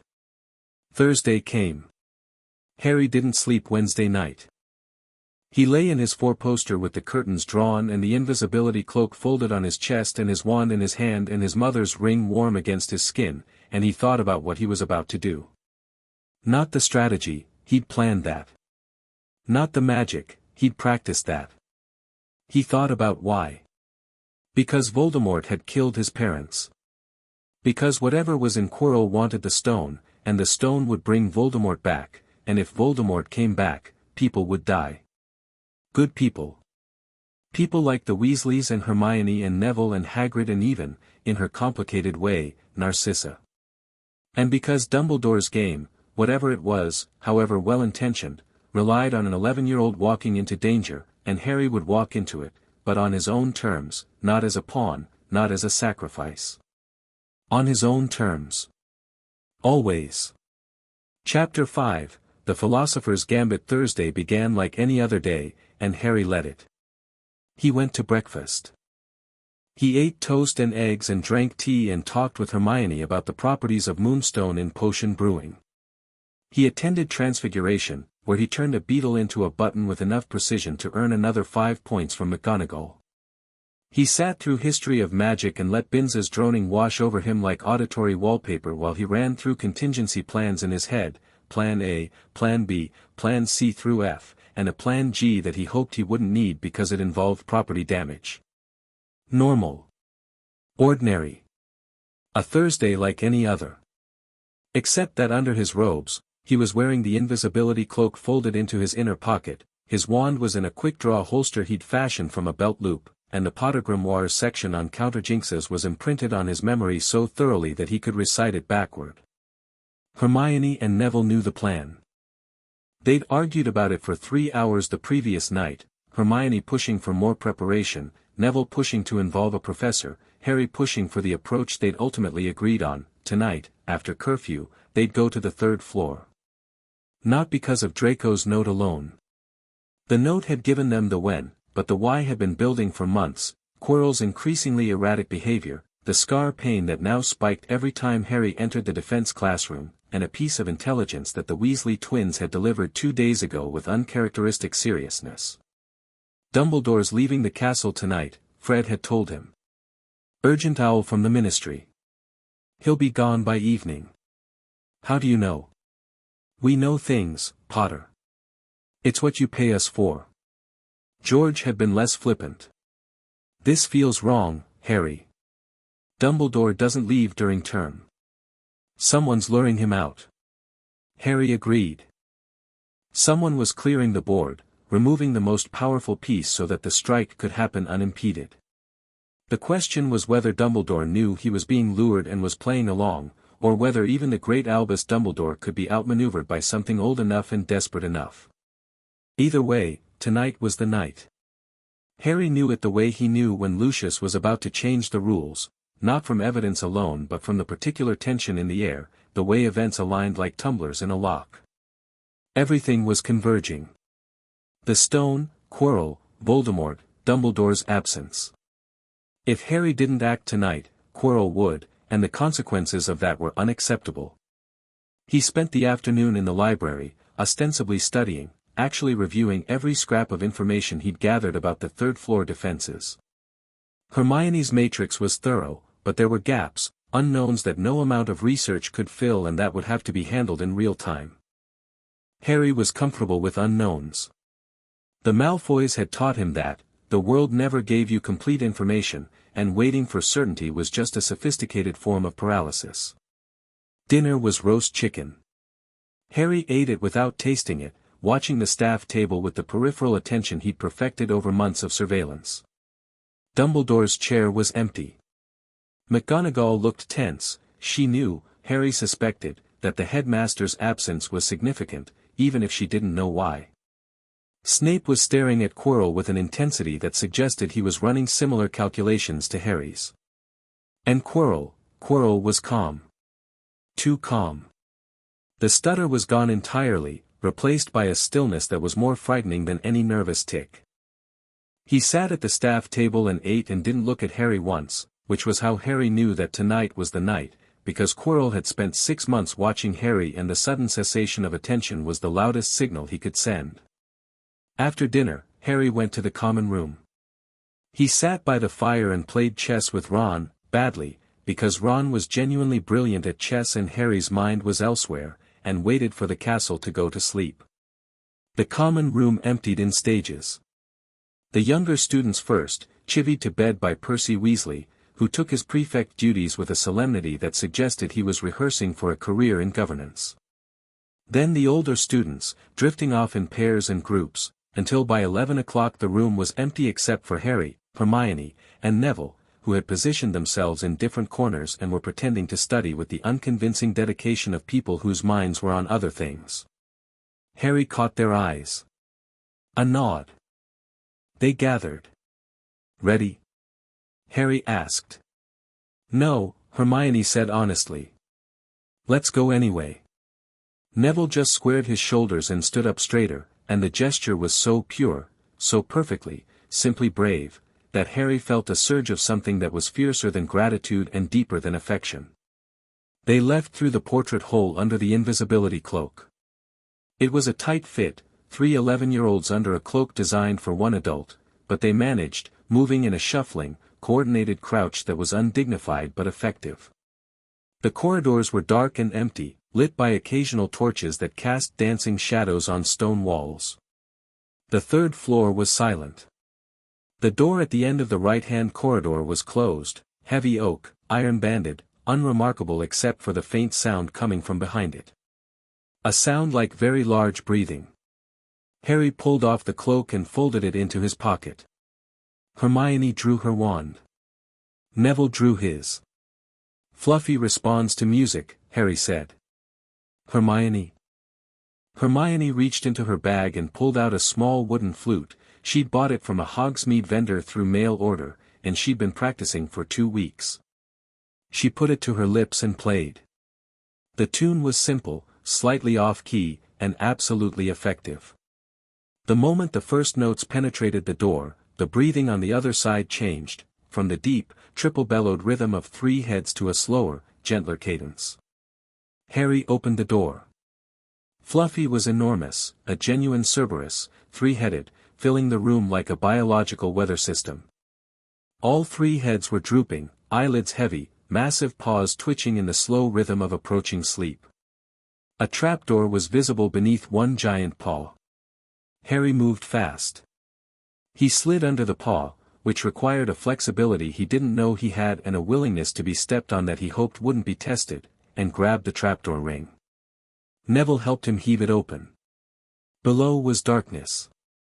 Jump, Harry said. Into what? Neville's voice was strained but steady. Hopefully something soft. They jumped. All 3, into darkness, and for a stomach-dropping second, there was nothing but air, then they landed on something that was, in fact, soft. Damp and soft and slightly yielding, like a living mattress. Harry rolled to his feet. Devil's snare, Hermione said immediately, and her voice had shifted from nervous to professional, the voice of someone whose theoretical knowledge had just become urgently practical. Don't move. Don't struggle.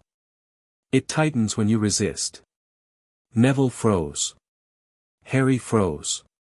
The tendrils of the plant, which had been creeping toward their legs, paused, confused by the absence of struggle, uncertain of its prey. It hates light and warmth, Hermione continued, pulling her wand. She cast with the confidence of someone who drilled this specific scenario. Lumos Solum. Brilliant white light erupted from her wand, warm, fierce, summer noon intense. The devil's snare recoiled as if burned, its tendrils whipping away, and the 3 of them dropped through the loosened plant into a stone chamber below. Harry landed on his feet. Neville landed on his back. Hermione landed on Neville. Ow, Neville said. Sorry. No, I mean, ow, generally. This whole thing. Move, Harry said, already walking. Not running, walking, with the controlled pace of someone conserving energy because they didn't know how much they'd need. The chamber opened into a corridor, and the corridor opened into a vast room filled with wings. Hundreds of them, thousands, tiny, jewel-bright, fluttering creatures that filled the air like a living kaleidoscope. Keys. Winged keys, Harry realized, spotting the heavy wooden door at the far end with its ornate iron lock. Flitwick's contribution. Broomsticks hung on the wall. 3 of them, old and rickety, clearly provided as tools for the task. "We need to find the right key," Hermione said, scanning the swarm. "One that matches the lock, probably old, big, silver, likely with bent wings because someone's already caught it once." Harry grabbed a broom. It wasn't a nimbus, it was barely a broom, but it responded to him because brooms responded to him, because flight was one of the few things in his life that had always felt natural. He kicked off. The keys scattered around him, buzzing like metallic insects, and he scanned the swarm with the same systematic attention he'd used to find the snitch in his first match. Old. Big. Silver. Bent wings. There. Near the ceiling, moving slower than the others, its wings crumpled and tarnished, the key that had already been caught and released, the key that fit the lock. Harry dove. The key dodged, sluggish but evasive, moving with the automated intelligence of an enchanted object following its programming. Harry anticipated its dodge, banked, reached out, and caught it in his fist. He landed, jammed the key into the lock, and turned. The door swung open. The chess room was McGonagall's and it was magnificent. A full-size wizard chess set, life-sized pieces carved from white and black stone, arranged on a board that spanned the entire chamber. The pieces were twice Harry's height, armed with stone weapons, and radiating the particular menace of objects that had been enchanted to cause genuine harm. Harry assessed the board. The pieces were arranged mid-game, a problem to solve, not a game to play from scratch. White was in a defensive position, black pressing an advantage. To cross, they'd need to play, and to win, they'd need to play well. "I'm terrible at chess," Harry said. "Me too," Hermione said. "We need Ron," Neville said, and was right, but Ron was in the dormitory and they were here. Harry studied the board. He wasn't good at chess, he'd never had the patience for it, his mind more suited to the fluid complexity of real-world strategy than the bounded rules of a 64-square board. But he understood patterns, and he understood sacrifice, and he understood that the person who designed this challenge, McGonagall, who played chess with the same surgical precision she brought to everything, would have built in a solution that required not just skill but courage. "The knight," he said. "There's a knight sacrifice. If the Black Knight takes that position, it opens the queen for a checkmate in 3 moves, but the knight gets taken." Hermione followed his gaze. "Harry, these pieces are full contact. The knight getting taken means someone stands on that square and gets hit with a stone sword." "I know." He walked onto the board. "I'll be the knight." "Absolutely not," Hermione said, grabbing his arm. "Hermione, no. You're the one who needs to face Quirrell.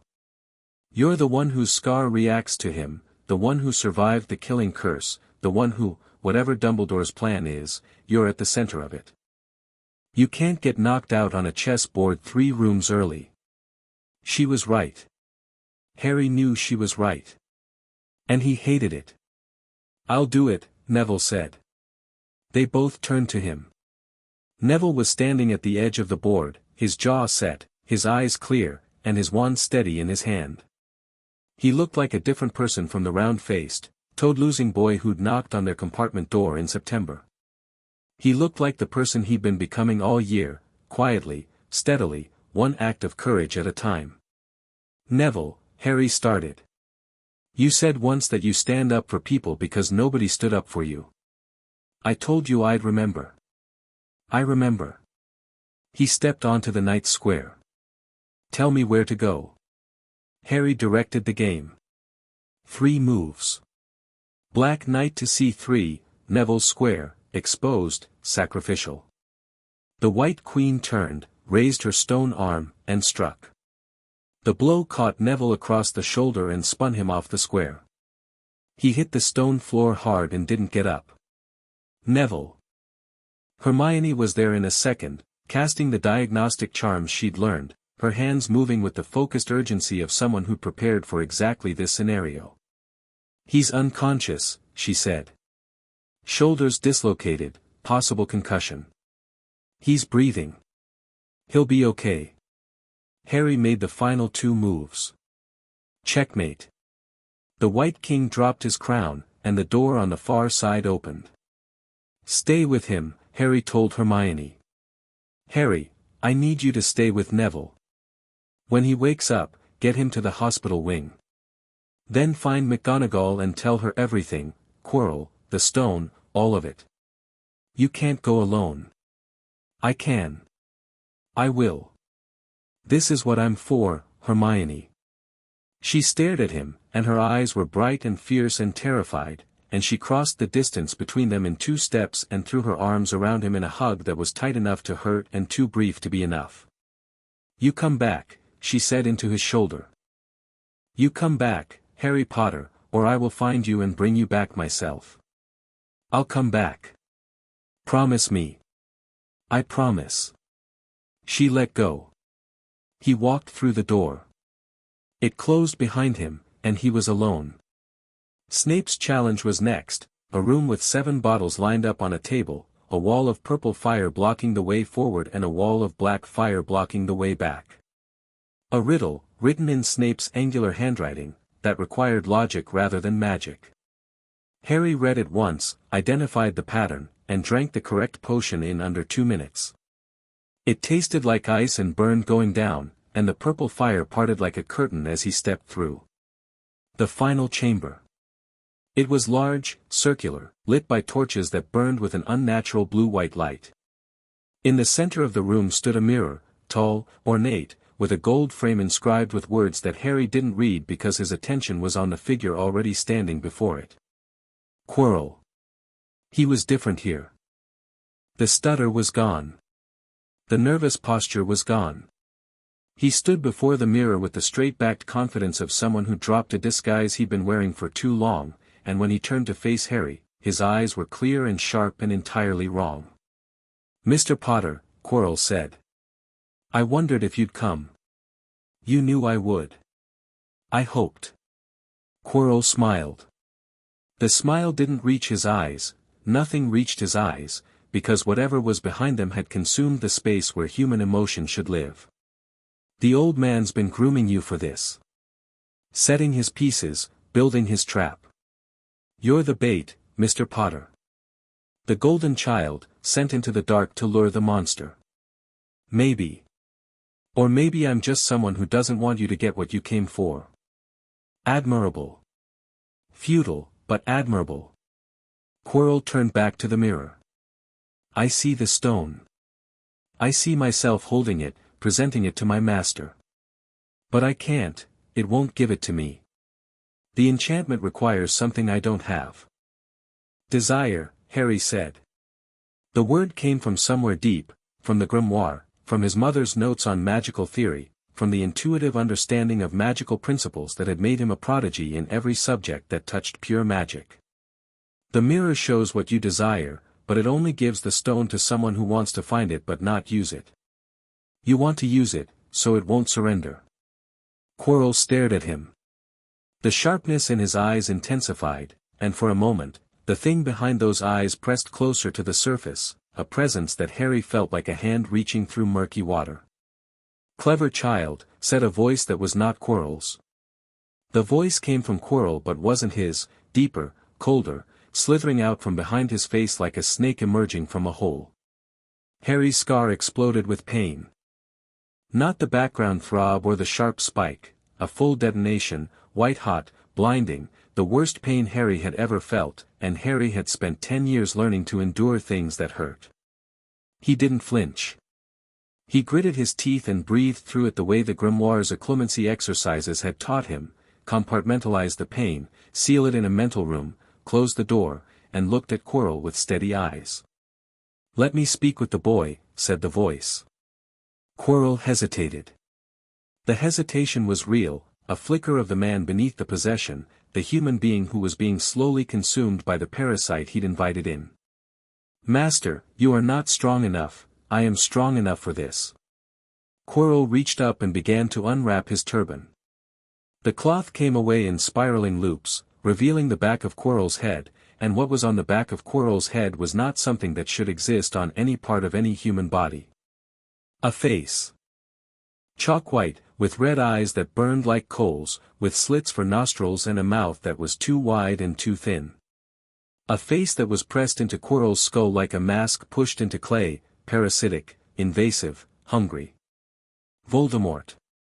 Quirrell turned so that the face could see Harry, and Harry stood in the blue-white light and looked at the man who had killed his parents and felt, not fear. He'd expected fear. He'd prepared for fear, built his mental defenses against it, stocked his internal armory with the cold logic and hot courage he'd need to fight through terror. But what he felt wasn't fear. It was recognition. He knew this face. Not from memory, he'd been a baby when Voldemort came to Godric's Hollow, but from a deeper place. The scar knew. The scar was singing with pain and something else, a resonance, a vibration between two things that were connected by violence and blood and the darkest magic in existence. Harry Potter, Voldemort said. The red eyes fixed on Harry with an intensity that was physical, like being pressed by an invisible hand. We meet again. For the first time that I can remember. But not for the first time. I remember. I remember your mother, screaming. I remember the flash of green light. I remember the unexpected. Something moved across Voldemort's stolen face, not emotion, because whatever Voldemort was now was past emotion, but the memory of it, the ghost of surprise. You should be dead, boy. I get that a lot. You are flippant. Like your father. And clever, like my mother. Get it right. The red eyes narrowed. Voldemort's lipless mouth curved into something that was not a smile but occupied the same facial real estate. Clever. Yes. I've heard about your cleverness. The Malfoy fortune. The Goblin Bank. A child who outmaneuvered Lucius Malfoy before his 11th birthday. I confess, I'm impressed. Your confession doesn't interest me. What does interest you? Power. You have it, I can feel it, Harry. Feel the magic in you. Raw, vast, untrained. You've barely scratched the surface. You could be great, you know. I can help you. I can teach you things that no one else alive can teach. You're not alive. The red eyes burned brighter. The pain in Harry's scar spiked, and he breathed through it, steady, controlled, his mind organized around the pain like a city built around a live volcano. Not yet, Voldemort conceded. But the stone will remedy that.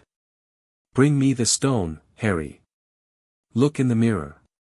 You want to find it, I know you do. You want to understand the magic that protects it. Your mother's brilliant mind in you, always wanting to understand. Look in the mirror and find the stone, and I will give you anything you desire. You killed my parents. I killed many people. They chose to oppose me. They chose their fate. My mother chose to die protecting me. She chose that over stepping aside. You gave her the choice and she chose me.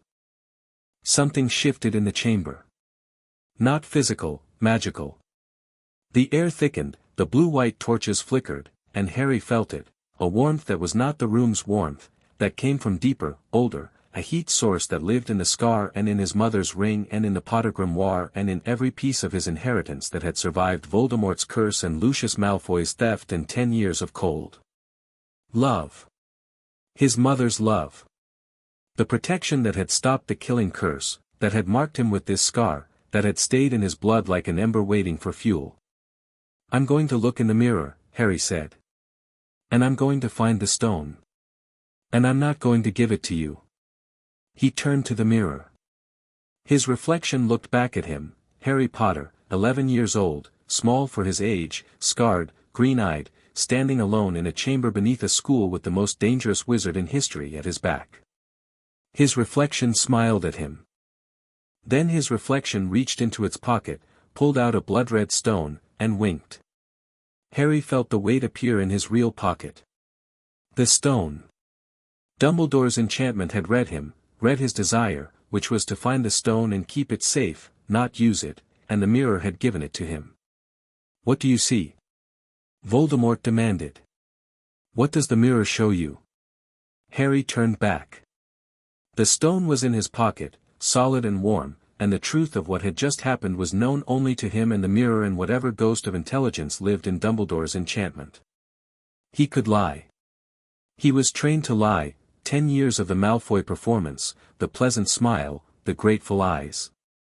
He could say he saw nothing, play dumb, buy time. But Harry was done lying. He'd spent his whole life behind masks, and the one thing he'd promised himself, the one principle he'd carried out of Malfoy Manor like a torch in the dark, was that when it mattered, he'd tell the truth. I have the stone, Harry said. It's in my pocket. And you're never going to touch it. The chamber erupted.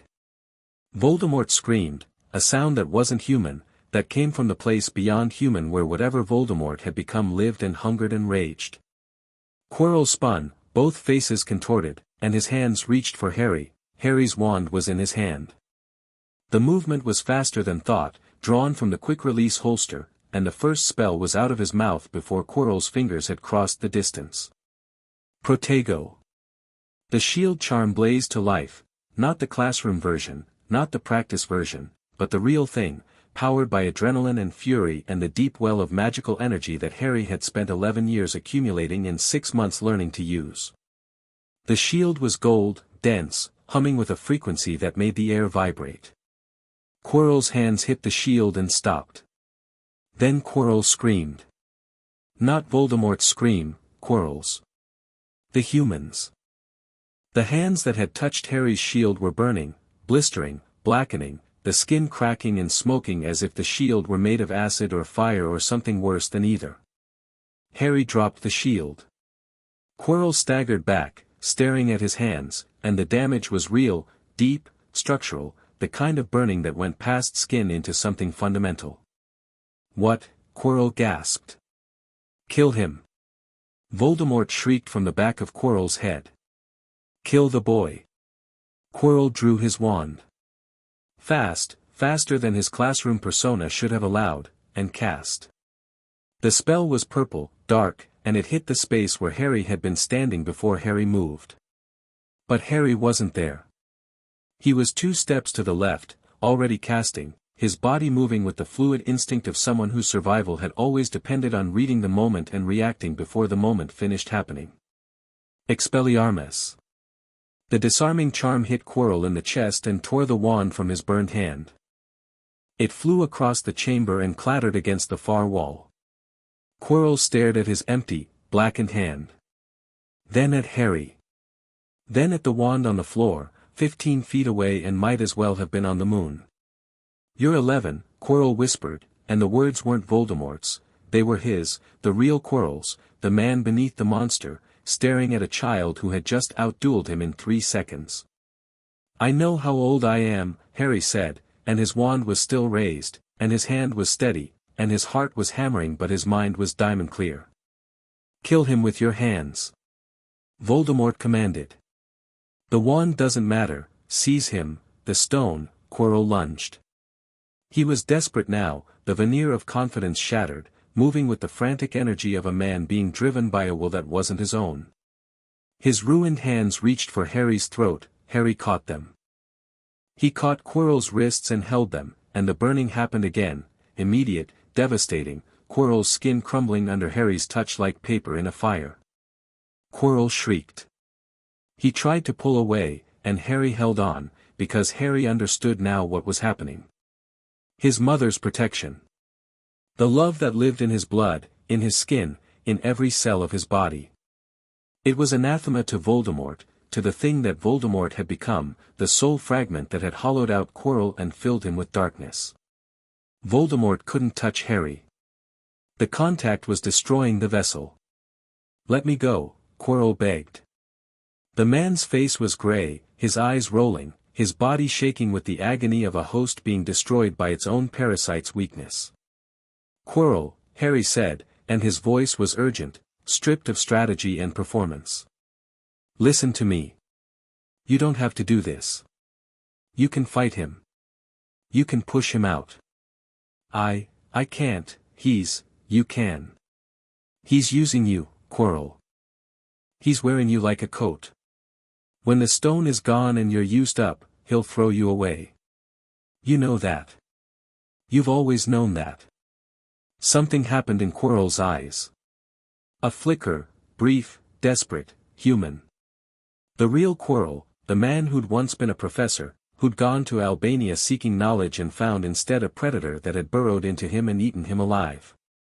The real Quirrell, who was scared and in pain and so deep inside the prison of Voldemort's will that he'd forgotten what his own thoughts sounded like. I can't stop him, Quirrell whispered. He's too strong. He's in me, in my head, I can't. Silence. Voldemort roared, and Quirrell's body convulsed, the parasite reasserting control. Quirrell's burned hands shot up again, reaching for Harry's face. Harry grabbed him. Both hands on Quirrell's face, palms flat against skin, and the burning was instant and total, Quirrell's face cracking, crumbling, coming apart under Harry's touch like a sandcastle hit by a wave. The man screamed, both of them screamed, Quirrell and Voldemort, two voices in one throat, and Harry held on because letting go meant letting Voldemort try again, letting the thing in Quirrell's head keep pushing, keep fighting, keep reaching for the stone in Harry's pocket. Something tore. Not physical. Deeper. Harry felt it, a ripping, a separation, like a bandage being torn from a wound that had never healed. Something left Quirrell's body. Something dark and cold and formless, a shadow that was more than a shadow, a presence that screamed with a voice that Harry felt in his scar rather than heard with his ears. Voldemort's spirit, the wraith, the fragment, the thing that had survived 15 years without a body through sheer malice and the refusal to accept mortality, ripped free from Quirrell's collapsing body and hung in the air for one terrible second, a face of shadow and red eyes and pure, concentrated hate. It looked at Harry. The red eyes met the green ones. And then it fled. Through the wall, through the stone, through the earth, a dark comet trailing rage, diminishing, gone. Quirrell collapsed. Harry dropped to his knees beside him. The man was barely recognizable, burned, broken, his face a ruin of damaged tissue and crumbling skin. But he was breathing. Barely. In short, rattling gasps that sounded like each one might be the last. Quirrell. Stay with me. The man's eyes opened. They were clear, Quirrell's own eyes, blue and terrified and free. For the first time since Albania, the only person behind those eyes was Quirrell himself. Is he gone? Quirrell's voice was a thread. He's gone. Something that might have been a smile crossed Quirrell's ruined face. Then his eyes closed, and his breathing stopped, and Harry was kneeling on the stone floor of a chamber beneath a school, holding the body of a man who'd been consumed by the worst wizard in history and who, in the end, hadn't been strong enough to say no. Harry let go. He sat back on his heels. The chamber was silent. The mirror stood, gleaming, reflecting the empty room and the still body and the boy kneeling beside it. He reached into his pocket. The philosopher's stone sat in his palm, small, blood-red, warm. It was lighter than he'd expected. The source of immortality, the object that could turn any metal to gold, the thing that Voldemort had been willing to destroy a man to obtain. Harry closed his fingers around it, stood, and walked to the mirror. His reflection looked back at him. The reflection was crying, which was strange, because Harry wasn't. Or maybe he was. He touched his face and found it wet. Is he dead? Harry asked the empty room. No one answered. Quirrell didn't move. Harry put the stone in his pocket, picked up his wand, and walked back through the chambers, through the potion room, through the chess room where Hermione and Neville were gone. She'd gotten him out, Harry thought, with a relief that was almost physical, through the key room and the devil's snare room and up through the trapdoor past a sleeping Fluffy. The third-floor corridor was no longer empty. Dumbledore stood at the end of it. He was still wearing traveling robes, he'd been outside the castle, clearly, and had come back. His face, in the torchlight, was old and tired and carrying an emotion that Harry identified as guilt. Harry, Dumbledore said. You're back early. I realized, halfway to London, that I'd been maneuvered. By the time I returned, he stopped. His eyes moved over Harry, the ash on his robes, the burns on his hands, the tear tracks on his face. What happened? Quirrell. He was in Quirrell. Behind the turban. A face on the back of his head. Harry heard his own voice as if from a distance, flat, factual, the voice of someone reporting events rather than processing them. He wanted the stone. I got to it first. We fought. I touched him and, my mother's protection, I think. It burned him. Voldemort left, separated from Quirrell. A spirit, a shadow. It went through the wall. And Quirrell? Dead. Dumbledore closed his eyes. He stood in the corridor, the most powerful wizard in the world, and he looked like a very old man who was carrying something too heavy. I'm sorry, Dumbledore said. For which part? The question hit. Dumbledore opened his eyes, and what Harry saw in them was not the twinkle, not the grandfather performance, not the chess master's calculating distance. It was pain. Genuine, unmasked, unsoftened pain. For all of it. Harry stood in the corridor and held Dumbledore's gaze and felt the anger that had been building for months, the anger at being placed with the Malfoys, at being positioned as bait, at being a piece on a board he hadn't agreed to play on, rise in his chest like bile. You put the stone here, Harry said.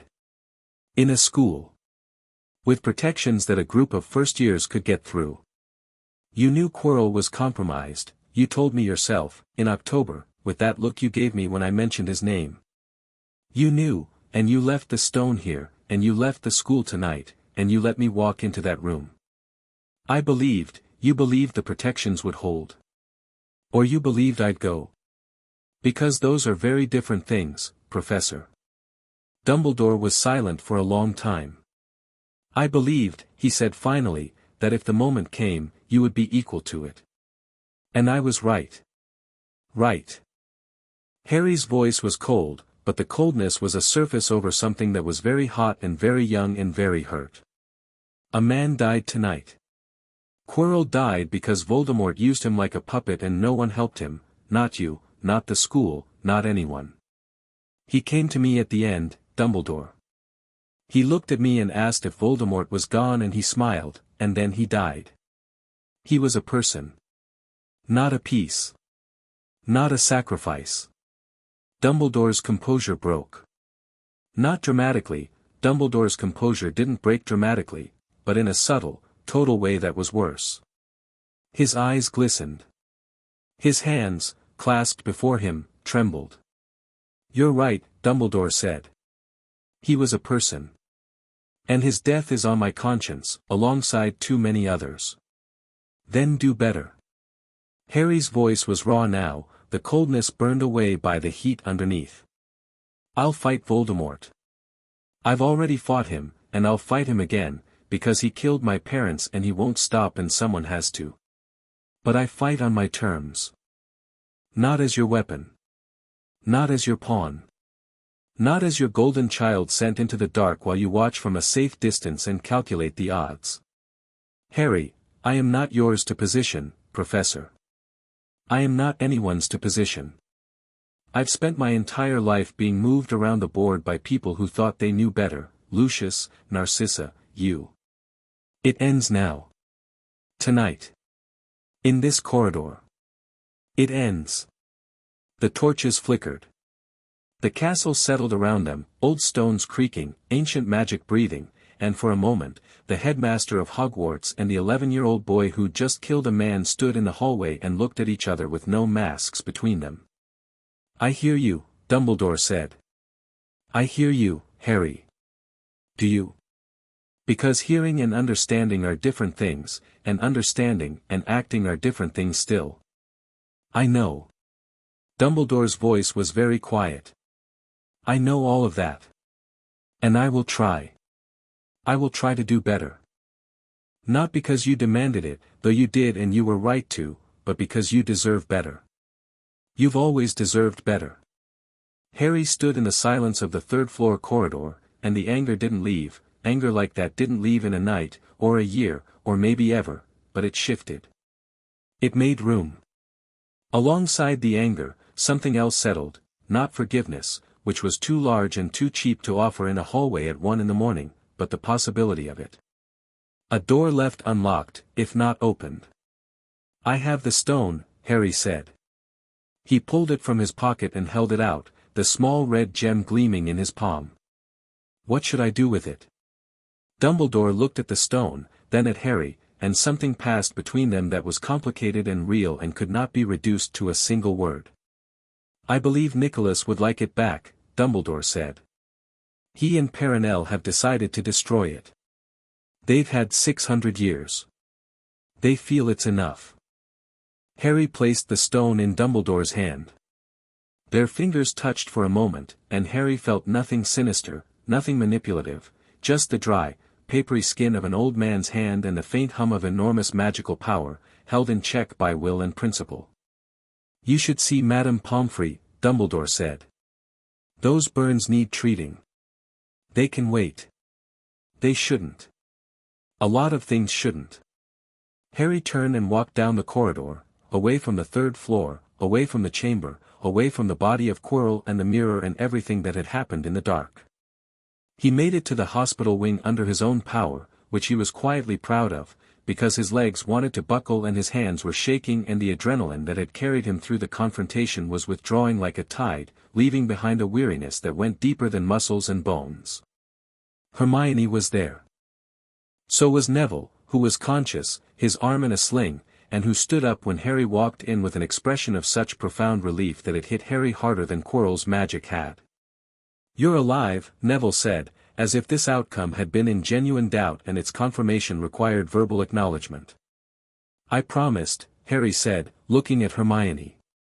She was sitting in a chair beside Neville's bed, her face blotchy from crying, her hair wilder than usual, her wand still in her hand. She looked at Harry and her face crumpled and rebuilt itself in the space of a single breath. "What happened?" she asked. Harry sat down on the nearest bed.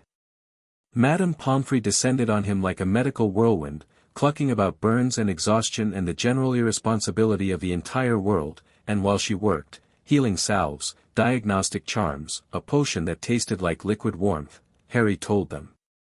Everything. Quirrell, Voldemort, the mirror, the stone, the fight, the touch that burned, the moment Voldemort separated, the death. He told them about Quirrell's last smile. That was the part that cost him the most. Hermione cried.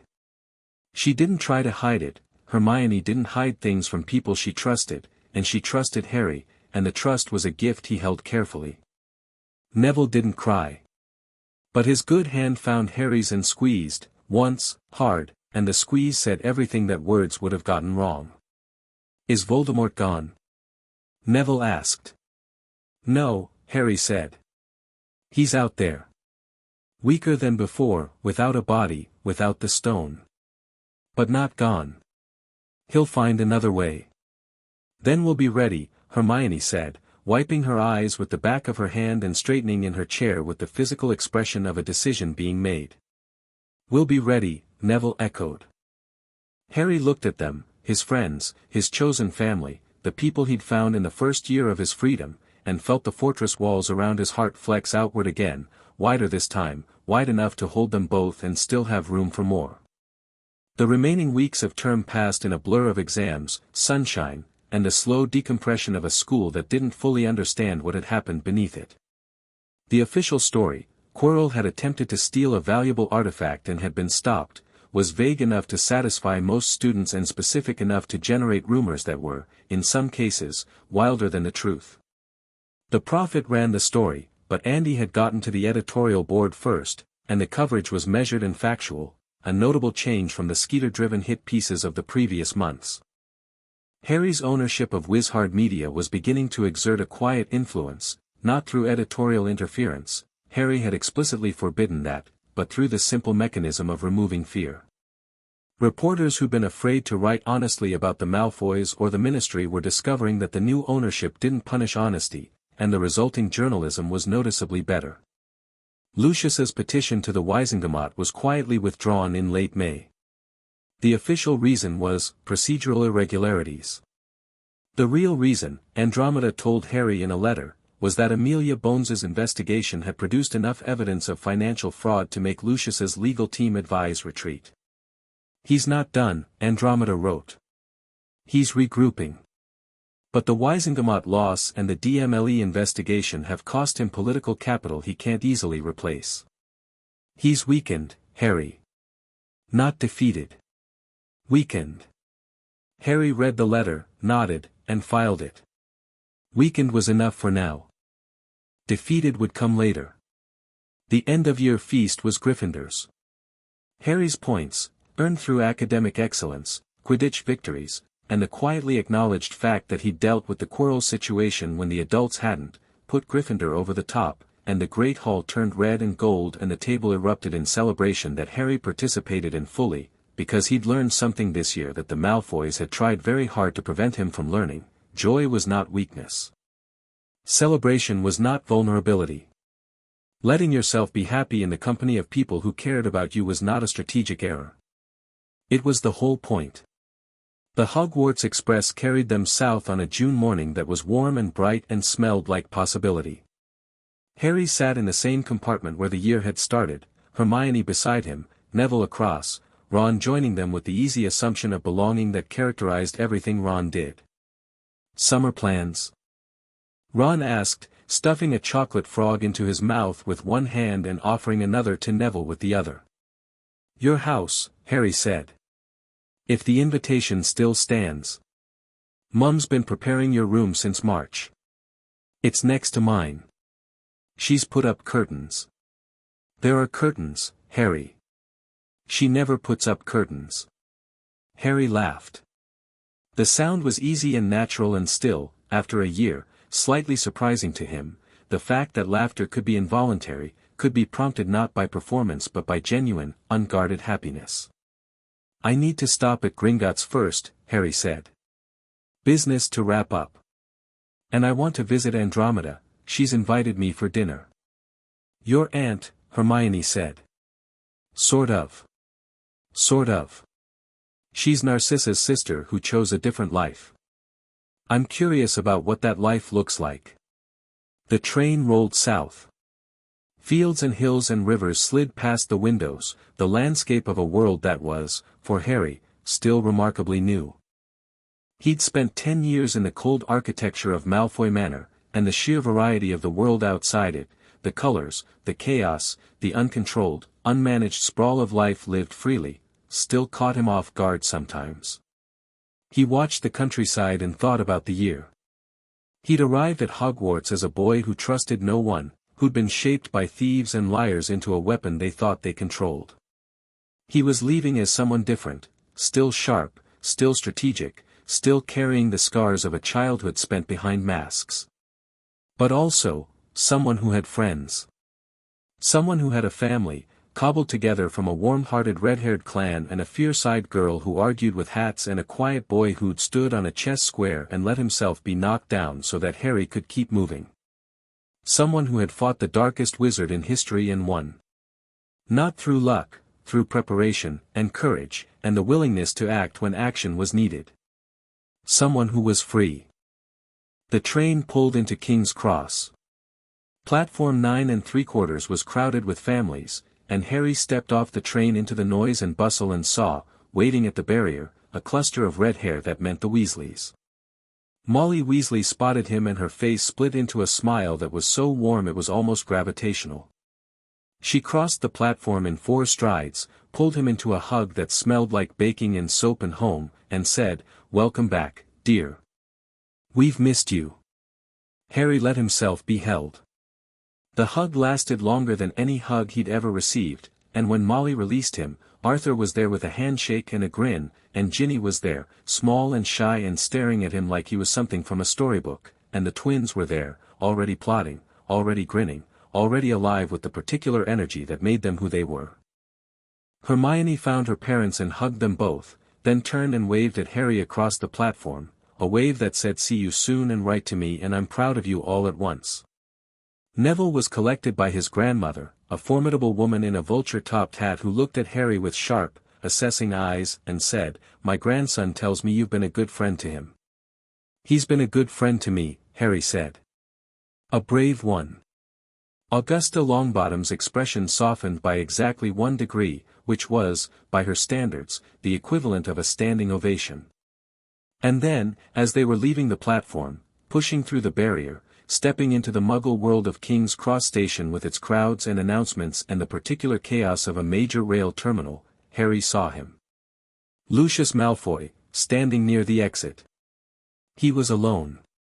No Narcissa, no Draco, no entourage. He was wearing Muggle clothes, expensive, well-fitted, but Muggle, which told Harry how far things had fallen, because Lucius Malfoy in Muggle clothes was a man who'd been stripped of his ability to be publicly, visibly wizard. The Gringotts settlement had taken the manor. The DMLE investigation had taken his political standing. The Prophet, under its new ownership, had taken his ability to control the narrative. What was left was a tall, blond man in a train station, watching the boy who'd done this to him walk toward a family that wasn't his. Harry stopped. Molly's hand was on his shoulder, protective, warm, and the Weasleys were around him like a wall of red hair and good intentions. He looked at Lucius. Lucius looked back. There was no mask now. Not on either of them. Just 2 people, a man and the boy he tried to own, separated by a crowd of Muggles and a year of consequences. Harry expected to feel triumph. He expected the satisfaction of a plan completed, a wrong righted, a decade of injustice balanced on the scales. What he felt instead was sadness. Not for Lucius, Lucius had earned every consequence he was living. But for the waste of it. The years of cold. The fortune stolen. The childhood lost. The fact that Lucius Malfoy had been given the opportunity to raise the boy who lived, to shape him, to know him, to be part of something extraordinary, and had chosen, instead, to rob him. It was the most Malfoy thing in the world, to be handed a miracle and see only the price tag. Harry nodded at Lucius. A single nod, not hostile, not forgiving, just acknowledgement. I see you. I know what you are. I've moved past you. Lucius didn't nod back. His face was stone.